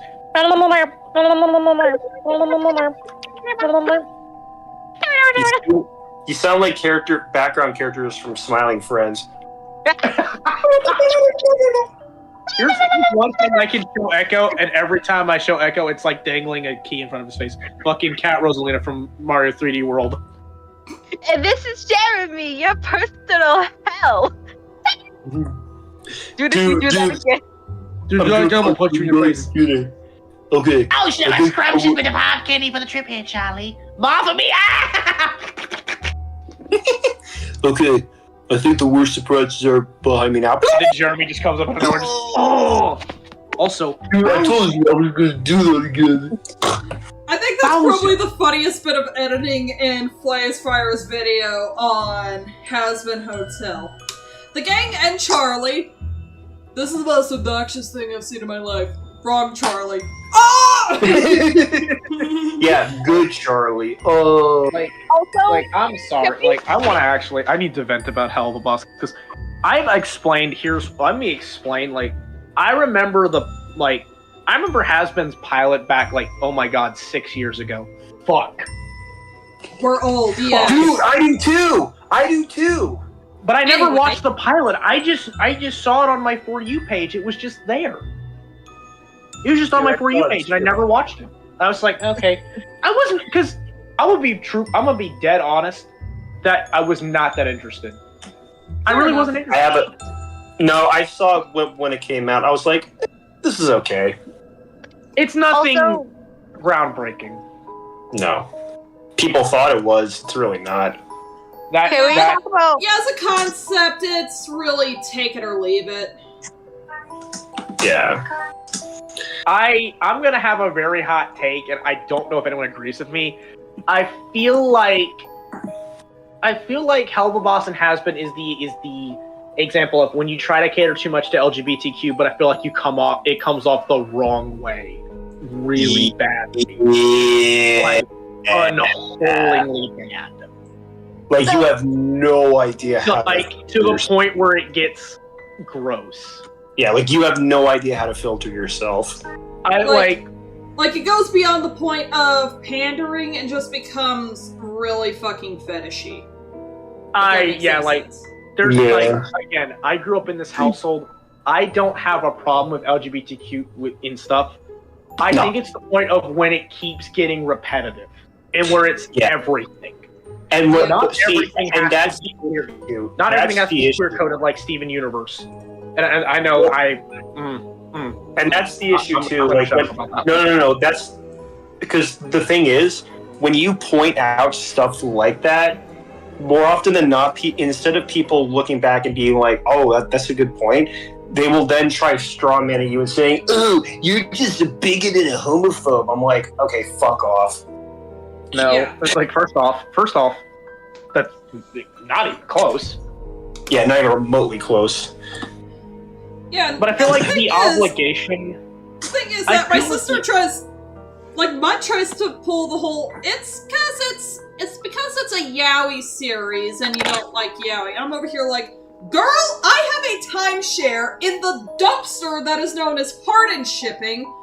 For anyone who doesn't know what Harden Shipping is, when the remakes of Pokemon Ruby and Sapphire came out, it kinda took off a little bit based on some dialogue in Ruby. If you talk to one of the Team Magma grunts in their hideouts, they mentioned that at one point Archie and Maxie used to be on the same team. Well, some of us kinda took an interpretation and ran with it of, you know what? Archie and Maxie would be a pretty good couple. And I'm like, no, you're not gonna see me jump in the trash can. No, it's not possible. They're just buddies. What am I doing in the trash can? And By the way, I ship by By the it's way, literally that- that. My God, they were roommates. By the It's way, that literally that joke. Because, like, again, I don't have a problem with queer coding, but if you have to make it obligation in every single cartoon, and after that, that's when it starts getting annoying.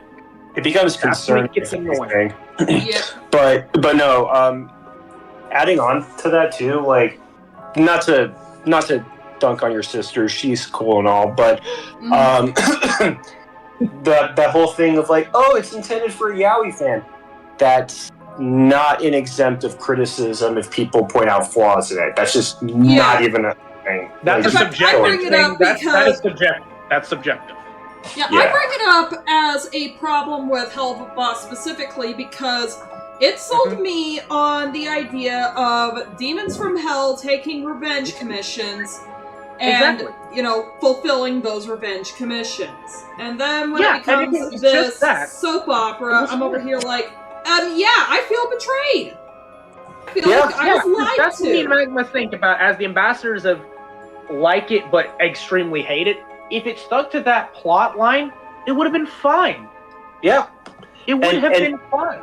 And my thing is, like, some people will say, but isn't Hazbin Hotel a soap opera? Yeah, and that's what it is. Don't make Hell of a because it's Boss supposed to a be. fucking Because soap that's what it was opera. supposed to be. It was always intended to be that way. It was not supposed to shift gears. The point of Hazbin was to be a soap opera from the start. That's what its DNA was. Now, let me say this. So I remember when, because it was not my ex, but I believe I first heard about Hell of a Boss in the 2020s when it came out. And when I started talking to my ex about it, she's like, oh, so do you know Hell of a Boss? I'm like, kind of, not really. I'm like, have you watched the whole show? And I said, no, I have not. It kind of went from not forcing, it's like, you need to watch a bit of it. And I watched the pilot, laughed my ass off. Watched episode 1, laughed my ass off. Watched episode 2. We'll talk about that one later. Then it got to, she basically at one point forced me to watch all the way up to the season finale of season 2. And I'm like, oh no. Okay. And at the time, I'm like, okay. Like, again, this was before I even knew that she was going to be a quote-unquote problem. Heavy quotation marks, don't do it. I get you. And then, like, because there's a point in time where I'm involved, but at the same time, I don't want to say it's bad because I don't want to hurt her feelings. And then after that, I'm like, I don't fucking care. Because, like, you don't say anything like you're involved with it, but then you, like, read them, like, then you're, like, you're on their side, and then you watch comments, and like, it's like, no, it's not bad. It's not bad at all.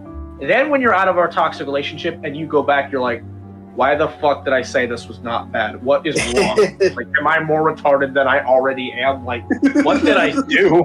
Like, what did I do?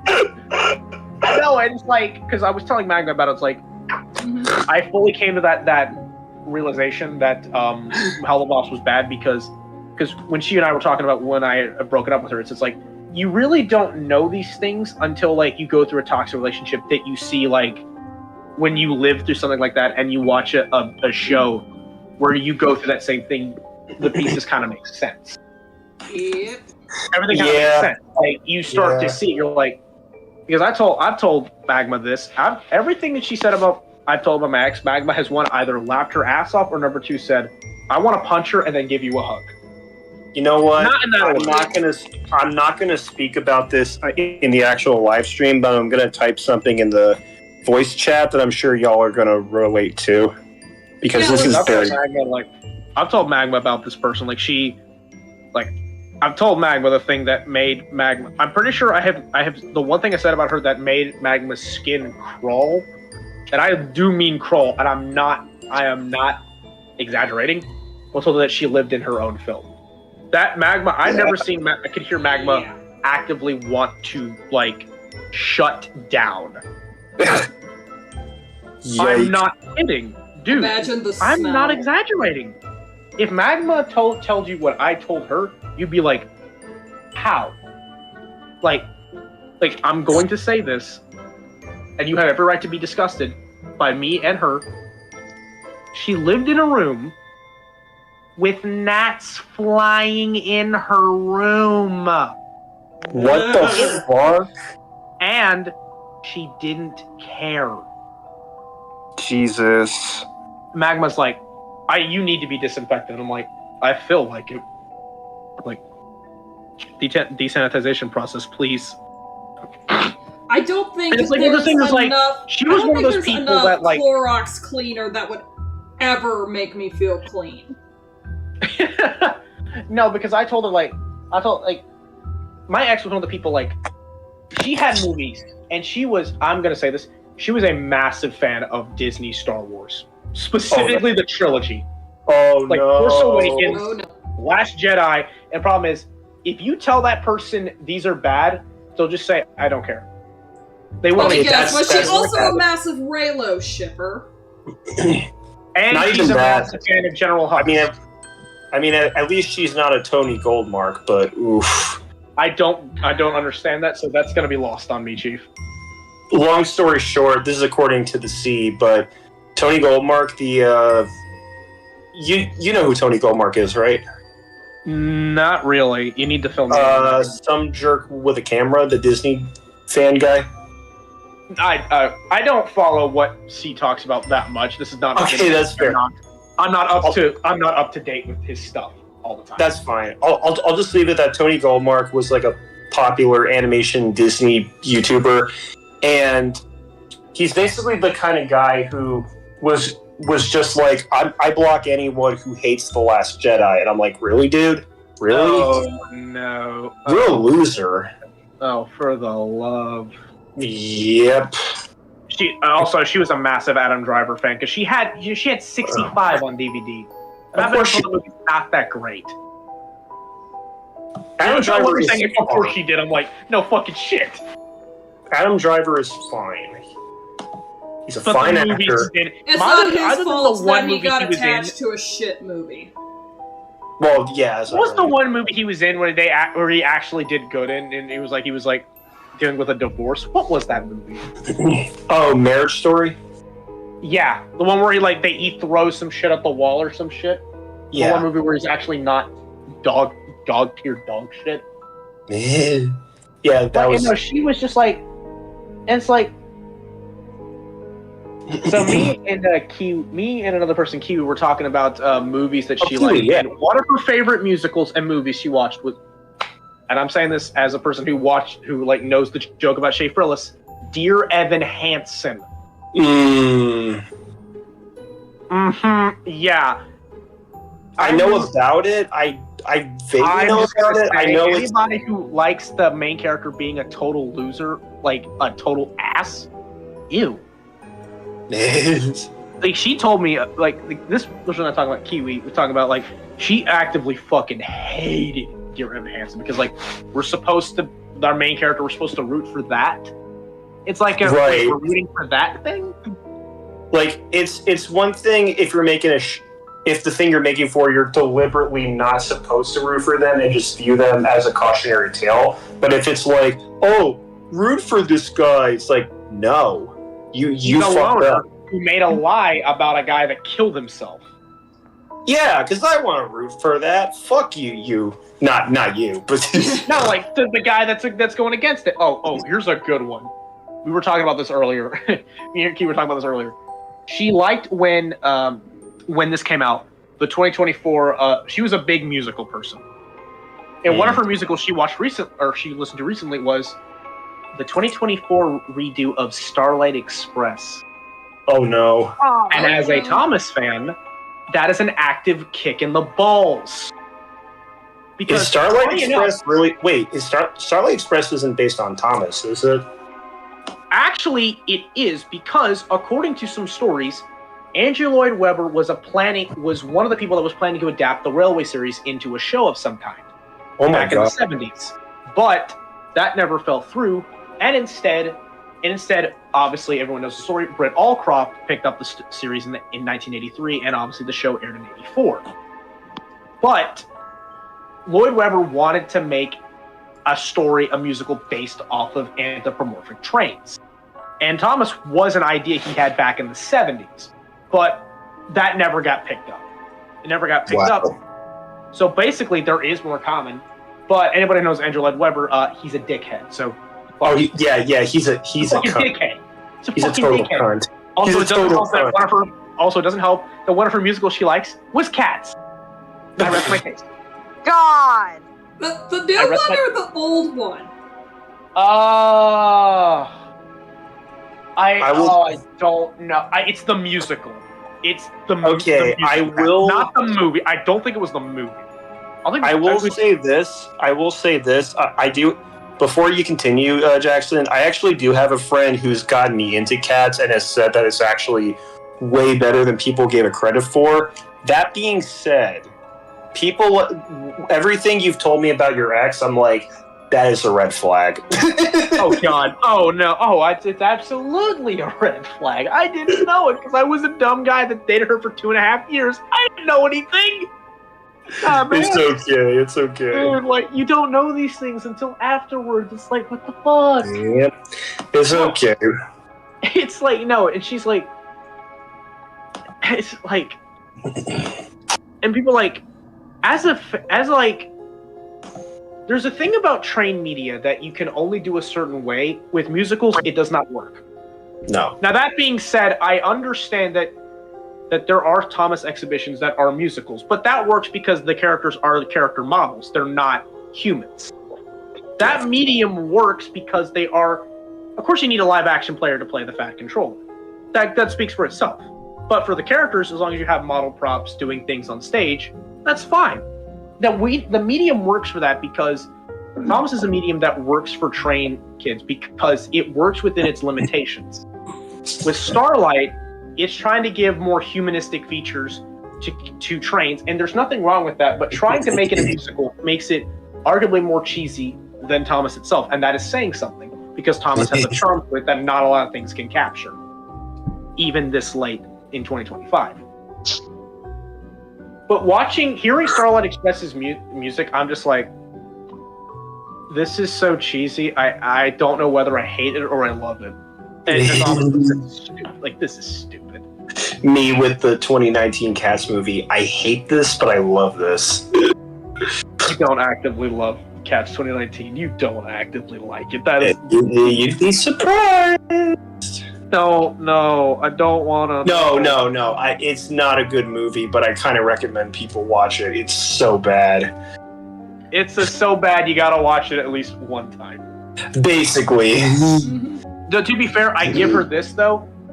Although I don't know if I give her other two favorite musicals, granted, were Beetlejuice and Heathers, and I'm like, that's a pass, but only slight. That's a pass, but slight. Yep. I would say Beetlejuice, but I feel like if she's trying to be, if her whole idea, or her idea is Lydia, then I feel like you're trying to reach that a little. If you're trying to act too much like if I hate you're that, trying to be like Lydia. If you're trying to be like Lydia Dietz, that is an automatic red flag to me. No, you hold on. Magma, what? I said don't start the coloring until I got here.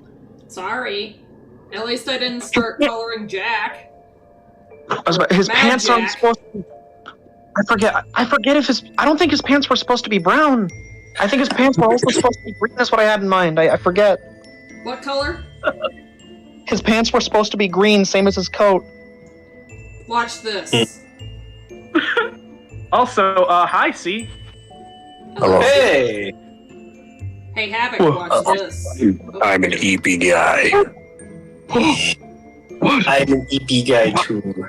I'm actually not sleepy for some reason, even though it's very late. Have that way with myself sometimes. Some days I can't just fall asleep naturally. I've got to be fucking warned to do that. You know, that does look better, actually. Goddamn. What does? No, I was saying EMC, The like... green pants? Yeah, the green pants look a lot better. No, but I was just saying, like, there's nothing wrong with liking Beetlejuice, but if you try to say that, oh, you relate to Lydia, that's a problem. That's what I mean. That's the That's problem. The what I problem mean. writes itself more than you can say. That being said, That's this what is I a mean. guy that has watched both Beetlejuice movies. Love them. Yeah, I do. That's what I mean. If you try to be like Lydia Dietz, no. Just Like if you relate to someone like Okay, I I'm have gonna daddy go issues. for now. No. Well, I'm gonna go for now. I'll be back in a bit. Okay. Yeah, like, Okay. Like again, like there's nothing wrong with people that have that issues, but if you make that your biggest problem, then no. Yeah. Then Just, like no, that it.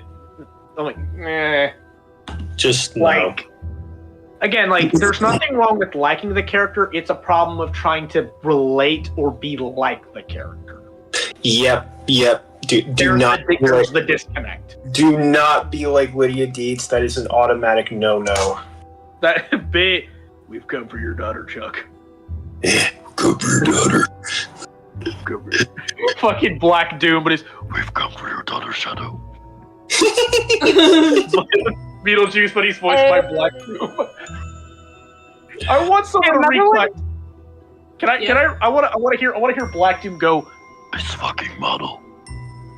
Nice fucking model. Hong Kong. He just does the Hong Kong. Oh no. He does the deep Oh Hong Kong. no. Why did you do an impression of the Grand High Blood from Homestuck? Wait, what? Wait, what? Wait, what? It's the Honks. Oh my god. No, I That didn't is- do Hong Kong. Okay, I'm for referencing context. Hong Kong from Beetlejuice. Magma, are you? Magma, I have a question. Are you autistic? Magma, when I said I was Barely. quoting Hong Kong, I was quoting Hong Kong from Beetlejuice, not from that. Nice fucking model, Hong Kong. The fragments of your mind is fascinating. I don't know The how. machinations of her mind are an enigma. The bottle Okay, of well, milk it's just a, over. it's just carton a of milk thing, just carton of falls milk that spills over. Exactly. The we were inner just essence saying of my that. mind are an enigma. Wait, well, I can say it. For, The inner machinations of my mind are an enigma. Flat. for me, it's a can of Dr. Pepper being spilled over. You're funny, dude.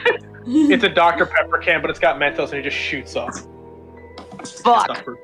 Just shoots. Fuck. No, but like her other musical was Mean Girls. Of course it was. Mean Girls? We were talking about Mean Girls because again, you know, funny enough, like Lacey Chabert did Mean Girls 2 years before she did 06 as Elise. And that's like the only two things I know Lacey Chabert is Mean Girls and then 06. And that's it. That's all I know Lacey Chabert from. Is Who she played in 06? Princess You know what? Elise. I mean, I said 06. We were talking about 06 earlier about Matt was talking about the interview that someone had about Lacey Chabert and the whole bestiality thing, and that was really a really stupid interview, I'll be honest. Oh, The okay. dumbest thing I've ever heard in my life. When EMC heard Magma say that, EMC just went, what? Wait. Sorry, what were you saying? About when we were talking you were talking about how Lacey Chabert and talking about like because you were bringing the conversation back about Fix and this was tied. Oh into that. yeah. It talked about Lacey Chabert and the love relationship between her and Sonic as her and Elise. And then someone asked her what is about wrong that with you? line, and Lacey Chabert just went, "What?" I was going to say, someone professionally told a woman that has a proficient acting career that kind of question about a video. I gotta say, there is something deeply wrong with human society if we're gonna let that happen in journalism. Jesus Christ. That's why gaming journalism is a piece of shit. Fuck IGN. I keep saying it every time. Fuck IGN. They hate IGN, Sonic. for some to the reason, force just hate is. Sonic, but I will allow them giving Shadow Gens a 9 out of 10, but not Sonic 3 giving a 6. That's some bullshit, man. That is some bullshit. That's why Fuck I don't is look at some IGN. hot, That's why I don't look at peppery IGN for movie bullshit. reviews. Hot peppery bullshit that you throw into the deep black hole. That's why We you interrupted- don't let IGN review. That's why I say Metacritic and IGN are not good for movies. They should stick to games. End of discussion. Metacritic sucks. We interrupt They're not this even good for movies. Yes. They're not that consistent. For movies, they're terrible. We interrupt this art stream for a Cinder shitpost. Indoor. The fact that No. IGN, the Metacritic still has Sonic movies 1 and 2 at 47. Don't What? agree with. What? Yes. Boo. Boo. Here's what's worse. Boo. Here's what's worse. No. Hear me out. They gave Sonic 3 a 56, the same as Mufasa. Bruh. No, they're not even in the same league. This is One is for a actually moment. good. One is actually good. The other should not exist. At least Rotten Tomatoes gave it an 85. Boom. But Hey, it actually no, I did hate- before it changed. It actually was. I think it was as high as an 88. Rotten On- Tomatoes, as garbage as it is actually okay for movie compared to IGN and Metacritic, I guess. No, I'd say they're both other heads on the Hydra. They're all pretty terrible. What This about is the issue actually- this is the issue with any form of journalistic criticism, which does also apply to Rotten Tomatoes. I have a legitimate, serious question for all you guys. What's that? How does somebody become a journalistic critic? What are the qualifications for that? Do you actually need to pass an exam? Do you need years of education? What is it? Like, how do people do that? I couldn't I tell don't you, know. but apparently I you really need to don't be know. an And English do it major. on your own? Apparently you need to be an English major and you want to aspire to write quote-unquote real articles for, say, the New York Times or whatever the fuck, but they just take a look at your resume and go, let's start you off See, with and what's something interesting small, about that like is you didn't Kingston. mention a single thing about filmmaking. Aha. See, Aha. Now see, we're- this now is we why got we it. have C, because he can do shit like this. This is why we have. This is why we have this man. Hell yeah. No, because like, I don't think like I agree with you. See, like what entails you to go down the pathway of being a journalism? Like, what has to send you down that path to be like, this is the career I want to pursue? Of anything else, gaming and movie review journalism. Like, what has to put you down that road? Because I swear, people A lack are of career prospects. But like, you do realize that being a critic is actively putting a target on your back, head, and everywhere else vital. Well, I mean, if you're a critic, you are opening yourself up to an insane amount of scrutiny, especially by somebody like me. I mean, there's a reason why I take so much issue with Nostalgia Critic and any other person that calls himself a critic on the internet, or anyone who believes, or anyone who has like a voice that could be interpreted as a critic, even if they aren't trying to be a critic.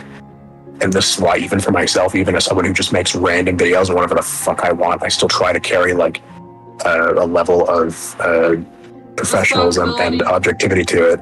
Because the reality is people, for better or worse, do take what I say and kind of just run with it. I don't really want them to, but that's just a thing they do, and I can't stop them. And so tell that to the my people. responsibility at that point is to make sure that if they're going to run with my criticisms, at the very least, they're good criticisms. At the very least, they're objective. At least they're things that can be proven, rather than that's just. And that's the kind of environment that we've been dealing with from the likes of Doug Walker for the past decade and change. Oh, dude. I used to believe that everything Doug Walker said was right. I was a dumbass when I was younger. Yeah. Welcome to growing up and realizing us as a teenager. Yeah, let's not do that again.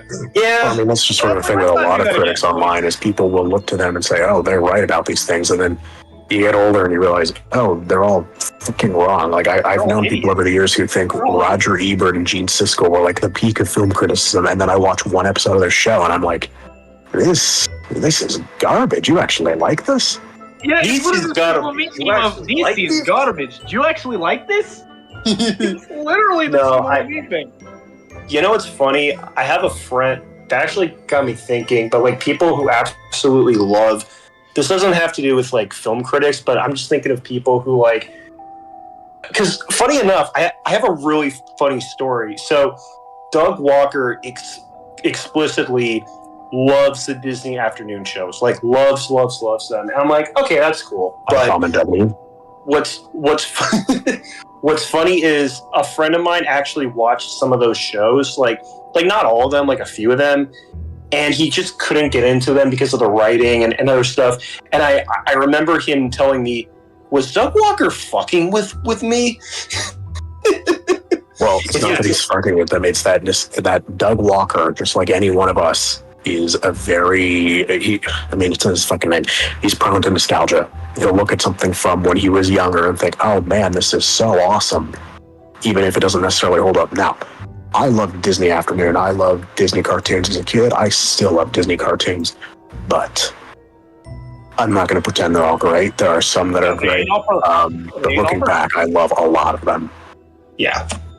You gotta accept it that they ain't all perfect, but they have their qualities that make them why we love them. Oh, I was raised on Looney Tunes, and I can acknowledge that for every phenomenal Looney Tunes cartoon, there were some steaming piles of shit, but I still love them. Can I also say of Looney Tunes, a Looney Tunes bit of media that I miss is the Looney Tunes show from Cartoon Network. That I miss that show was oddly based, and it only ran for 3 seasons. I'm mad because that actually wasn't.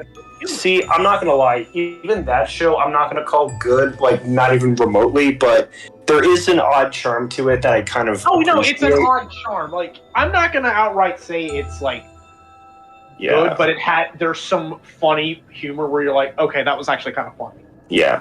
Well, and funny humor in it. Funny enough, and I'm not gonna name names, but I have known a few people who, let's just say, when they hate something like that, they double down so hard to the point where I'm like, okay, I don't care if this isn't what you find Looney Tunes to be. You are not the target demographic. You are not the only Looney Tunes fan out there.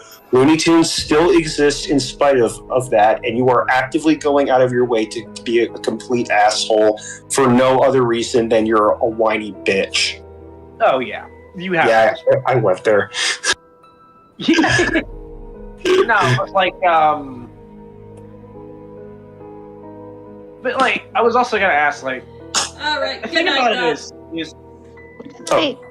night, Doc. Night. Because the thing about like journalism, obviously, like, it can either be, I wouldn't say it's good, but it can be tolerable. Because I was watching a video. And then again, our recommendations is like moments when journalism really was people were so ham-fisted, and I'm gonna name a few examples. One example that the video was talking about was it was about a review for a game called God Hand, and that whole review was about like how the game's soundtrack and stuff does good when you do good, but they said, oh, it was terrible because I was playing terrible. I'm like, that's a skill issue. Yeah, that's not has a dynamic thing, has a dynamic soundtrack where like if you're doing really good, the music gets really good, and there's combos. There's not complete button mashing. Yeah. There was also, and this is gonna sound like the end all be all, the infamous Cuphead tutorial. Oh yeah, Dean Takahashi. Yeah, that was in the video. I found one comment that went along the lines of, the only reason why Dean Takahashi hasn't jumped out of a window yet is because he couldn't figure out how. That's a good one. Wait. I'm sorry. Wait. So what was this infamous Cuphead tutorial about? So Dean Takahashi, as we were saying, Magma was saying, like he was like one of the first journalists to like get first-hand look at Cuphead when it came out back in 2017. Yeah. And Cuphead has a very easy, mind you, tutorial about how to do the dash, the snap, and everything. The problem was there was a prompt on the screen where it said like to double jump and dash. And he didn't do that for a solid minute and 30 seconds. And this was a video that a lot of people saw and dogged him for, and also kind of got Cuphead's reputation a little tarnished right at the beginning. Where people said, "Oh no, this game's actually really fucking good." Magma, it's looking really good so far. I am looking at Jack's shirt, and I'm thinking, I feel like there's a detail I might have forgotten. What's like, that? I keep thinking to myself, did I want to give him like a vest underneath the, like one of those little like things that you have underneath the suit jacket? Yeah. I was thinking, what color would it be? Maybe that was the part that would be like sort of a nice brown color to it. I mean, I can try and Samurai that layer in, so... Okay. Oh shit, power's back on. Fuck yeah. Oh, So sweet. yeah. So that Cuphead tutorial was one of the most infamous things, and as a Sonic fan, there is always one infamous line that IGN put up, which was during Sonic Mania, saying Sonic was never good, and I went, "This is wrong." I forever will laugh at that, going, because the person who said that actually said he was wrong. He actually made it. Oh, he was trolling. Yeah. By the way, yeah. Magma, I've been having a conversation with Kiwi in another server, so I was wondering if maybe we can continue with coloring Jack next week. Yeah. All right. But first, let me Samurai something in real quick. All right. Wait, hold on a minute. Yeah. Again, I am sorry for this last minute addition to his fit. It was just sort of, I guess, it kind of slipped my mind.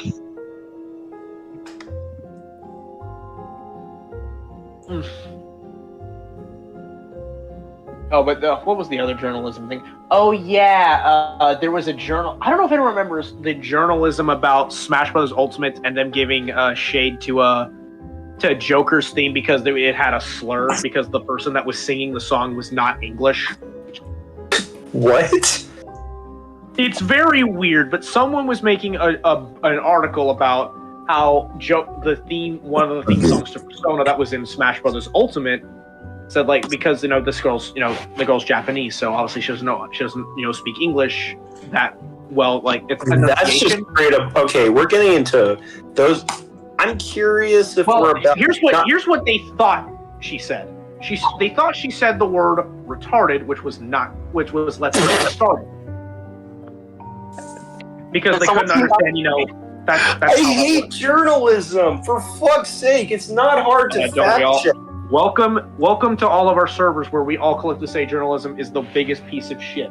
You have learned. Oh my God. I'm not really against journalism. I'm just against bad critics. I mean, if there are people who are good journalists who are also good critics, thumbs up, bro. But that's hard to find, though. See, wouldn't you say? That's kind of hard. Oh, it's hard to find. It's like trying to fucking find like it's like trying to find like a fucking bear that won't fucking rip your arm off. You know what I mean? Like, it's just like, I don't know. Like, I'm delirious right now. I'm sorry, guys. You think it'd be easy, but in hindsight, it ain't. What time is it where you are, my dude? 1:30. Locally, it's 11:30. Yeah, 12:30. Yeah, for me it's 1:32. Not 1:32, 1:30. 1:30 also. Also, part of me was also wondering if maybe Jack's suit should be plaid, but we don't have to worry about that today. Yeah. I mean, I think the pinstripes look pretty cool. Oh no, I agree.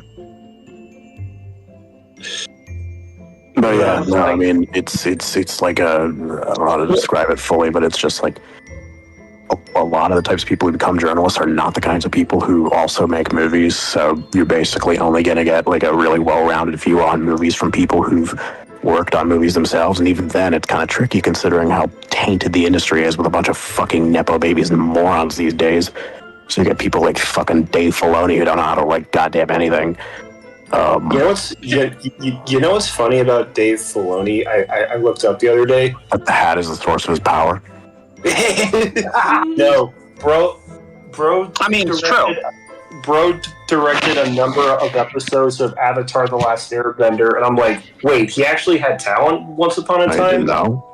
I mean, here's the thing. He was a director on a TV show. The issue with directing TV shows is that the director doesn't actually get that much say. It's basically up to the showrunners.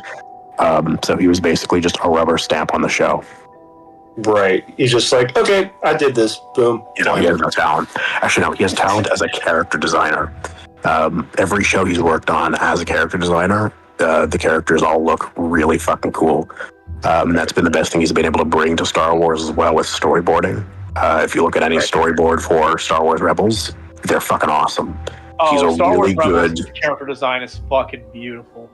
Yeah, he's a great visual artist. He's just a really shit fuck writer. Well, that's the thing. You may be talented at one thing, but as another thing, no. Oh, Magma, I love how like almost aggressively Irish Jack's human form looks. He looks like a motherfucker who clicks his heels together when he's happy. Wait a minute, Irish? You say that because you watch a lot of Leprechaun. Yes, sinners. Well, yes, Magma, but also his middle name is O'Neill, so. O'Neill. From the land of the Irish, I've come for you, my love. That was terrible. Yeah, he does look aggressively ginger. Yeah, aggressively. Actually, Magma, that reminds me.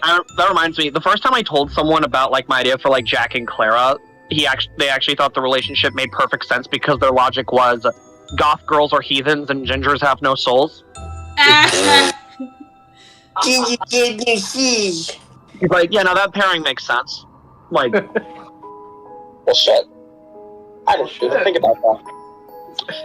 You didn't know about it. You didn't know about it until you just started writing down. Like, maybe I got a point. Maybe I'm onto something here. Yeah. Yeah, I might be back in a bit. But yeah, thank you for this, Magma. This has been wonderful. I genuinely love it. Thank you. Him saying that reminds me of the meme of the ginger guy going, "Gingers have no soul. Gingers has no souls. I go to church. I'm a Christian." That old fucking classic internet bit. Gingers has souls. Can I just say, Labyrinth is a great movie, and Roger Ebert is an asshole for not liking it. Correct. As a man who loves David Bowie's music work, I do need to actually watch Labyrinth. Well, my issue with Roger Ebert is that he's a blonde who doesn't actually understand movies. He's the kind of person that you'll see these days. I think you guys will know the equivalent on my own Discord server. He recently left the other day, but the kind of person who just watch a lot of movies and log them on Letterboxd and be like, I am a cinephile, when in reality, you've just watched a lot of movies. You don't actually know anything. You're just going strictly off of vibes, which is just so rich. Yeah. You don't have to name this person, but was this someone in like both the servers? No, just my server. It was just his server, and like what I remember too, and now that C's here, like he was like, please don't let me get it wrong, C, but he was like, he wasn't picking on somebody, was he technically, or was he kind of trying to pick on another guy? Yeah. No, the person who left the server, he was picking on someone else. Yeah. And that person decided, fuck it, I'm going to call him out on it in the chat. And then this person didn't have like any self-awareness to understand what the situation was. So I just spelled out plainly for him and said, no, he's making fun of you for being a fucking asshole. Wait, so are these chats on the server? I'm curious. Oh, yeah, they're in go to the general chat and scroll there. Yeah, everyone saw what happened, and all of us just went, "What the fuck, dude?" And when C mentioned what happened, I just went, "Damn!" Like it got kind of ugly. It got not too ugly, but it was like, Jesus, like that was a conversation that happened between individuals. Oh, That it was certainly big got thing to it certainly got to a point where I was just like kind of done with the shitty behavior. So I wanted to like make it abundantly clear, just don't be a fucking ass. Like I'm tired of it, and I've had to talk with this guy before. Rowan's had to talk with this guy before, and he hasn't changed, and it sucks because he was one of the OG members of the server when it started 5 fucking years ago. But nonetheless, if you're being a dick, you're being a dick. So I have very little patience for someone who acts like that much of a fucking twat. And I also want to tell you, see, like, he was not the only, like, I'll just say, like, Havoc was the other person that he was telling, like, they were having this problems because he was very, I believe the word you wanted to use was pretentious.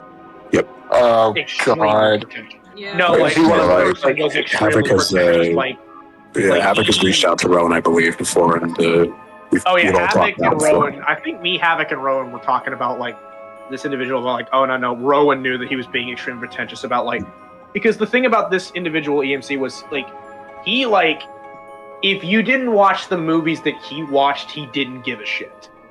Like, if you didn't like what you liked. I might be paraphrasing a little bit if C can correct me, but it's something along those lines, kind of. Was he the kind of person who was like, oh, I don't care about anyone else's stuff, but you have to care about what I like? I'm like, no. That's not how that works. I believe That's not how this I believe works. That's Havoc's not how any of problem this was I believe Havoc's problem with him was that like he wanted to interest him into like horror movies, but then he kept making this bias. I think see something about it too, like a good horror movie doesn't have to make you scared. That is just a part. No, it doesn't. It doesn't at all. That's just one half of it. A good horror story needs good writing, not really scary scenes. I will tell you right now, most of my favorite horror movies have not scared me. Not even kidding. And that's just a bonus point. If they have good storytelling that gets you reeled in, then that's good writing. And that's good writing. Yeah. There isn't a single horror movie that scares me because I make movies. So when you get to that point, you kind of get desensitized to everything to do with exactly. Or like you that kind of stuff. you've watched a lot of grotesque stuff to that point where you're like, yeah. Oh yeah, I mean, because it works for that medium. I'm technically an admin on Chief Talks' Discord server. I've seen some horrific stuff, like somebody spamming gore in the chat and pinging me with it. It was crazy. And you're just like, dude, what the hell? Were you just like, Yeah, that was after I got home from a long night of work where the entire night I felt like I was going to throw up. So it was just great seeing actual gore as soon as I opened my phone. You're just like, why God, why? I just sat there and thought like, this is my fucking life. Someone had to do that. Someone thought about this. Someone had a thought process to be like, yes, I'm going to send 30 images of gore in a row to this random guy. That ought to be fun. It's like premeditated, yeah. It was quite the experience. And my response was just like complete total disappointment. And then I just banned the guy, obviously, and made it so all the messages got deleted. Oh yeah, I'm actually reading some of the chats now, and I'm just like, oh no. Oh yeah, he was a piece. Oh yeah, this guy was a piece. This guy was a piece of shit. Oh, you watch this and you're like, your brain wants to melt out of it. Like, yeah, actively, you're like, this guy is a piece of shit. And again, C has said before that he's had to call him out because he's just being a pretentious little frick. Like, it's all that. Yeah. I'm like, you don't have to be that guy. No. Even Echo said something. Here's what Echo said. He says, Echo was saying something to him, and then the guy just goes, "This is why I don't talk to you." Just dropped that on him like Echo did nothing wrong, and he didn't. And he's just no. What happened was something about like Redditors or whatever. And, it was Reddit. Yeah, it was Reddit. Yeah, and then Alien was just like, "Yeah, this is why I ignore what you have to say." And then Echo was just like, "Yeah, fuck you too." Yeah, exactly. Like, it was just a random joke about Reddit, and Alien just got so heated about it. Like, For no literally reason. took every opportunity to go like nuclear for no reason. Like, he didn't even he wasn't even involved in the conversation either before. He just took the opportunity randomly, and I was gonna say, I sat there. I didn't even like know what to do. I just sat there thinking, man, you're just a fucking you're just a dickwipe, bro. I was gonna say, like bros are like, I don't care about anything you guys like, but so you don't care about any movies that you don't like, but you do care when someone is just existing. Really? Well, I just wonder what kind of value you have if you don't care about any movie that people on the server like. If you're going to be on a server with other people where we discuss movies, like, why are you here if that's the case? Yeah. Because at that point, it comes off as like, are you just there for self-centered purposes? At which point, I think, fuck you, you're a dick. Yeah. It's just like, Jesus Christ. Right. Yeah, exactly. It's just like some of us here, like the guy he's saying was like, I'm pretty sure he was making fun. Or no, Alien was saying, like, we were telling like this one guy Sam, amateur film student, like, you don't got to get on him for that shit. Like, he is what he is. You don't. And here's also the thing about like filmmakers and film students that I think a lot of people don't seem to understand.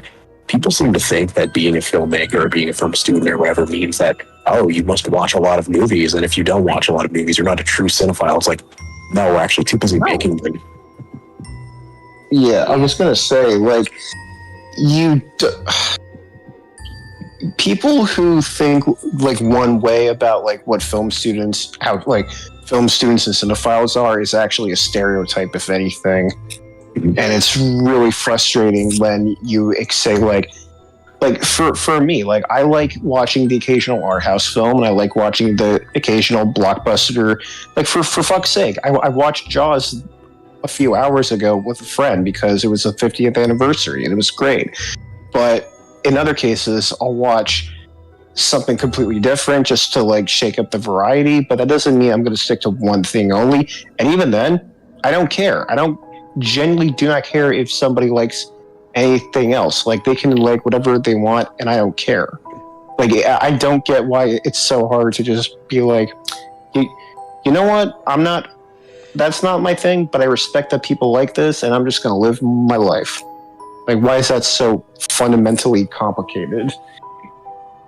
Yeah, it's just this guy's a fucking prick, and he left the server of his own volition, left some group chats we were in, like, as the OGs of the server, and wow, I did this funny little thing called making it so he can't rejoin the server by just taking his user ID and banning it, because I was just like, you're not coming back, bro. You're a dick. It's like, no. It's like, I've had to deal with your shit for long enough. Oh, yeah. Well, 5 years. You burned the fucking bridge. Like, at that point. What's the old line? Totally burned the bridge. If you can't do the time, don't commit the crime. Yeah, it's like you act like a prick. You burn the bridge. You're not welcome back. Even if you have a change of heart someday, like, no, you're done. Yeah, like what you've said to our people before and making fun of them for that. No, we can't accept that. We don't do that here. Yeah, I'd say that he did more than just burn the bridge. He fucking took a sledgehammer to the foundation that the bridge was built on to make sure that another bridge can't be built in that spot. He didn't just burn the crops. He fucking salted the earth.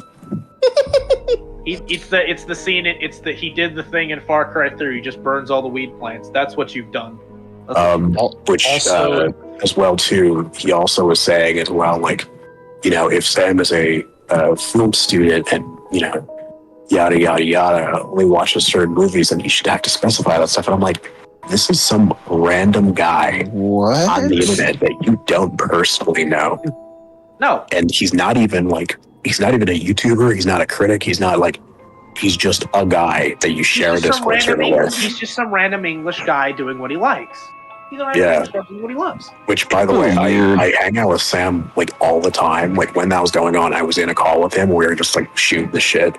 He's like the most down to earth person ever. Like, it's just really weird when Allie. Sam's really sorry. Sam is super. I've been with Sam in a call. He's super chill. Yeah, when that fucking jackass was trying to like take pot shots at him, I was just like, why him of all people? He's the most normal person out of everyone on Discord. He is just a dude who likes movies, and he sounds mildly depressed. No, that's not. That's the English in him. That's the English in him. I'm trying to remember if Dickhead ever took any pot shots at me for any of my recommendations or any of my movie tastes. I wouldn't be surprised, honestly. He just kind of had that. I was gonna say, I'm surprised, like, with all the movies I mentioned, and based on your behavior, I'm surprised he never, like, dunked on me or anything. Hell, my profile pic in your server that's is tagged from The Thief and the Cobbler. I'm surprised he never said, like, oh, you only like animated movies, you fucking dork. I'm surprised he never came after me. Like, what the fuck? Also, Hold on, I'm gonna try a and lot find of us something. in the server like animated movies. Like, that shouldn't be a shock. Well, that's fair. It shouldn't be a shock to all of us. We're all animated movies have a charm, and when there's some of the most iconic, there's a right True. to like them. There's a right to like them. Yeah. But I just think it's funny. Yeah, like, based on what you said, like, why him? Like, why didn't you go after anybody else in the server? He would have said, like, oh, I like the Sonic movies. Like, oh, you like the Sonic movies because you're a Sonic fan, and you're like that. I'm like, okay, I like the Sonic movies because they have a charm to them, something you wouldn't know what charm is. Oh, you would know what charm is.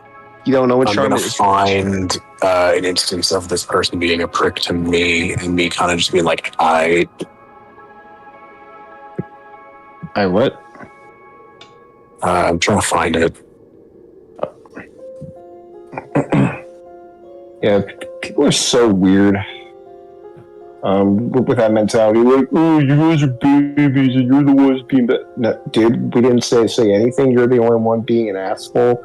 You're the one being the asshole. We're just trying to have a good conversation about the things we like. It kind of reminds me, while you're finding that thing to see, it kind of reminds me of, what was it? I think I actually do remember that someone I vaguely...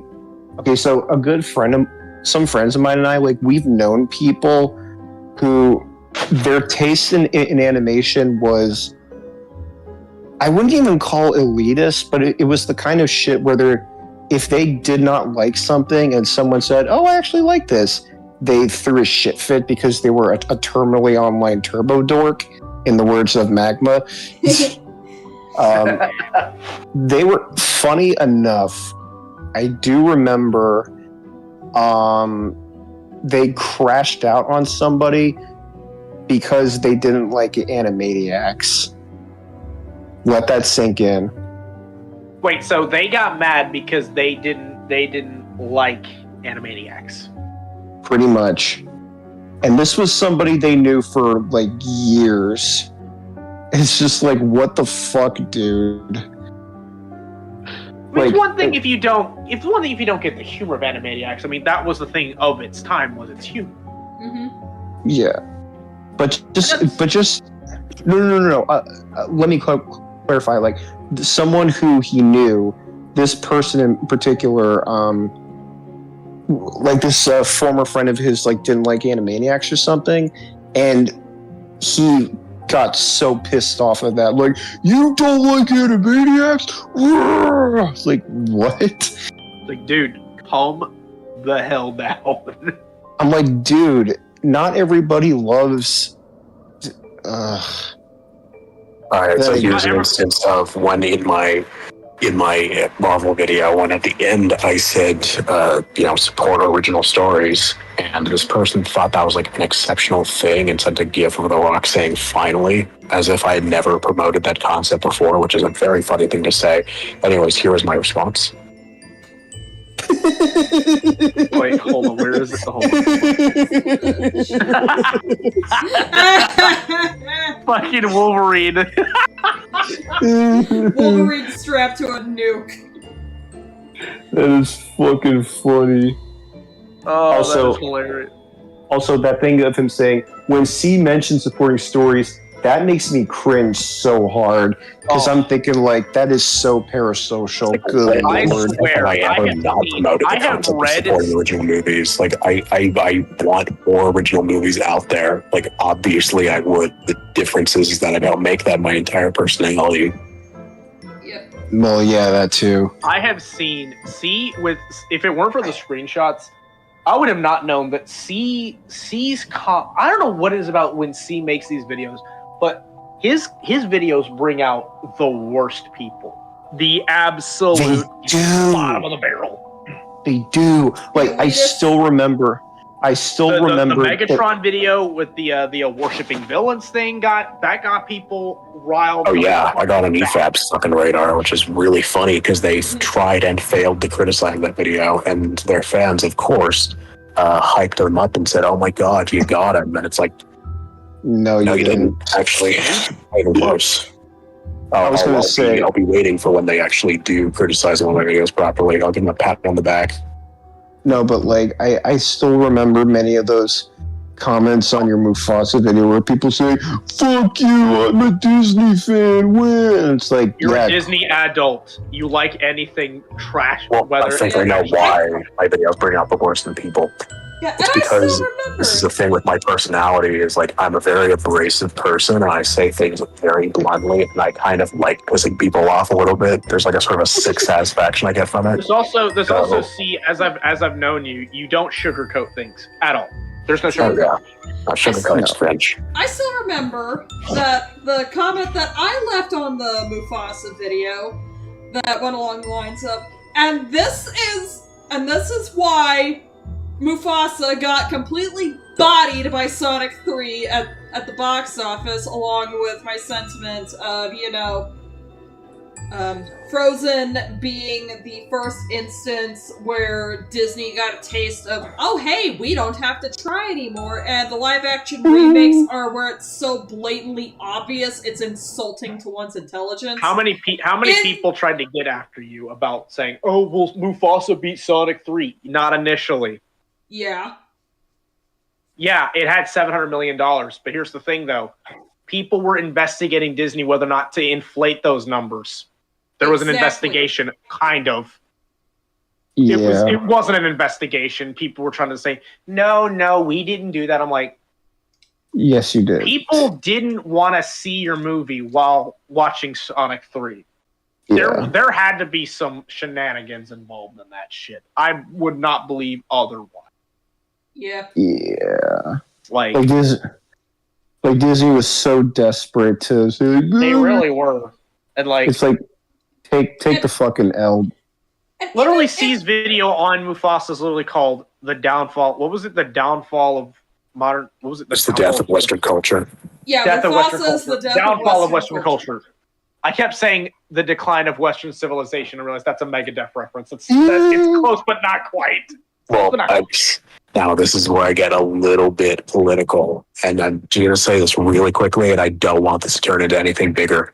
But there was somebody who commented, "How dare you say this is the death of Western culture when there's currently a culture actually being eradicated in Gaza?" And I'm like, don't bring that up. r/whoosh, hardcore r/whoosh. What the That's why you don't say that shit. Yeah, that's why you don't say that. Because that's painting the target on your back. Like, bro, don't bring any attention to that. Yeah, no, obviously, like I don't want anyone making comments like that on my videos. If they do things like that, I make it so they're not able to comment anymore. But like, I sat there looking at that, and I couldn't help but like actually get a little chuckle of like, wow, you really are just that fucking stupid, and just for one, didn't even read the title. But also too, like it's a video on talking lions. Mm-hmm. Yeah, I look at something like that and I go, what is going on in that person's head to comprehend something like that? What most animals say erect their appetite. God damn it. But yeah, like, what compels somebody to think that? Good think Lord. They're the smartest person on planet Earth. Think I got a real good one here. You're just proving why you are what's swimming around on the bottom of that septic tank we call the USA. No, it's or the internet, rather, the internet septic tank. Yeah. No, it's further proof that we need to normalize. What's the fucking thing? I'm so tired. I don't want to say no.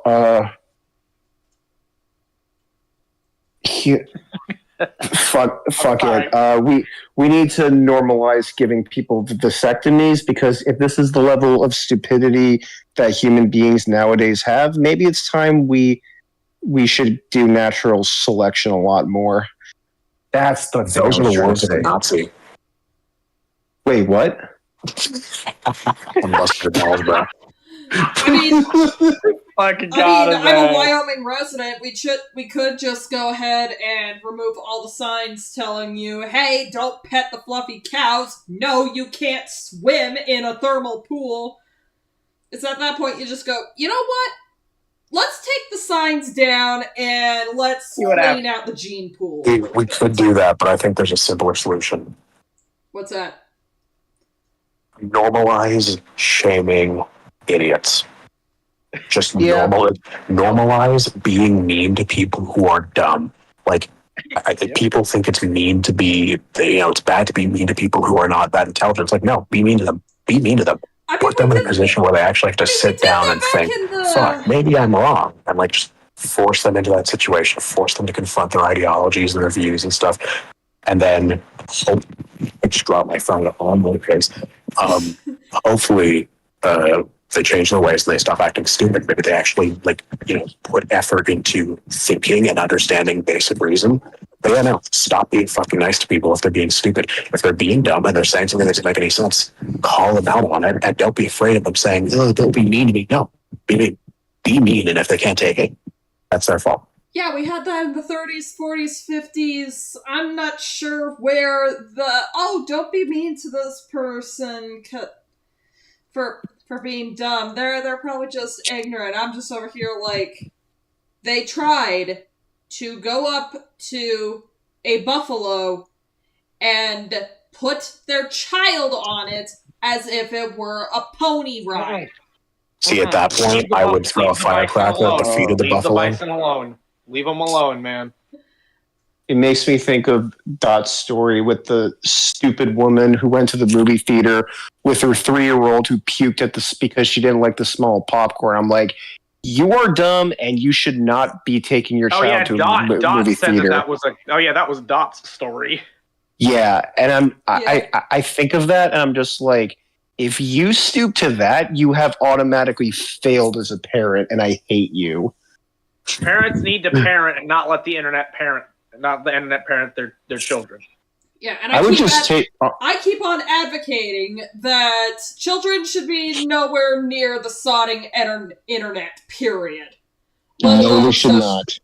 Let alone, I just don't think it should be on the internet, period, but No, you can you can restrict their internet time. Yeah, prime example, DeviantArt. No.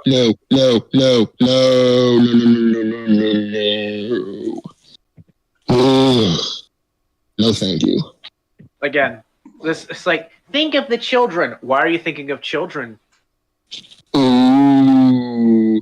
Why are government officials thinking of children if you're saying that? Usually when people throw around please think of the children, these are people who don't have kids themselves and do not plan on having any, and yet somehow... So how can you advocate if you don't plan on it? Anyone who says think of the children, or any politician, or literally anyone out there who says they're doing something for the kids, they're not doing it for the kids. They're just using that as smoke and mirrors to make it so society accepts what they're doing as, technically an atrocity, but they're able to get away with it no problem, because it's always with the excuse of it's in everyone's best interest. It never is. No, it really isn't. No, it's not. That's why I hated that YouTube had that policy with the AI. This is why. This is why global governments should just listen to me and have me be the person in charge, because I know it's best for everybody. Because everyone's a fucking moron, and I am an actual sacred entity. I am a god amongst men. I am better than local Swift, man. I mean Hartwell the Watcher. Oops, did I just say that out loud? Yes, I did. I am so sorry that guy went just completely insane, for real. Just, ooh. I feel badly, but also he became kind of an asshole because of it. So, I don't know, bro. Actually, weird thing. So you don't watch the movies you watch. Leave it alone. Truncating a little bit of what happened, because obviously this is not going to talk about anything personal to his life, but he was talking to me about potentially getting me involved in directing a project with him, a project he'd write and I would direct. And then he made his fucking post on like his YouTube community page that all online friendships are not real. They're all parasocial, unhealthy to be online. If you're friends with people online, you have issues. And I'm just like, what? I looked at and just How can you said to say myself, that when you've been working with this person for a while? How can you say well, that? it's like you were like asking me if I wanted to fucking fly out to Los Angeles to direct your fucking movie. Like, bro, come on. Well, what are you saying here? Like, what are you the doing Piece of shit. Yeah, like What a I mean, fucking loony. don't all of us get along? Like we've never met each other IRL, but we get along really well. Does that mean we're a bunch of parasocial creeps or something? Like what the fuck? I guess so. He's not that smart. Well, yeah, I guess so. Just or no, he was smart and then he It's lost his his mind. logic, so therefore it's fact. Nope. Yeah, his simping for AI has been especially cringe. Oh, wait, I'm sorry, wait. what? I'm sorry, what? Oh, you didn't know? For AI? No!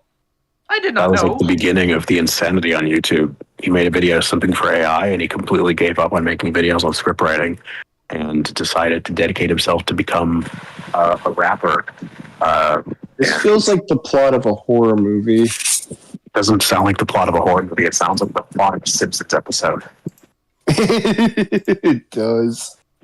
What the? This is straight up just fucking Smiling Friends, dude. It's crazy. It's so. Hey, at least Smiling Friends is funny. I'm expecting Zach Hadel to make like a fucking script based on this. Oh, he could. He totally could. Oh, it's Zach, dude. It's. I mean, Zach. considering that they based what was it, Nip in the fantasy episode off the Bjork Stalker, and they based the mad scientist off some weird Russian dude who created a homunculus from an egg. Yeah, they could do it. Yeah. Oh I my love kids, God. Charlie. I love kids. Oh, Pim. I really don't think you should be saying that out loud right now. Oh my God. Wait, I have to say something stupid about. Speaking of Smiling Friends, that one idiot who we all fucking hate, who we. I don't know if you remember this, Magma, but I think we were talking about Hell of a Boss. We were talking about Hazbin Hotel and then Smiling Friends. Yeah. And then for whatever reason, he just went, and that's why it is better than the first Toy Story movie. And I'm like, wait, what? What? No. Wait. Did someone say? Yeah, no. I need this. Yeah. I need this to be heard correctly. And Are you also, I'm telling me- someone who will like defend Hazbin Hotel in a lot of different ways. No, it's not better than Toy Story. That's insane. No.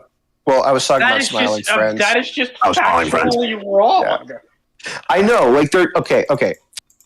Even if there were any legitimate comparisons between Smiling Friends and Toy Story, they are not remotely the same thing. They are not for the same audiences at all.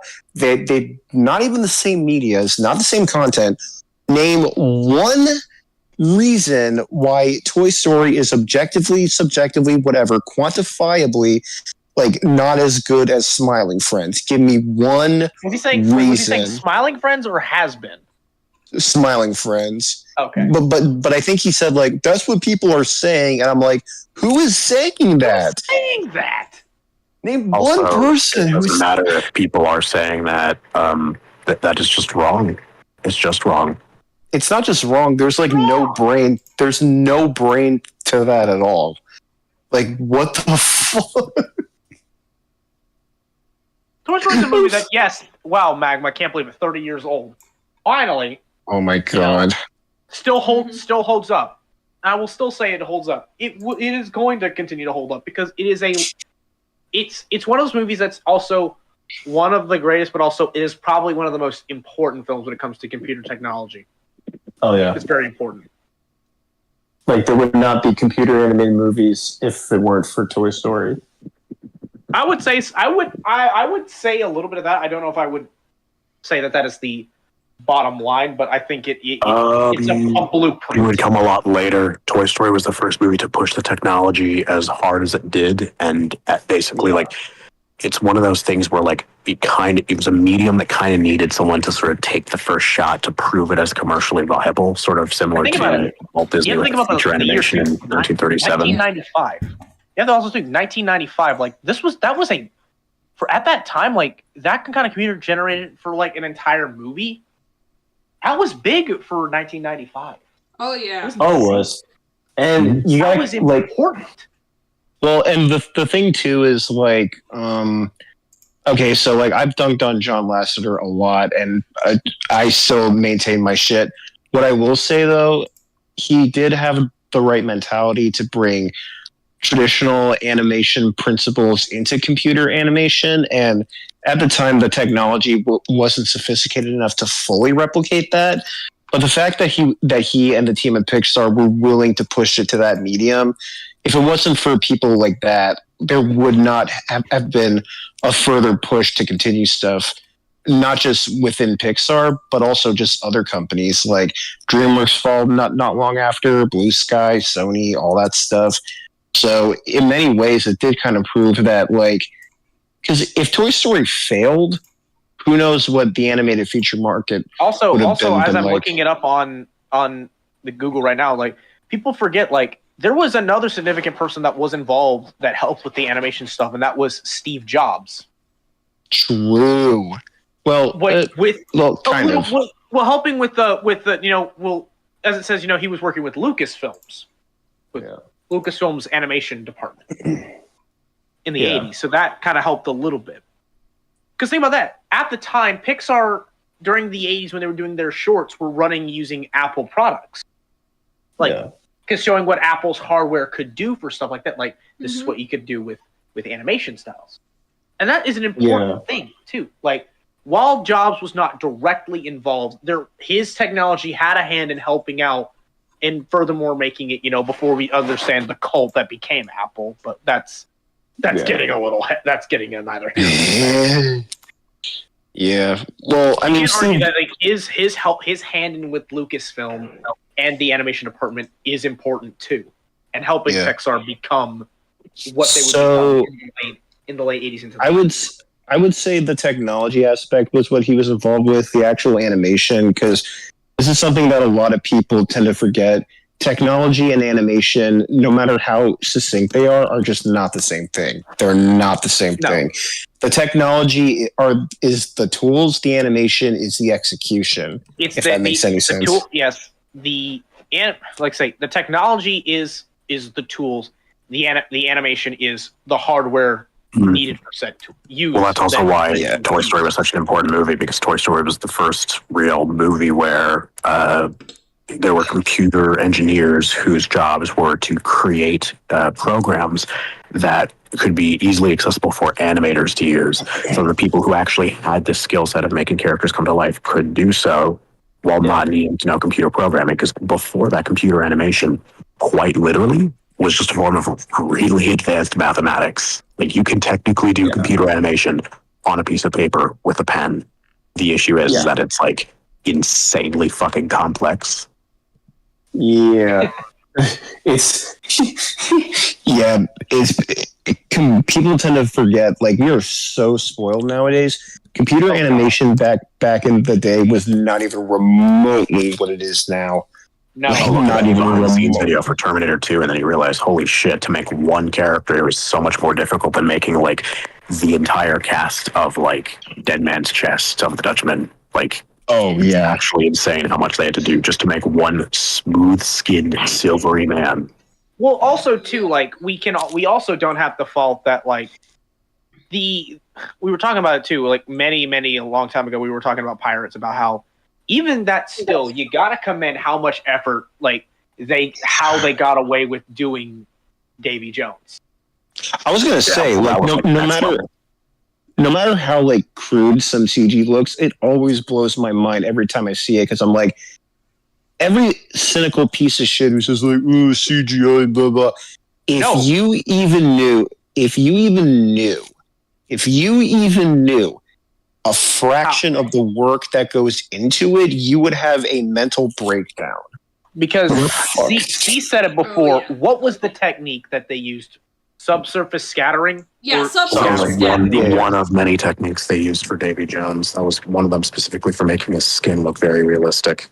Yeah, his tentacle beard and everything, and that all. Right, and that's just the surface, not the animation. No, that's its whole. No, the subsurface scattering thing is a whole different thing. Technically, not even the surface. It's more so like a semi-volumetric form of light diffusion. Yeah. Because you gotta think the way the light reflect, like how they get the lighting in the scenes with Davy Jones is when it reflects off of his face. It's really fucking good. Well, like here's the thing with skin. It's a really freaky thing. Skin is technically translucent. Oh yeah, you've all seen the thing. Like you put your hand to a flashlight, it's gonna glow. It glows red. Yeah, it glows red. Yeah. And this We've all is done this what as kids like, or you put the flashlight in your mouth and you see your cheeks glow red and shit, kind of like that kind of thing. Yeah. And that's what this is why I have never understood the criticisms of CGI. Not even kidding. Not even remotely fucking kidding. Yeah, like the existence of CGI is like complaining about the existence of cinematography. Like, sure, yeah, I guess you don't like the art of filmmaking then. I was going to say, like, Steve and I were talking about something really funny. Before you continue, I do want to make one small thing, and I'm not going to name names either. But when I think of like old school cartoonists who are like, "Oh, I don't like computers," and I'm like, well, I guess you don't like animation then, asshole. Fucking me and Steve were talking about, because I was telling him about it was a conversation we had a long time ago about like gruesome or like as violent deaths as you can see in pirates. You guys carry on. And it was the conversation I was talking with C about violent deaths in pirates, and I said like one of the more graphic ones. At the time, I said it was technically Blackbeard's death, but when I go back, I think it was Mercer's death. That was more graphic. Mercer's I think it was Mercer's death. I will to this day say, no, Mercer's had it worse because the end result is you can see the blood trailing out of his mouth after being strangled and or choked by Davy Jones. I think that was, out of every scene in the trilogy, and this is saying something, that was the moment where I screamed the most. Like screamed bloody murder, like put up screaming bloody fucking murder. Yes, I was like, no. I think the one scene that so did that brutal for me, but I didn't scream, was in the beginning of Dead Man's Chest, where the guy's getting eaten alive by the crows in the prison. That one wasn't too. That was like a kid. When I was a kid, I mean, I had that DVD when it came out in 2006, so I kind of remember that. Like, That's fair. It was like a 5-year-old remembering that shit. That's but, like, fair. That's I fair. said before, like, how, like, yeah, with Blackbeard's, you kind of see him getting skinned alive, but then you also realize there was a lot of CG that was involved with that death. So I'm kind of like, does it undermine it, or does it still make it? Walter Donovan's death from Indiana Jones and the Last Crusade. It's just a man withering away. That's all it is. It's like, okay, to be fair, I think, and this is me, I think Donovan's death was a lot better. Well, because it's also presented in a very fucking creepy ass way. I love it. But my favorite death of the entire Indiana Jones series, you can probably guess, is going to be the first movie, because Jesus Christ, fucking terrifying. Oh my god, dude, that scene gave so many people nightmares. Good. Mine was, fucking I've said God. it to see before, but mine was the sacrifice scene in Temple of Doom when they first see Molaram. Oh, dude, That was mine. That was mine. I think Temple of Doom. This is going to be a really hot take. I think part of the reason Temple of Doom ended up so fucked up as it was, I'm sure this is not entirely true, but Spielberg was not in the best of mental state at the time when he was making that movie, and it shows.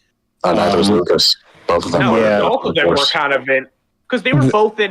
They were both on vacation, weren't they? After they had done Raiders. No. Or No, that was what before happened- Raiders. That was before Raiders. Well, no. So there is a bit of context to this.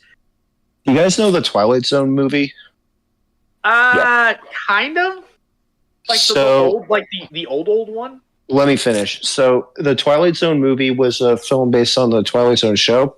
Yes. Long story short, the only reason people know about that movie is because during the making of it, content warning, 3 actors were killed during the making of it in a really brutal helicopter accident. Oh wait, And- I think I've heard of that before. Yeah, and long story short, while the thing was kind of an accident, it was largely like complete negligence and irresponsibility from one of the directors. And Spielberg was incredibly devastated by everything. And obviously, that's not the entire reason that led to Temple of Doom being so fucked up. But considering that movie came out, like, that incident was happening around the same time that E.T. and Poltergeist came out, and Spielberg, had to deal with that. He's just like, okay, this is not okay. I don't want to be involved in this project and blah blah blah. But also, too, both Lucas and Spielberg were both going through divorces at the same time. Oh, I didn't know that. I actually didn't know that. So that at all. everything was sort of compounding onto both of them, just kind of making their lives hell. So Jason, so they were just throwing. So shit was just getting thrown at them during the production of that, and it was all. That's kind of why it is the way it is. Yeah, but the production of the Twilight Zone movie is so fucked up. Well, that also like, I think me and C were talking about this earlier about how, like, the trilogy for all it is. I think we can say that Temple of Doom is a bad film, and there's kind of no way around it. There really is no way around it. Yeah. Even it's important to the trilogy, but you also have to remember that there are a few things of it that, one, don't make sense. A lot of Temple of Doom is suspension of disbelief. A lot of it. Yeah, I remember as a kid feeling it's really just one sad. where the tone just doesn't fit. That tone doesn't fit. No, I mean, it's like important to the trilogy, yes. It's important. I'm not trying to undermine Temple of Doom as a whole. It's important, but when you look at it tonally compared to Raiders and Last Crusade, No. I'm actually gonna pull rank as the Indiana Jones super nerd here. It does not contribute to the trilogy. In fact, it shouldn't even be considered a trilogy with Temple of Doom, because Temple of Doom is, for one, a prequel, and also a prequel that outright contradicts Raiders of the Lost Ark's entire plot, which is just fucking crazy. But also, too, it just completely character assassinates Indiana Jones by having him be someone who's perfectly fine with having a child slave help him escape the Chinese mafia. And then when they're in India and he's hearing about this death cult that's kidnapping children, you know what he does? He decides to bring the lets child him go. with him. He fucking lets him go. Yep. And under this spell, willingly Yeah. watch a woman. Granted, I hate the woman, but I don't wish death. Just watching her die, like, what the fuck, man? Like, the hell? People dunk on Kingdom of the Crystal Skull, but not Temple of Doom. No, What the fuck? I'm over that. I am well over the hating Crystal Skull thing. I've gotten tired of that well. That well has dried up. Like, the movie is, holy shit, almost 18 years old. It's 17 years old now in 2025. Yeah, I think honestly, I haven't seen Temple of Doom in a long time, but I think it might be worse. Let me finish. I think it might be worse than Kingdom of the Crystal Skull. If you gave me an option to watch either that or Crystal, I'm taking Crystal Skull. Because Crystal Skull, for all... Sorry. I'm saying for all of its faults, I was telling C that I was rewatching Crystal Skull, and I said, for all of its faults, at least Indy is somewhat very much still in character. And I can't say that for a man who watched Dial of Destiny in theaters. I'm just like, oh, God damn it. Fuck. Yeah, I'm As never a watching man, Dial I of can say Destiny. Crystal Skull, I say that some of its... I think the idea of its story makes more sense than I think after being like, oh, aliens and shit. But I'm like, when you look at the timeline, that kind of story makes sense being in the 50s. That storyline kind of makes sense. It makes more sense when you get older and you understand it. Some of the action scenes are really fucking fun. I love the boat chase scene. I love the driver ant fight with Dovchenko. that fight, greaser. Get the motorcycle chase. Seeing Dovchenko getting carried alive by driver ants. Fuck, dude. Like, nobody talks about that. I remember. That death is kind of gruesome. The guy literally, you just watch the man get eaten alive by ants, bro. Like, what the fuck? Ooh, yeah, that was brutal. But no, like, and And again, I will, even if I'm one of these days going to rewatch the Indiana Jones movies, like I will never, ever, ever watch the fifth film. But here's my thing. So it takes place in the 60s. Why the fuck does it depict Nazis? Why? That's okay. So here's the so I've seen it. So here's what from what it's supposed to be is the reason it has Nazis is, and this is I'm probably butchering this, but it has something to do with being in the 60s. A lot of German scientists afterwards became a part of a thing called Project Paperclip, which was developing which was developing what was it? It's like it was rockets. It was von Braun and all of these testing scientists. Yeah. Rocket in the 50s and 60s for like the space race and stuff, and a lot of them were doing that during the 50s and 60s in the United States in the space race between the Americans and the Soviets. So a lot of German scientists that were a part of the regime, they became a part of that. Instead of getting killed, they became part of Project Paperclip, and that's why one of the main antagonists, Voller, was a scientist, but he wanted to revive. It sounds stupid that he wanted to revive Hitler. No, he didn't want to revive. He didn't want to revive Hitler. He wanted to go back in time, kill Hitler, take his place, and help the Nazi regime win against the Allied powers because he believed that the Nazis were right and the Nazis could have won. The issue was Hitler. Now that is, for one, stupid as fuck because the Nazi itself was predicated entirely on unsustainable economic policy that would have imploded regardless. But also, too, the fact that taking over the world is just literally impossible. You cannot do that. I was going to say, like, listen, before you continue, like, I listened to everything y'all said about, like, the reasoning behind this, and I'm like, were the writers smoking meth or something when they came up with this? Yes, dude. Kathleen Kennedy had a hand in writing this, of course. Well, no, she's a producer. She didn't have a hand in writing it. She just hired shitty writers. One of them was James Mangold. Oh, wait a minute, boo! But the thing is with this movie is that how do I describe this? It's the epitome of like modern Disney writing in the sense that Indiana Jones movies before always had some kind of religious relic. And they always tried to sort of tie into some kind of religion or some kind of belief of some kind. Granted, Kingdom of the Crystal Skull is the outlier, but that's because it's set during the 1950s, and pseudo-religious artifacts and stuff kind of fell out of favor, more so for Cold War paranoia and sort of the promise of the space race and stuff like that. So the concept of aliens was like the very exciting thing. But this movie's trying to like revive sort of the old school style of Indiana Jones, you know, ancient temples and all that shit. But they didn't want to have it tied into any religion or real world belief because, you know, they don't want to offend anybody. So instead they decided to use the Antikythera device, which in real life is a clock, which that's pretty cool. It's an ancient clock, but it's not a time travel. Just a clock. Or it's not a time travel device, and also too, it's never been like culturally believed to do anything more than calculate time and like map out the position of stars and stuff. Like it's a clock. It's just a clock. Here's how stupid it got. What the dial apparently, according to the movie, said that it could calculate like wormholes through like weather patterns, and that's how they're able to transport back in time incorrectly to the Battle of Syracuse. That is so stupid. Yeah, that's literally the dial. They could pinpoint a time in like weather patterns and find a wormhole to travel back in time.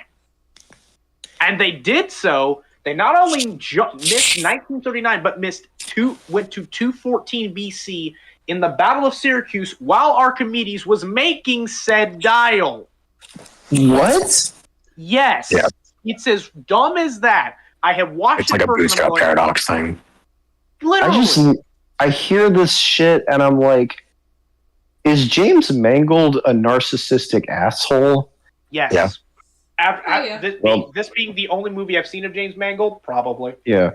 The only James Mangold movie I've seen other than the Wolverine is what was it? A Complete Unknown, the Bob Dylan biopic. I'm like, it was okay. And what's funny is that movie came out like a year after Dial of Destiny, and it came out for Christmas. It came out Christmas 24. So I'm thinking, wow. So you went from taking a shit on an iconic character to that. I'm like, bro, I don't like you. And the thing too about Dial was they writ Indy so wrong. He was this cantankerous old man. Like that's not him at all. No, like you don't understand the character. Like I get he was an older character in the '60s, but that doesn't mean he has to be a cantankerous old man that hates everything. I'm just curious. Who would have been a better? Unless they were literally trying to write Harrison Ford in there, because Harrison Ford kinda does not like his role as Han Solo and Indy anymore. I mean, I don't blame I think him. it's because he's gotten tired of being only known for being in part of George Lucas and Steven Spielberg's Yeah, writing. exactly. Yeah, so just Like, don't he even said it bother before making interviews a that he's film. kind of gotten tired of. That's his only legacy. Which is why they never should have made the fifth film to begin with. Just leave it at the fourth one. Forget, And like just people forget. Like I still say some of his other movies that are not that are like The Fugitive and Clear and Present for Danger. Like those are good Yeah. ones you should watch with Harrison Ford. oh yeah, like American Graffiti, of course, like other shit. Oh wait, that's another Lucasfilm. Damn it! All right. Like I get it why Harrison Ford. It's like he's kind of been more subtle about it. He's kind of like I'm glad that people like these things, but I don't want it to be the legacy I leave behind when I die. Yeah. Even Well, though he's like, not a- it is his iconic legacy. Like I will always love him as Indy no matter what. I'll love him as Indy no matter what. He's not a he's not a complete asshole like Anthony Daniels, but yeah, Anthony Daniels is a prick. Funny enough, I don't know if you guys Who know. does Anthony Daniels play? Yeah, who is Anthony Daniels? He is C-3PO, and he has the reputation of being a complete shithead to fans and all that. Oh. Yeah, I didn't know that until later. I'm like, ooh, you're a dick. Yeah, look it up. It's I do think I might not be understanding it, but I think it will be a very sad day when Indy is gone. When Harrison is gone, because I'm still feeling that way about James Earl Jones, and it's only been a couple of months, man. Don't let's not say that again. No. But yeah, I know I miss James Earl Jones, but I still want. By the way, I still want Darth Vader in Fortnite, so I'm gonna make him AI now. oh my god. By the way, I hate the AI Darth Vader in Fortnite. It's so fucking stupid. By the way, I might one of these days check out James Mangold's other films. Like, even though he made that giant steaming turd, I might, that's not to say all his other films are like that, but yeah, the fifth Indiana Jones film, no. I will say I somewhat am okay with the beginning of it, where it's like 1944, like after shit happens, because that is the prequel of that story, is him being in 1944, almost getting killed by the Germans. Fair enough. But it's a weird prologue. It's a very weird The prologue. issue with Dial of Destiny and James Mangold for me is because of that movie, I have no interest in watching any of those other movies. Now, I've seen The Wolverine, I've seen Logan. The Wolverine is a bad movie that I have a lot of fun with. Logan is excellent. But Dial of Destiny showed me some kind of inherent narcissism to Mangold and a pessimism there that I just saw, and I thought, no, I actually never want to see what this man has to make again. He took one of the most uplifting, fun franchises that has ever existed and turned it into miserable, depressing dreck. I sat there the entire time and just wondered, why did they even think it was a good idea to make Indiana Jones miserable? Because Indiana Jones has always been fun. That franchise is supposed to be fun. It's lighthearted, it's adventurous, it's goofy, it's slapstick, it's crazy. It's supposed to be fun. Yeah. And they completely destroyed that. And I sat there after watching that and thought, no, fuck James Mangold. I'm not watching any of his movies going forward. He's a fucking asshole. that is valid, and you're free to think that. Oh god. Yeah, what a piece of shit he is. But, fuck, I was thinking, I'm just wondering, who would have been a better writer in director if they were that desperate to make a fifth film. And I'm thinking, I don't know, anybody else? Me. you should have been the writer. This man right here. This man right here. This man. I'd just make it out to Library of Alexandria, and I'd do some cool shit with like Roman gods and stuff. Oh, that! hell yeah. Oh, see that? That. If you're, and if they were like, look, I know, I'm sure you like Mutt, but we cannot cast Shia LaBeouf and blah blah blah. It's like, all right, just imply that he. I'd get Anthony Gruber if we're gonna have a son of Harrison Ford. I'd cast the guy who literally has played the son of Harrison Ford in other movies. Boom, and just be like, hey, it's an adventure with Indy and Mutt, you know. Now, I will say, if you want a story of Indy that is good, but it's not a movie, I recommend The Great Circle. I recommend The Great Circle. I recommend The Great Circle. It's oh wait, you still haven't played it yet, have you, C? Nope. Wow. I mean, I've almost finished it, but I can say if you as an Indiana Jones superfan you are, I think you will enjoy it. I think you will greatly enjoy it when you ever get to it. Because the writing feels so. This is the Indiana Jones. It's funny how we got Dial of Destiny in 2023, and then here in 2024 we get The Great Circle. And I've heard people go back and forth, people saying, "Oh, it's Bethesda." I'm like, okay, Bethesda's had some crap, but you gotta admit, when it comes to Wolfenstein and shit, oh, that's pretty fucking good. Oh, it's pretty fucking good. Speaking of, sorry. Oh, was C just agreeing on what I was saying, or what? I just said yeah. Yeah, again. I played it. I've almost beaten the campaign. The writing, this feels right. And I will say, Troy Baker does a fantastic job as an indie sound-alike. He nailed Harrison Ford's impression. Troy Baker's a goated voice actor. I mean, he and Nolan North kind of have the thing where they are everywhere, but at the same time, though, their roles are really iconic roles. To me, Nolan North will always be, to me, because I grew up in this generation, will always be Nathan Drake. And I will forever be grateful. Oh, yeah, that guy. I'll forever be grateful for him being Nathan Drake. Because I see so much of Nolan in Nathan. Just this guy that just loves a thrill seeker, but he loves what he does.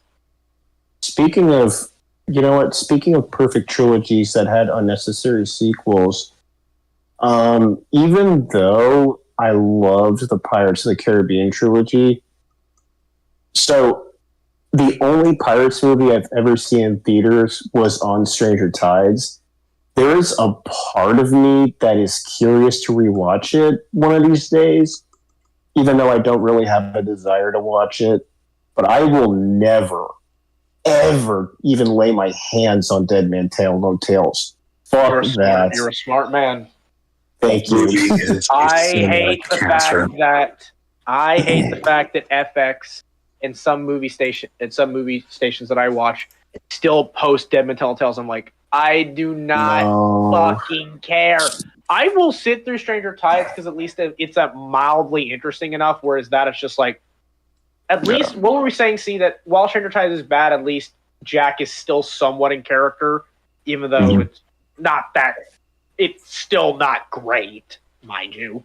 Yeah, well, I think it doesn't really work as a Pirates of the Caribbean film. It should have just been a straightforward adaptation of the book on Stranger Tides within the Pirates of the Caribbean universe instead, because that just would have been better. But no, we gotta get Johnny Depp back as Jack Sparrow. I'm like, okay, cool. I gotta say this though. I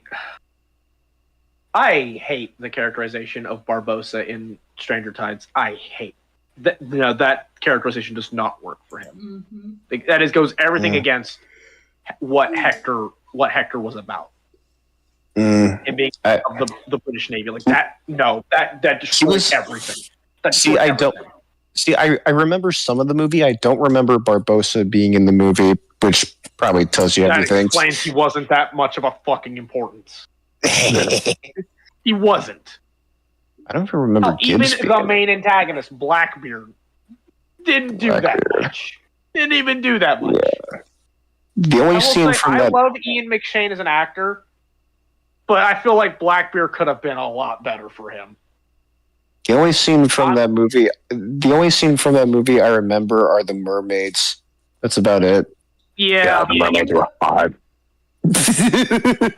C was feeling Based. something when he saw Philip getting dragged by Cyrena into the depths. He felt something Yeah, there. I was feeling something crazy. I was feeling that he was going to get fucking killed and eaten because, like, there's literally no reason for that to go any differently because, like, we have actually no reason to believe that she would treat him any differently to anyone else. I don't understand that. So plot is actually You know very what's so weird. funny? I went and watched that scene. I looked it up later, and turns out apparently when she kissed him, apparently it's a mermaid thing where like it can make them breathe underwater or some shit. It's bullshit. Oh my god! Weird. Like, Oh my apparently that's the thing. God. According to mermaid lore, their kisses can make you like breathe underwater. I don't know if this is like real mermaid lore, Wait, or siren wait, lore, I gotta or if that was just for the movie. I gotta bounce off this for a minute. Have you guys ever seen the movie Splash? Yes. No. Nope. Okay. Without spoiling anything, good movie. The ending of that movie is fucking terrible. Not gonna get into why, but let's just say Tom Hanks' character ends up in a similar resolution as that guy, but it's even stupider. I buy it there. They actually do explain it. On Stranger Tides doesn't even give us the courtesy of that. Fair enough. I thought it was. You know what? I do need to give Splash a rewatch, but ooh, Yeah, again, the whole thing, like I will say, even though I barely know Ian McShane from this, I will say, him doing his to me, his villain will always be Ty Lung, not Blackbeard, not even close. His villain will be Ty Lung for me. yeah, hell yeah, Finally, hell yeah. Opponent, our battle will be legendary. The meme of the century, and I fucking love it. I fucking love that meme. But yeah, fucking yeah, I might not- check out. Not to mention, I guess Tai Lung is a more applicable cautionary tale, if that makes sense. Oh yeah, absolutely. Of like him being like, I'm going to be the student you thought I was going to be, but then this person tells you, no, this guy could be this child could be problem. Right. Because I love how he said like it wasn't like Oogway said otherwise. It was like because apparently to Oogway, like he could see that Tai Lung was going to let that drive consume him. He says, "You were not meant to be the Dragon Warrior. That was not my fault." I love it when people miss. You know what I love? What? Characters who are intentionally written to be cautionary tales of whatever thing consumes the worst in people, and human beings, instead of recognizing that they're not meant to be repeated, end up sympathizing with them and think that they should follow in their footsteps. I love that. I think it's wonderful. Oh God! Of the three, D16. you know what? Wait, what? Yep. I said, so D16. Exactly. Yeah, Megatron. Basically. Oh yeah, basically Megatron. Oh, D16. Yeah. You know, no, but like four Kung Fu Panda villains, I gotta say, I think my favorite because I watched it in theaters. I gotta give it to Lord Shen. I gotta give it to Lord Shen for Kung Fu Panda 2. Did you know that Syndrome from The Incredibles might have a cluster B disorder? Cluster B? And I think I told you about this. It's stuff like, okay, it's going to be specific, but stuff like BPD, NPD, like DID. bipolar disorder kind of stuff? That's not a cluster B disorder, but yeah. No, but I think I did look up that Syndrome may have allegedly had, and I'm saying this having known people with this, like I'm not dunking on people who have this necessarily, but it is alleged that he may have ASPD, which if you look at the character, Antisocial personality disorder. Yep, and looking at the character, yeah, that is very possible because here's the thing about Syndrome. Mr. Incredible actually has empathy. Syndrome has no empathy at all, period. Like wait. the dude, When you said a cluster B disorder, Magma, did you bring that up to me because of my ex? Because I told you her. Was that No, you? I'm not the one who brought that up. I Oh, think it might have someone been- did. Someone Oh, did it like might have been people me. like that. It might have been Yeah, me. it was EMC. Oh, it was you at EMC. Okay, it was. Yeah.